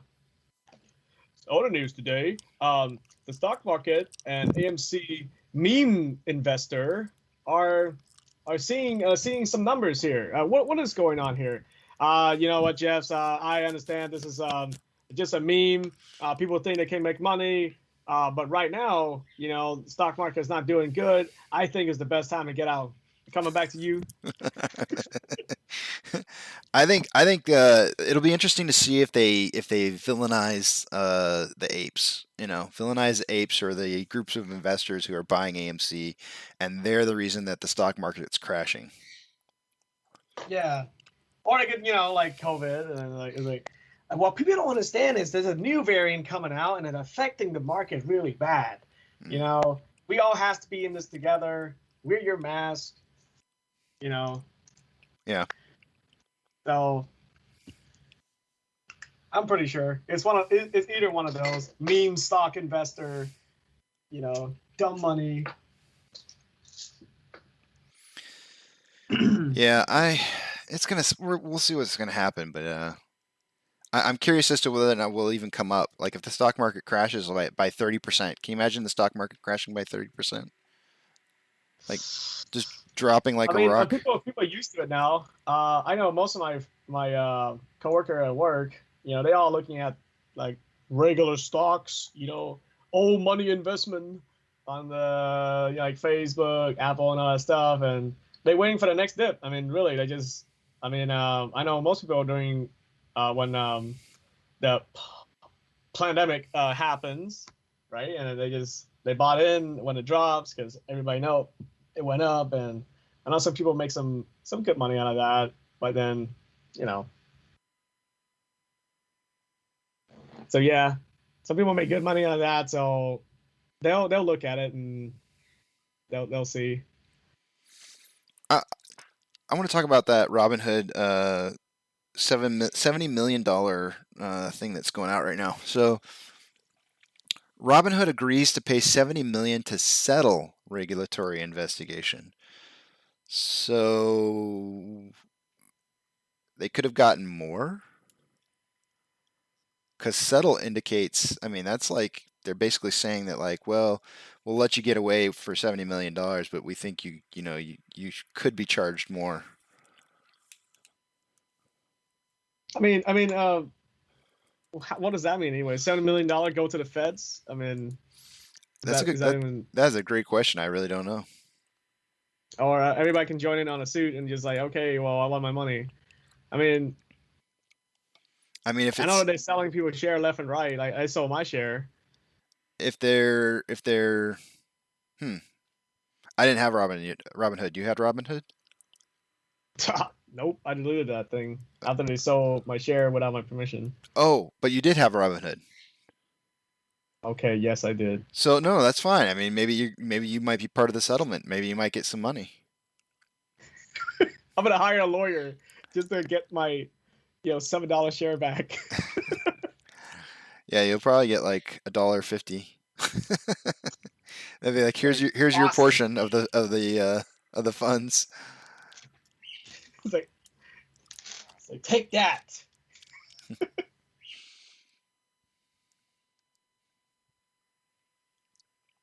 I think Eric Albers got some. Is that questions? No. June 18 call option had to be created. A bunch of FCDs. I think legally they're not allowed to speak on specific stock. Oh yeah, headlines, retail investor, destroy market. Yep. Yeah, he's talking on all our points that we've been talking about. Retail investors destroy market. Yeah, I mean, I tend to think that's what's going to happen. Investor. I'm pretty sure they're not going to put that. I mean, that would sound super stupid. It's like retail investor. They're already markets. I think they would. I think they will put that. I would laugh my ass off. Like it's just like the stupidity. If you wanna laugh your ass off, go read some of Motley Fool's articles. My God, it is insane. Some of the things they say are just completely backwards.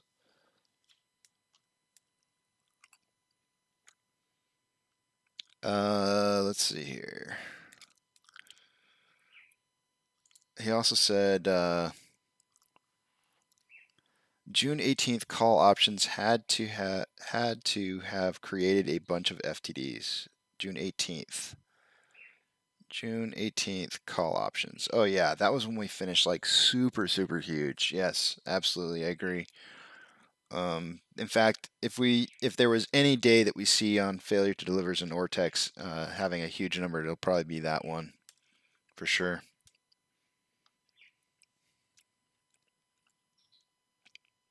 That was a massive day. There was like 500,000 shares or 500,000 options, I think. If that's, I don't know. I have to go back and look, but I'm pretty sure that's how many.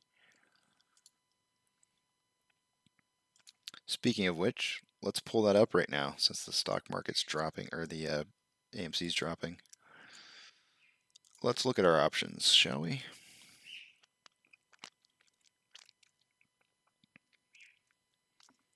So still, it looks like a really big number still in the $60 range.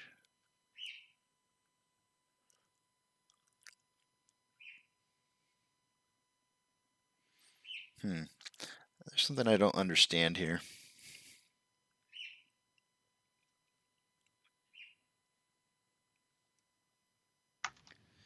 Earlier this morning when we were looking at these numbers, I'm pretty sure that $60 was at 25,000 in volume, and $65 was at 24 million or 24,000 in volume. How is it that 65 is now at 7,189? How do you take back a call option? You can't. I mean, you can't sell a long early, can you? Can you sell a long early out of the money? I think it's sell however you like, but it's going to be worthless. So okay, from what I understand, roughly how a call option works, you basically just paying a fee, right? Mm-hmm.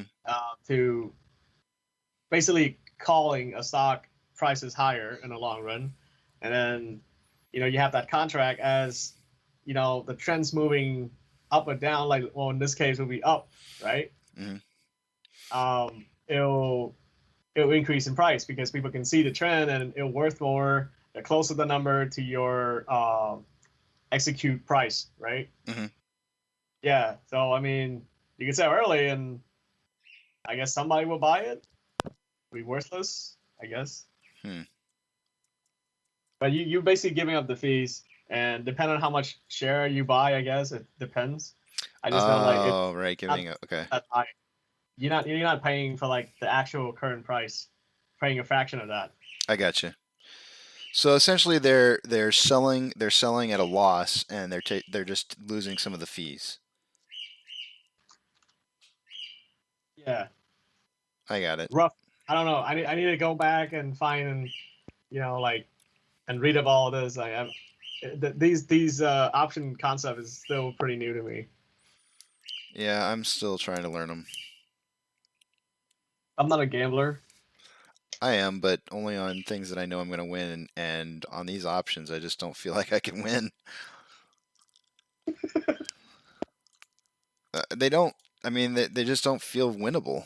I mean, maybe they are. I just don't. It just doesn't seem like really obvious to me of a win.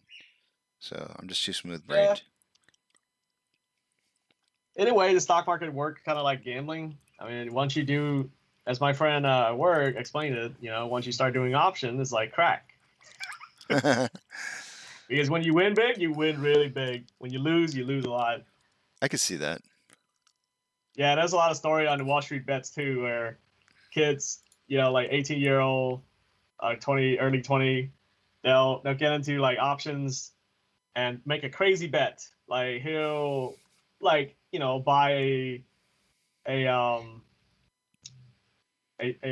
what is it? A put, right? Which is like, buying on short. Mm. And it'd be crazy on like a stock that's really stable, and then boom, COVID hit, and he cashed out like millions of dollars. The very next day, still not enough, so he put in again, and he lost everything. Yeah, Eric's confirming what I was saying, or what you were saying, Anna, and then I agreed to, was, yeah, you can sell whenever. A lot of call option traders don't exercise. They just sell their options to make money off the premiums or lose money on premiums. So I didn't realize that. I thought you had to be in the money before you could sell. That's one thing I guess I didn't understand that. So that means a lot of people decided to take a hit today at some point. I don't know when, sometime between when I first looked at it this morning and now, and those people who had those call options at $65 took a loss. A lot of them, because I want to say there was 24,000 long option calls at 65 strike. And I'm pretty sure that there was 25 at 60, so it looks like at least 2,000 of those have disappeared as well. Actually, let me look it up. Can you cancel a call? Yeah, you can't cancel. Once you pay the fees, and you lose it. You just sell the call. Yeah, but if you no one buy it and you holding on to it, it's gonna execute, no? It has to be in the money in order for you to. It has to be in the money in order for you to exercise it. It has to be in the money, as in like it hit the strike point. Higher I think it has to be higher than the strike point. At the strike point or higher. I think it has to be higher. Okay, let's just say I put in a long for 65, and right now the stock's sitting at 55, and my deadline hit on that long option. What happened to me? Do I have to buy the stock at $65 even though the market is 55? You're buying at the strike price. So say, for example, let's say you buy 3 options of $55 that expire this Friday, right? And we close over 55 and you haven't sold it by that time. Then your only option then becomes exercising your option, I believe. I don't think you can sell it after the fact. And so if you exercise the option, well, then what you do is you have to buy those three options, which is 300 shares at $55 a piece. And so what that ends up meaning is that if you don't have $16,500 to spend on 300 shares, then your contract just expires and nothing happens, and you're out your initial money that you would put down. Eric says, like if they bought in at a $3 premium per share and the option gets closer to the money, you can ask a higher premium. say like $5, so they will sell the contract and take the win on the premiums.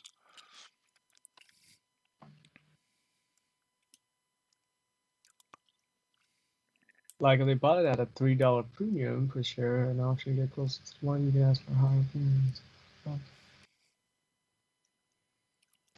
Yeah, let's go over. I'm gonna have to do like, somebody had to like break out a simulation. So no, that's right here. I've got it for you. There's a great website, and I use it all the time. It's called optionsprofitcalculator.com. Right, and so what you can do is you can go to that website. I went ahead and put it up on the page right now. But if you go to that website, you can just type in your symbol. You can say get price. It'll load up the current stock price for the option, and then you're going to select what kind of option that you're gonna buy, and so you can select it by the date, and then it's got your bid, your mid, and your ask. I usually find that when I was looking at trading options before, most of the time the ask price was about what it was running at. So as we'll just use your $55 as an example for the 2nd of July, right? We'll just say $55. And let's just say you're buying one contract. The total cost right now for that one option is $5,500. Okay, so then underneath that you can set up a stock price range. So you say like, okay, well I think the stock's going to be somewhere between $55 and $65, and you can hit calculate, and then it runs for you and tells you where your break-even prices are, right? So on the 30th today, you would have to hit at least $57 to break even, right? Anything over $57 would be a net profit, and it tells you how much it would be a net profit of. In this case, it's like really low amounts. Like even if it got up to $65, you'd only make $14.05. Oh wait, is that right? I'm sorry, you'd make $800. Oh, I have it set up wrong. I have it set up to show by percentage, I think. I want to see profit loss dollar value. There we go. All right. Yeah. So I don't know if you're seeing the screen or not, but at $57, you're break even. Actually, all the numbers are across the board, so there is no time left. If you were to buy a $55 for $5,500 right now, there is no time left. But if it hits $60 as an example, you would make $300 on that option. But it would need to hit something over 57 in order for you to make money. Eric's back on here. He says, I'll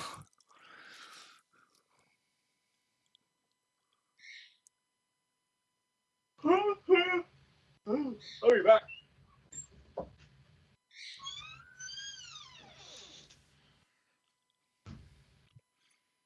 yeah, you lose your premium.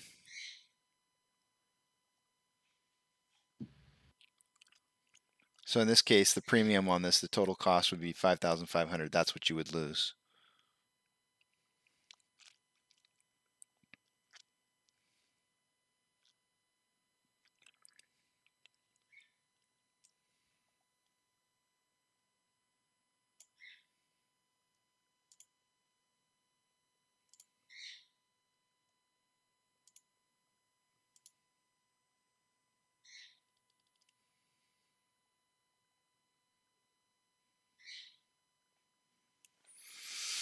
I normally step away right now for just a little bit because between 11 and 12 Central Standard Time is the lunch hour, and it gets really volatile during that time, usually in a downwards trend. And I like to be here for that. So I'm going to step away for just a few minutes. I'm a little late walking away today, but I will be back in just shortly. Can you hear me, Adam?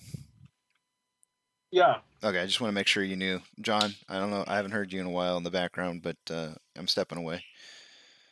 Just give me, 10 minutes or so, I need to eat a little something and just kind of stay hydrated and whatnot. These are, after all, 9-hour streams. I'll probably get some food too.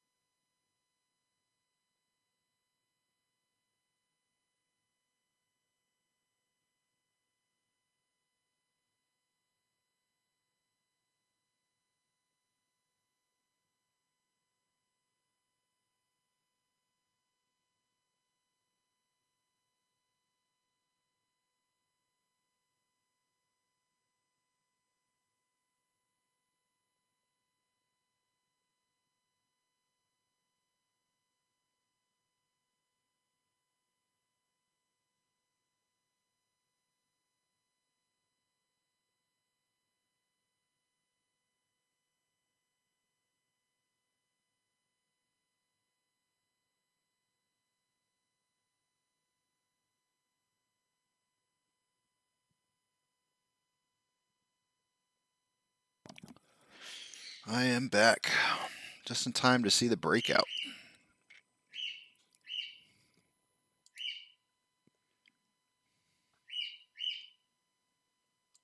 That's beautiful. It's probably like rated 11 too, huh? Let's see.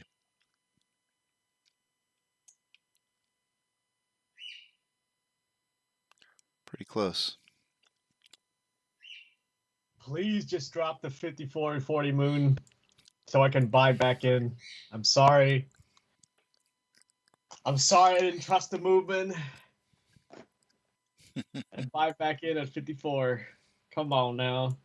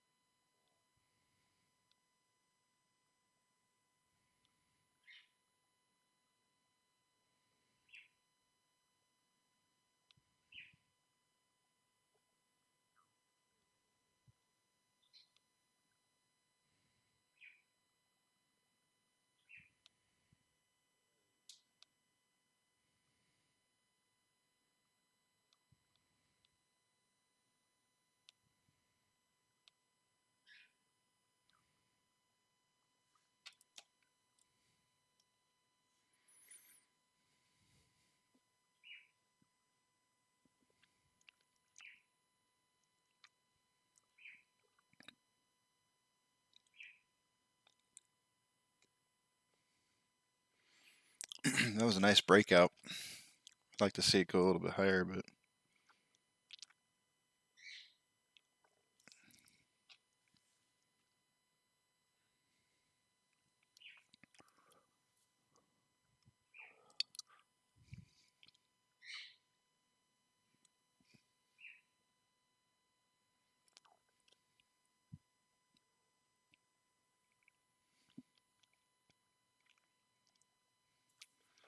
what do you think of my glasses? Let's see. I'm gonna put my glasses on. You'll have to hold on a second here. I got to dust them off a little first. What do you think of my new glasses?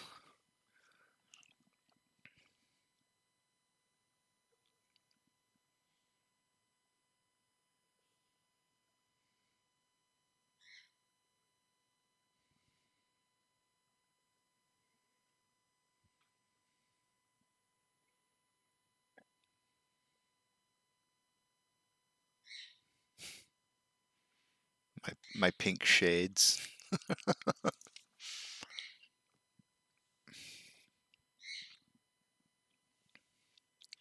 To help with the blue light. Is that really even a thing? I have doubts as to whether or not that's even really a thing.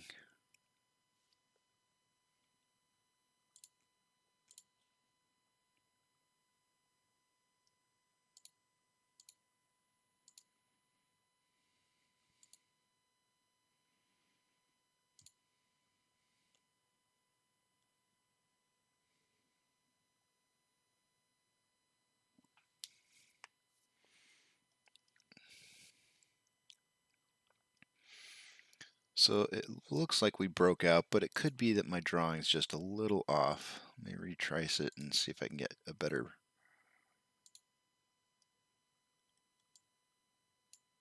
Ugh, I hate it when that happens.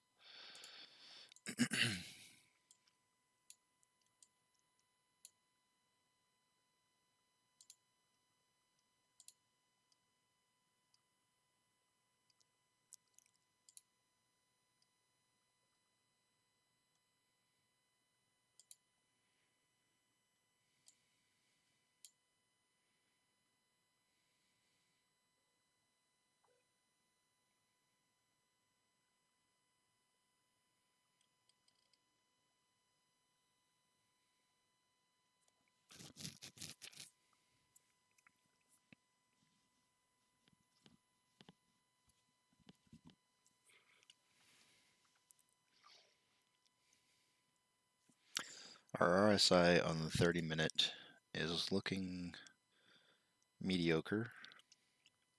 On the 5-minute, it is on the low side. And on the 1 minute, it's on the low side.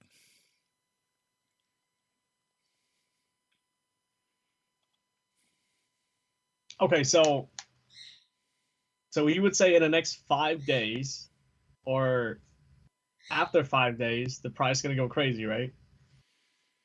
Yeah, I think. Well, you have to count Monday, right? So that indicator, let me show it. Let me put it up on the screen. But that indicator bottomed out on the 24th, which means you would count 7 business days from the 24th. Is that right? Let me make sure that's right. Yeah. So 1, 2, 3, 4, 5, 6, 7 would be the 5th. The 5th would be the 7th day. And I said that it would be anywhere between 7 and 15 days. So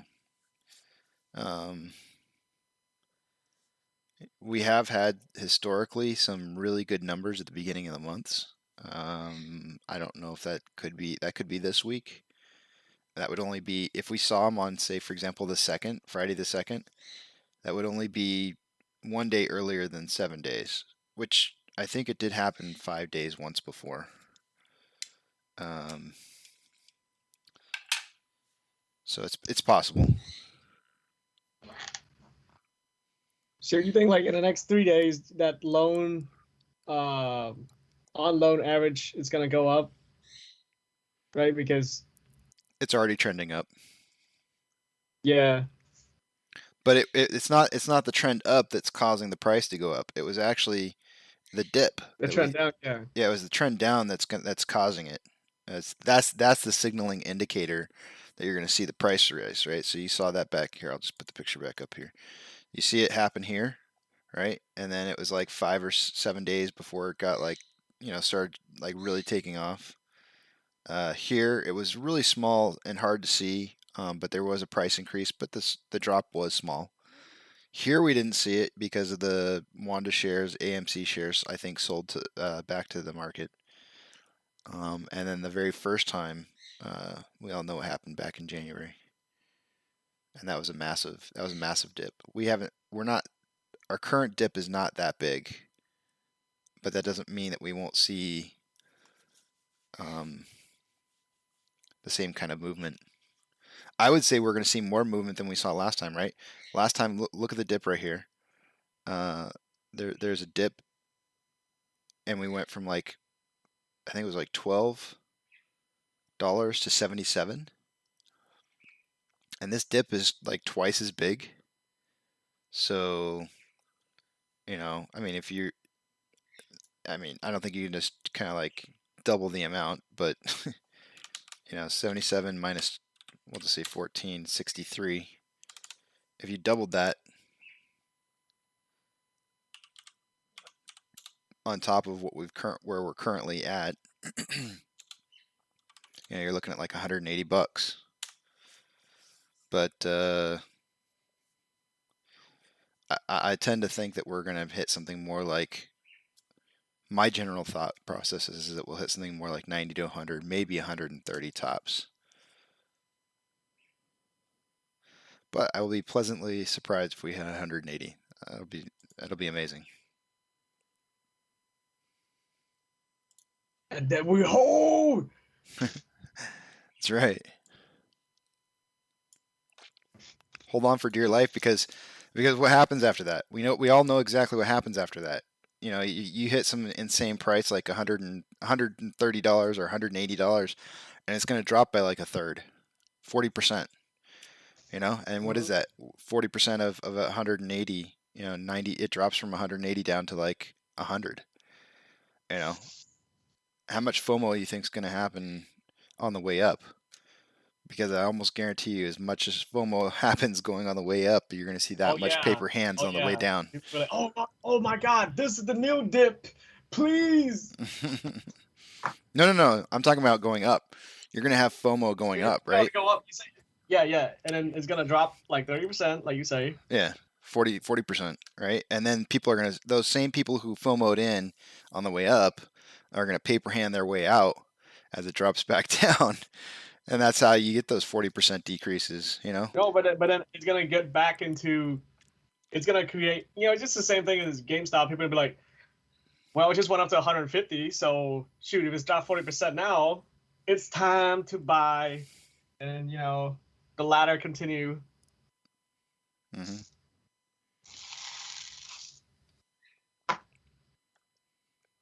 It's just so funny. I mean, like, did you get the full story of the guy at work I told yesterday?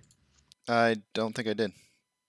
Yeah, he was just sitting next to me, right? And I was like, okay, yeah. He's like, oh, how you doing at AMC, man? I'm like, yeah, I'm still here, like waiting on it. And he's like, okay, so what's your price point? Like when are you gonna sell? I'm like, I'm just gonna hold on to it, I mean, maybe 1,000. He's like, what? 1,000? You gonna wait till like years? I'm like, no, and like by the end of this year, probably, close to the end of the year, or maybe not. And he's like, what are you talking about, man? You're crazy. I'm like, no. I'm like, all right, I'm like, hold on. I'm not crazy, right? I mean, you know me. I've been working here for a long time, so I'm not crazy, right? There's nothing wrong with me. So it's a squeeze. He's like, no. I'm out of here. And he went out to do something else. I was like, dang. But you know what's going to happen, and I dealt with a lot of those people back when we were at like $8. We'd already hit 14 at some point, and it dropped back down to 8. And I remember the guy came up to me, he's like, "Hey man, did you see the price?" I was like, "Yeah, I bought more." And the look on his face was just like, he couldn't talk to me. He was just like, "Okay, I'm done talking." And then, when we finally did burst past that $14 mark and just hit $77, he was sitting there going like, "Man, I told you it was going to happen. I told you it was going to happen." I was sitting there thinking in my head, like, man, you didn't say shit about this happening. I've been saying this for like 2 months now. You didn't say shit. And you mean the Millionaires Hater Club? Yeah, the Millionaires Haters Club. Oh man, it cracked me up. It's just seeing the face. I'll never forget those eyes. Those eyes when when I told him I was buying more. I gave him my best Trey laugh.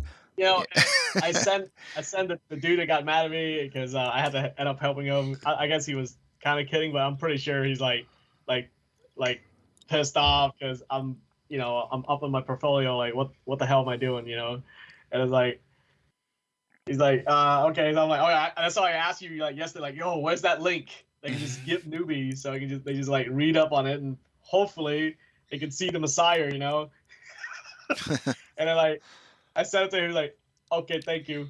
But then, yeah, I don't know, he read it. He read it? He did read it? I don't think so. He just like, it just, I don't understand. Like, like, to me, I mean, yeah, even if something I doubt, right? I'll give it a good read. You know what I mean? Mm-hmm. But like, I guess like for most people, that just like, like just an average 8 to 5 Joe, like they just like look at it, they just like hear that something's so freaking crazy, they're gonna stop listening. It's a waste of time. Even though like reading will take 5 minutes, but hey. Do you remember when people were like, "Oh my God, $18, it's too high to buy"? I know, too high. Yeah. It's not gonna. Now that I'm at 50 something, it's like, and they're like, "Oh, how much money you made, dude?" It's like, okay. I tell them, like, "Okay, dude, like, are you gonna sell?" I was like, "No." It's like, get mad, get more mad. Well, at least it's not like the guy from work that was like, "Hey, you gonna sell it?" It's like, "I'm gonna sell it when it reaches $20." Reaches $20. Hey man, you sell? Nah, man, I'm gonna hold. What?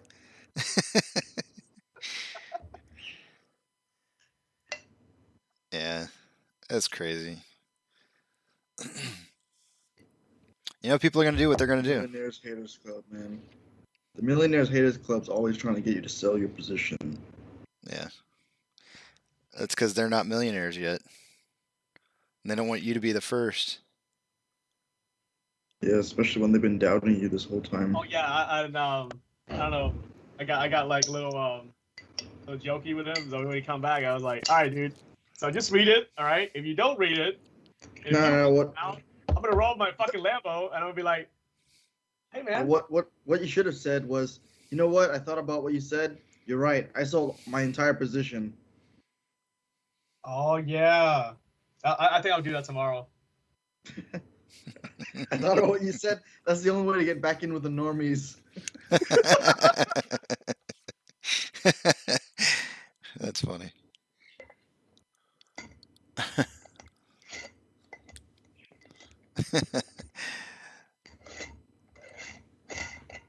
Yeah, I told him like, yeah, I'm gonna roll my Lambo, roll down my window. I was like, hey, it's you. Yeah, Hey, I remember you. My whole life. I remember you.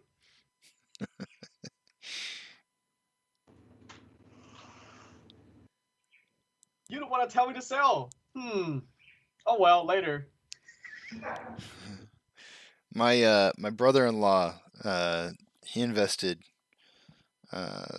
some portion of money into this, and I was talking to my sister about it, and you know, I think that the housing market's probably going to have a little bit of a crash when all this goes down, as well as the retail properties as well. But I told her, I said, you know, if things work out and you know, my brother sells those shares, they could have a really nice chunk of change for a down payment on a house that's like worth maybe a third less than what it was, you know, right now. And so I think this stock is going to be a huge opportunity for a lot of people.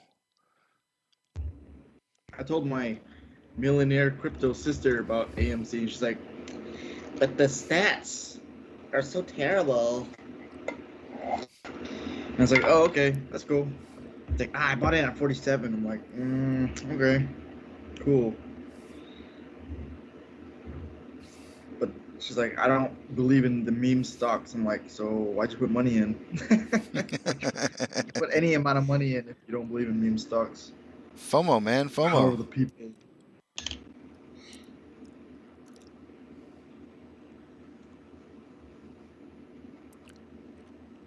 The FOMO is real.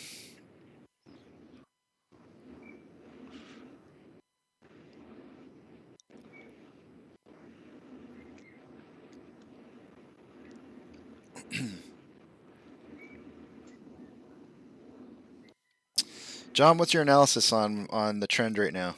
I've got I don't know if you can see it or not, but I've got a downwards parallel path, and it looks like it's breaking out of it, but it's just kind of breaking out sideways. Any thoughts? Yeah, I created a channel before you created yours. Ours is about the same. But yeah, they're staggering the bullishness. I mean, it's breaking out, but it's not breaking out up. It's just kind of going sideways. That's what I mean. They're staggering price. Let's check the stonk tracker real quick here. Okay.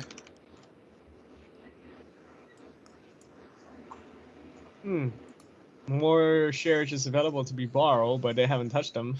I take a screenshot every morning. So there's actually less shares than there were this morning by 100,000. But more in the ETF shares available. So it's about a wash.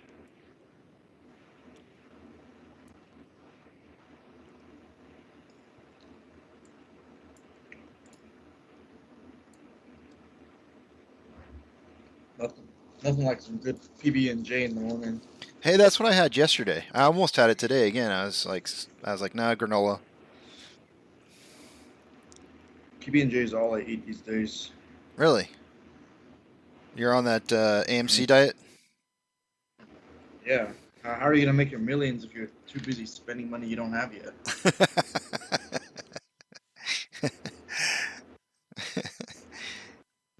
I don't know. I'm finding a way.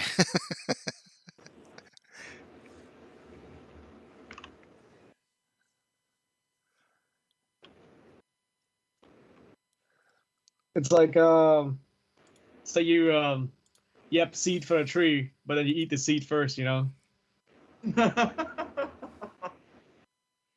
You can't wait for the apple, but you eat the seed first. No, I'm guilty of that, to be honest. I mean, ever since I put money into AMC and I saw a gain, you know, because I'm the like the $30 average guy back in the day, and I'm sitting around like all these gains. I haven't even pulled them out yet, but it's like, you know what? I think I can afford some other stuff now, and you know, like I have to stop myself, and it's like. Can't be doing that, yeah. But it's almost got to you like thinking like, oh yeah, now I can just go, like, and spend that money. They're all unrealized gains.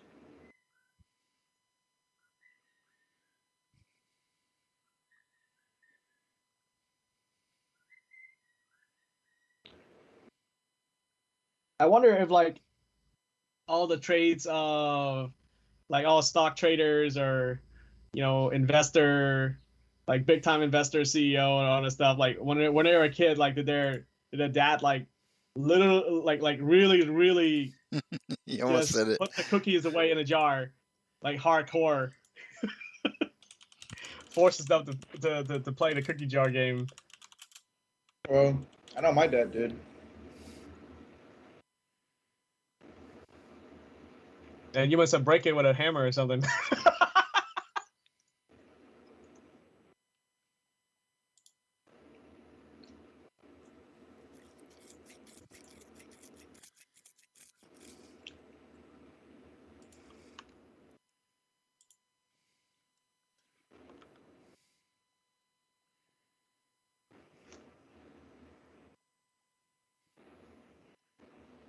Hey, I got something for you guys. Back in February of this year, the financial media was playing taps for what they call the meme stock and calling it. Everyone eagerly reached. Traded it, they followed suit or whatever, and they have more than 5 cents in it, then I'll apologize. All right, well, I think you're going to owe a lot of people an apology. Not that they sold when you breaking sold, out. because they're saying that you were paper hands and they're diamond hands, but you didn't live up to what you were saying. A bull flag being drawn, a big one. And at the first sign of danger, you were the one who blinked.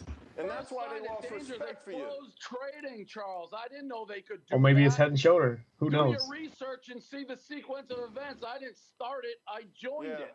If you watch my show, I actually have chronicled this better than anyone else and why it was wrong for Robinhood. How is that why it was wrong for Robinhood to close trading? Because not everyone sold AMC at $5. Well, then some people held on to it. They wouldn't be complaining, would they? Well, they might be complaining. Rich people complain all the time. You're rich and you complain a lot. $millions because you held and then you go make fun on Twitter of somebody who sold. That's not how it works. They're partying on their yacht. Would you step up? Would you step up for these people, Dave, and try to help them now get no sense. I'm trying to. No, I'm not being. You're being a little bitch.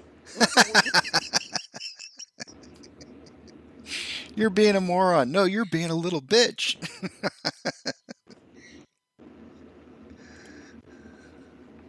I love that.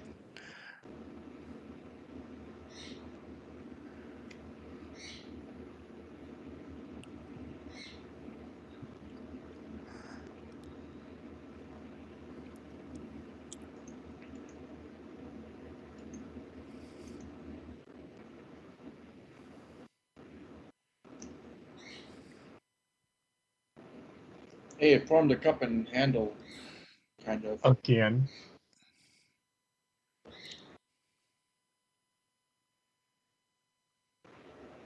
Why do we call it a cup and handle? Why not Microsoft Word? I don't know if I get that reference. Is it W? Oh, that W is not a cup and handle. Yeah, Adam, it's not a cup and handle, dude. You're looking for. Let me see if I can go back to when we had a real cup and handle. I'll show you what it looks like.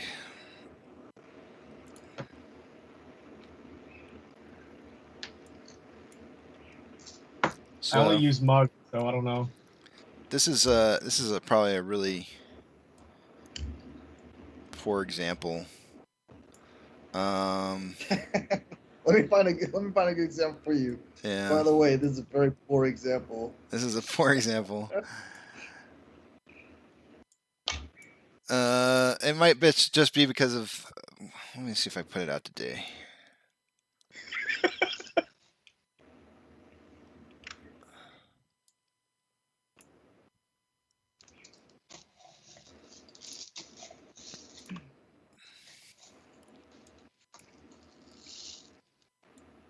All right, are you watching the stream? Mm-hmm. Because I got nothing for you. Hey guys, check out that nice climb. Nice what? That nice staircase climb. We're breaking out into the green again. Oh man. Just can't give me a discount. Well, I just drank a milk that was a month old, and it tasted really sour. So if you hear throwing up, that's me. Yeah, jeez. How much do you drink? I had like a sip from the gallon. Yeah. You're Asian, so that's gonna be worse for you. That's the equivalent of drinking a glass. I'm putting this up here. I really like this. When this happens, none of this will have mattered. That's funny. I like that.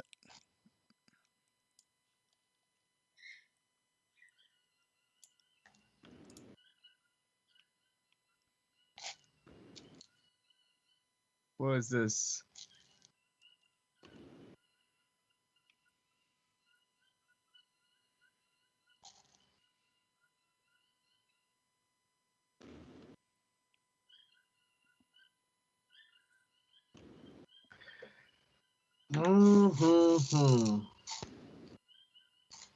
But I want more share. That's the whole point. Still waiting. This guy is still waiting. Oh, they're forming a handle. Darn it! Looks like I have to buy in. Darn it.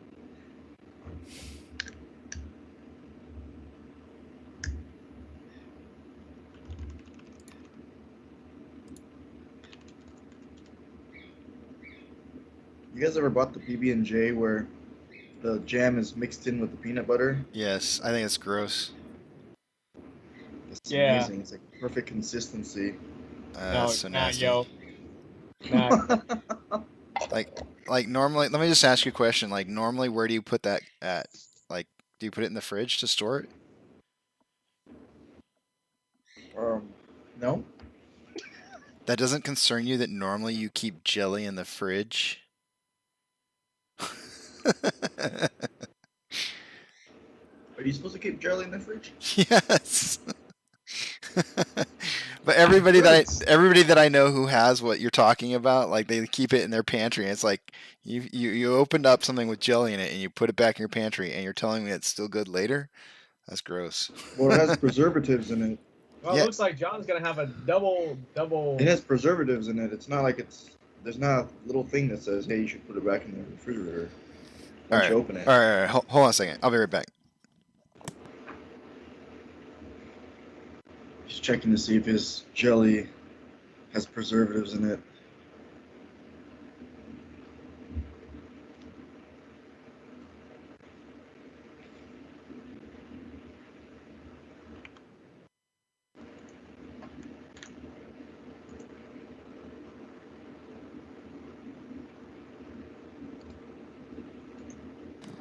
Okay, this is not a advertisement to any company, Blackburns, but I just want to show you. This is your standard Blackburn's grape jelly. Make sure I got that on the feed. Blackburn's grape jelly. Now let me show you what it says. Jelly. Can you read what that synthetic says? jelly is cheaper. Can you read what that says right there? Let's see. Will it focus on it? There it is. What does that say? I don't know. Refrigerate after opening. But sure, let's just put it in the pantry.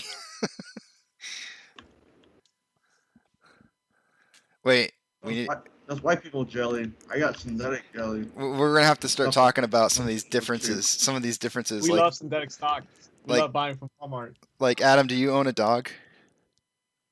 No. Okay, hold on. I'll be right back. I'm gonna put my jelly away. You don't own a dog. A dog is like a real person. Oh yeah, sure. Slavery, bro. Real person. Can it talk?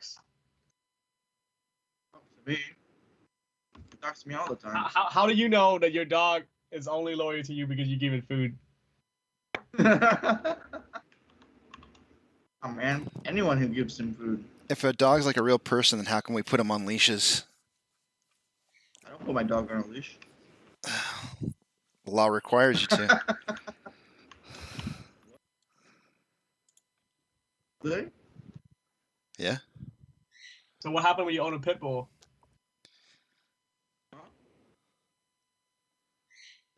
Are you talking to me? No, I'm asking Nugget. I mean John. What happened to what? What happened when you own a pit bull? What do you put mean? that on a leash? He's a pit bull. I don't put him on a leash. Wait, your dog's a pit? Yeah. Oh, he's a small pit. Yeah. It's half pit. Okay. So if it's a real person, why do you neuter it? A real person, why did? Oh, because that was before. That was before I realized that he's an actual being, sentient being. Poor Bane. Right answer should have been he identified as a female dog.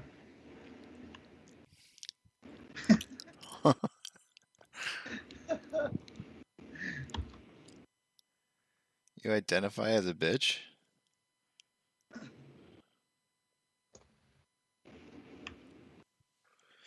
You know what? It's funny. Now that I don't have a job, LinkedIn is posting me like all kinds of crazy jobs, like constantly. You don't have a job? You're unemployed? Dude, when the margin happened, I'm just gonna post on LinkedIn, professional investor, grandmaster investor. Ready to take a job in big firms. Give you a CFO, CEO's position. I was like, any other candidate, like, what's that? Did you make 1,000% increase? No? Okay. Then I think I'm highly qualified here.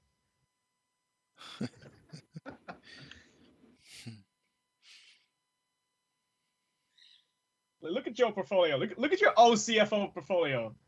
Did he make 1,000% gain in a month? I don't think so. Okay? No one can match my number right now. You know who I am? Well, I am. I'm an ape. I'm Sebastian, bitch.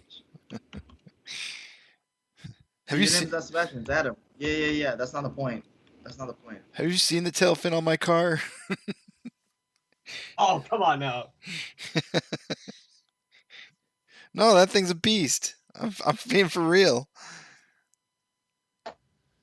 Are we gonna start having like, those family stick figure, but instead we have apes in the back of the car? Oh, with little monkeys. Yeah, little monkino. I don't know. I probably won't do that. Yeah, I was thinking like, that's like putting a big target on your back, right? It's like, that's one of the apes. I would think so.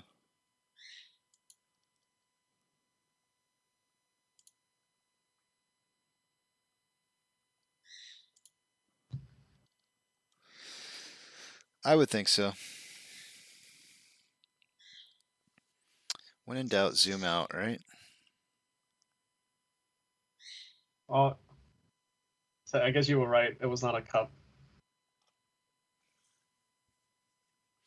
Oh, I got a cup for you.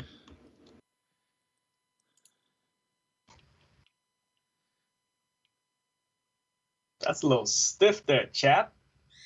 okay. So actually, this is a terrible. I would consider this to be a terrible cup and handle, but this is showing a cup and handle right here. It's I don't know. I don't know if I'd really call that a cup and handle, but whatever. Investopedia wants to call it that.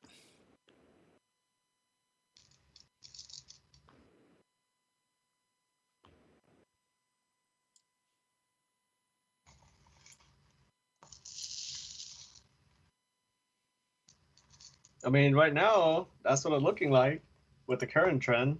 Yeah. I guess I've just seen cleaner ones.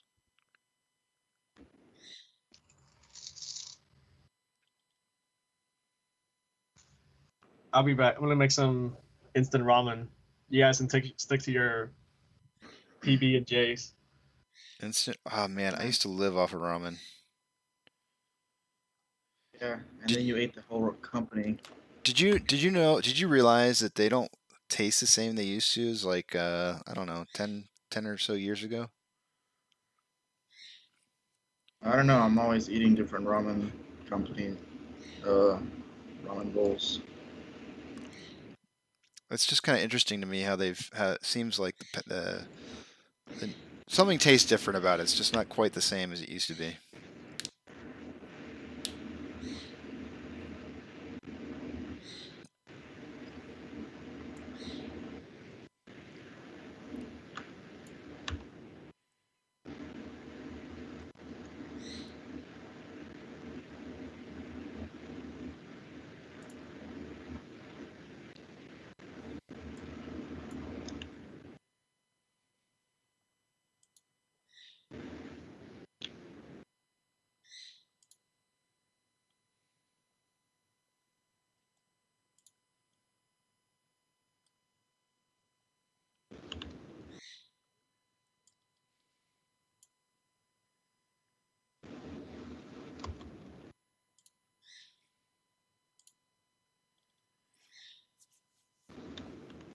Yeah, I can't wait for this hour to get over.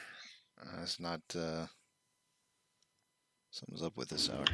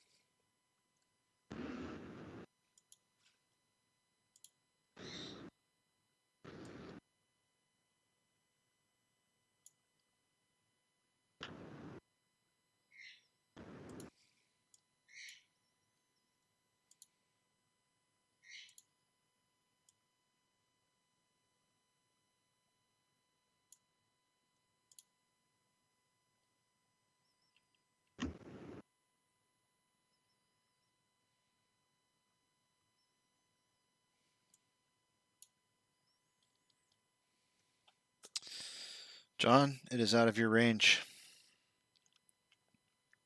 Out of my range. Mm-hmm. Isn't that what we agreed on, that it was going to reach by the end of the day?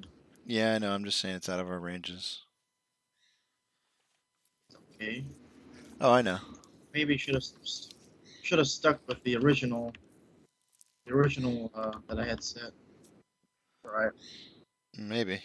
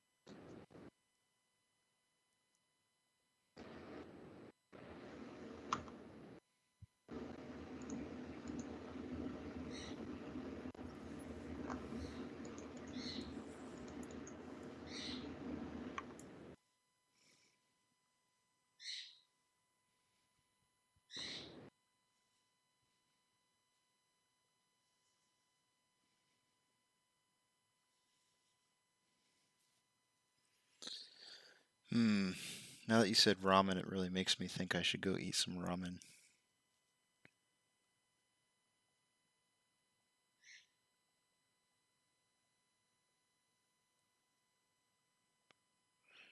What'd you drink with your ramen?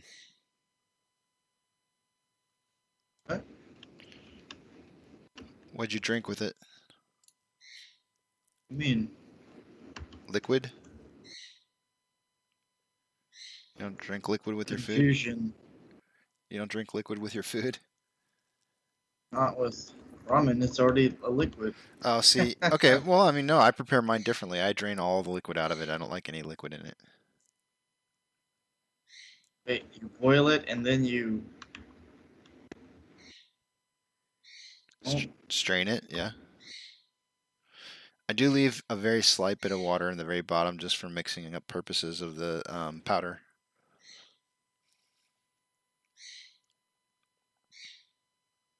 Interesting.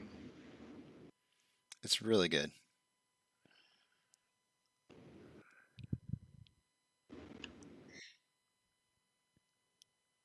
Dude, when I was saving up for my first house, I ate nothing but top ramen for like, I don't know, 3 months straight. There was a little side. Top ramen. Top ramen? Dude, come on, you know what top ramen is. Hold on a second. Is it a ramen place? No, man, hold on a second.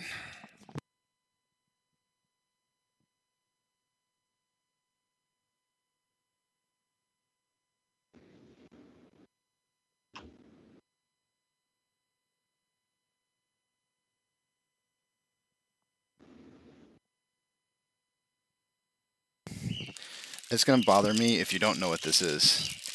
Let me see, I gotta make sure I'm seeing what I'm seeing. You don't know what top ramen is? Not by the name, no.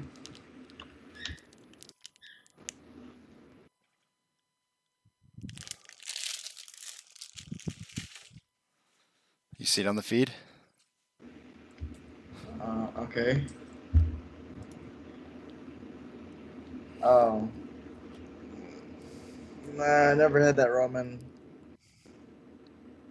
Dude, it's the world's best ramen. I don't know how you couldn't have had it before. White people ramen. Oh, man. My throat. It's the best in the world. My throat, bruh. My throat.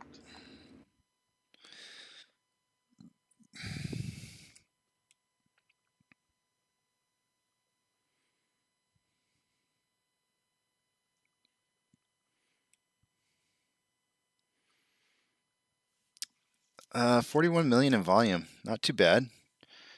We only have like 3 hours left of trading to do.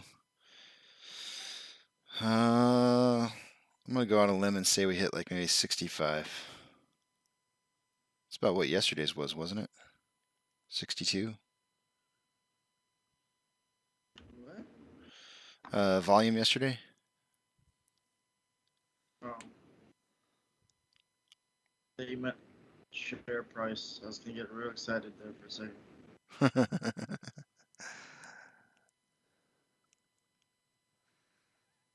Yeah. Actually, now that you got me talking about top ramen, I'm gonna go make some now. I am having lunch. I am gonna step away for a little bit and make the top ramen. Okay.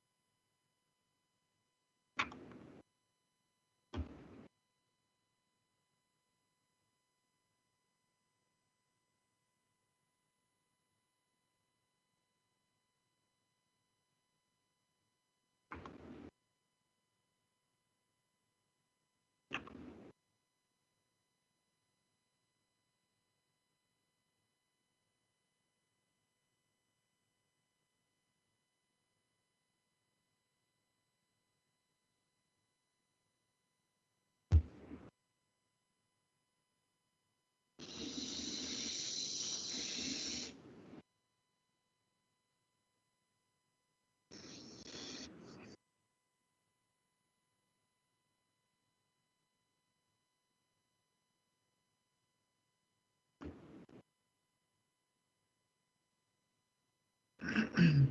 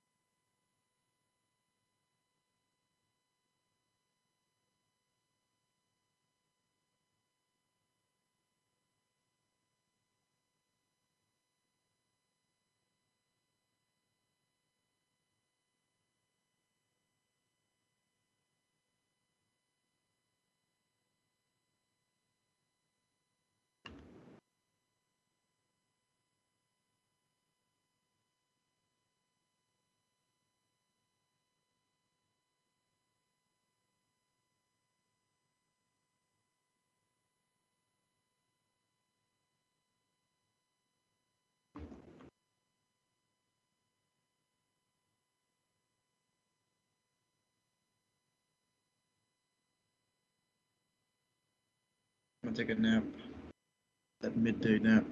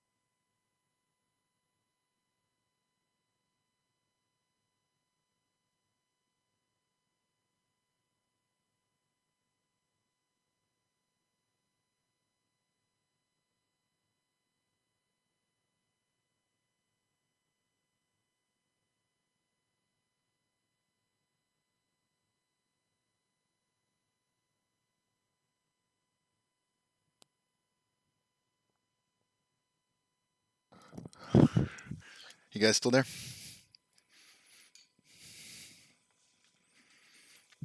Adam?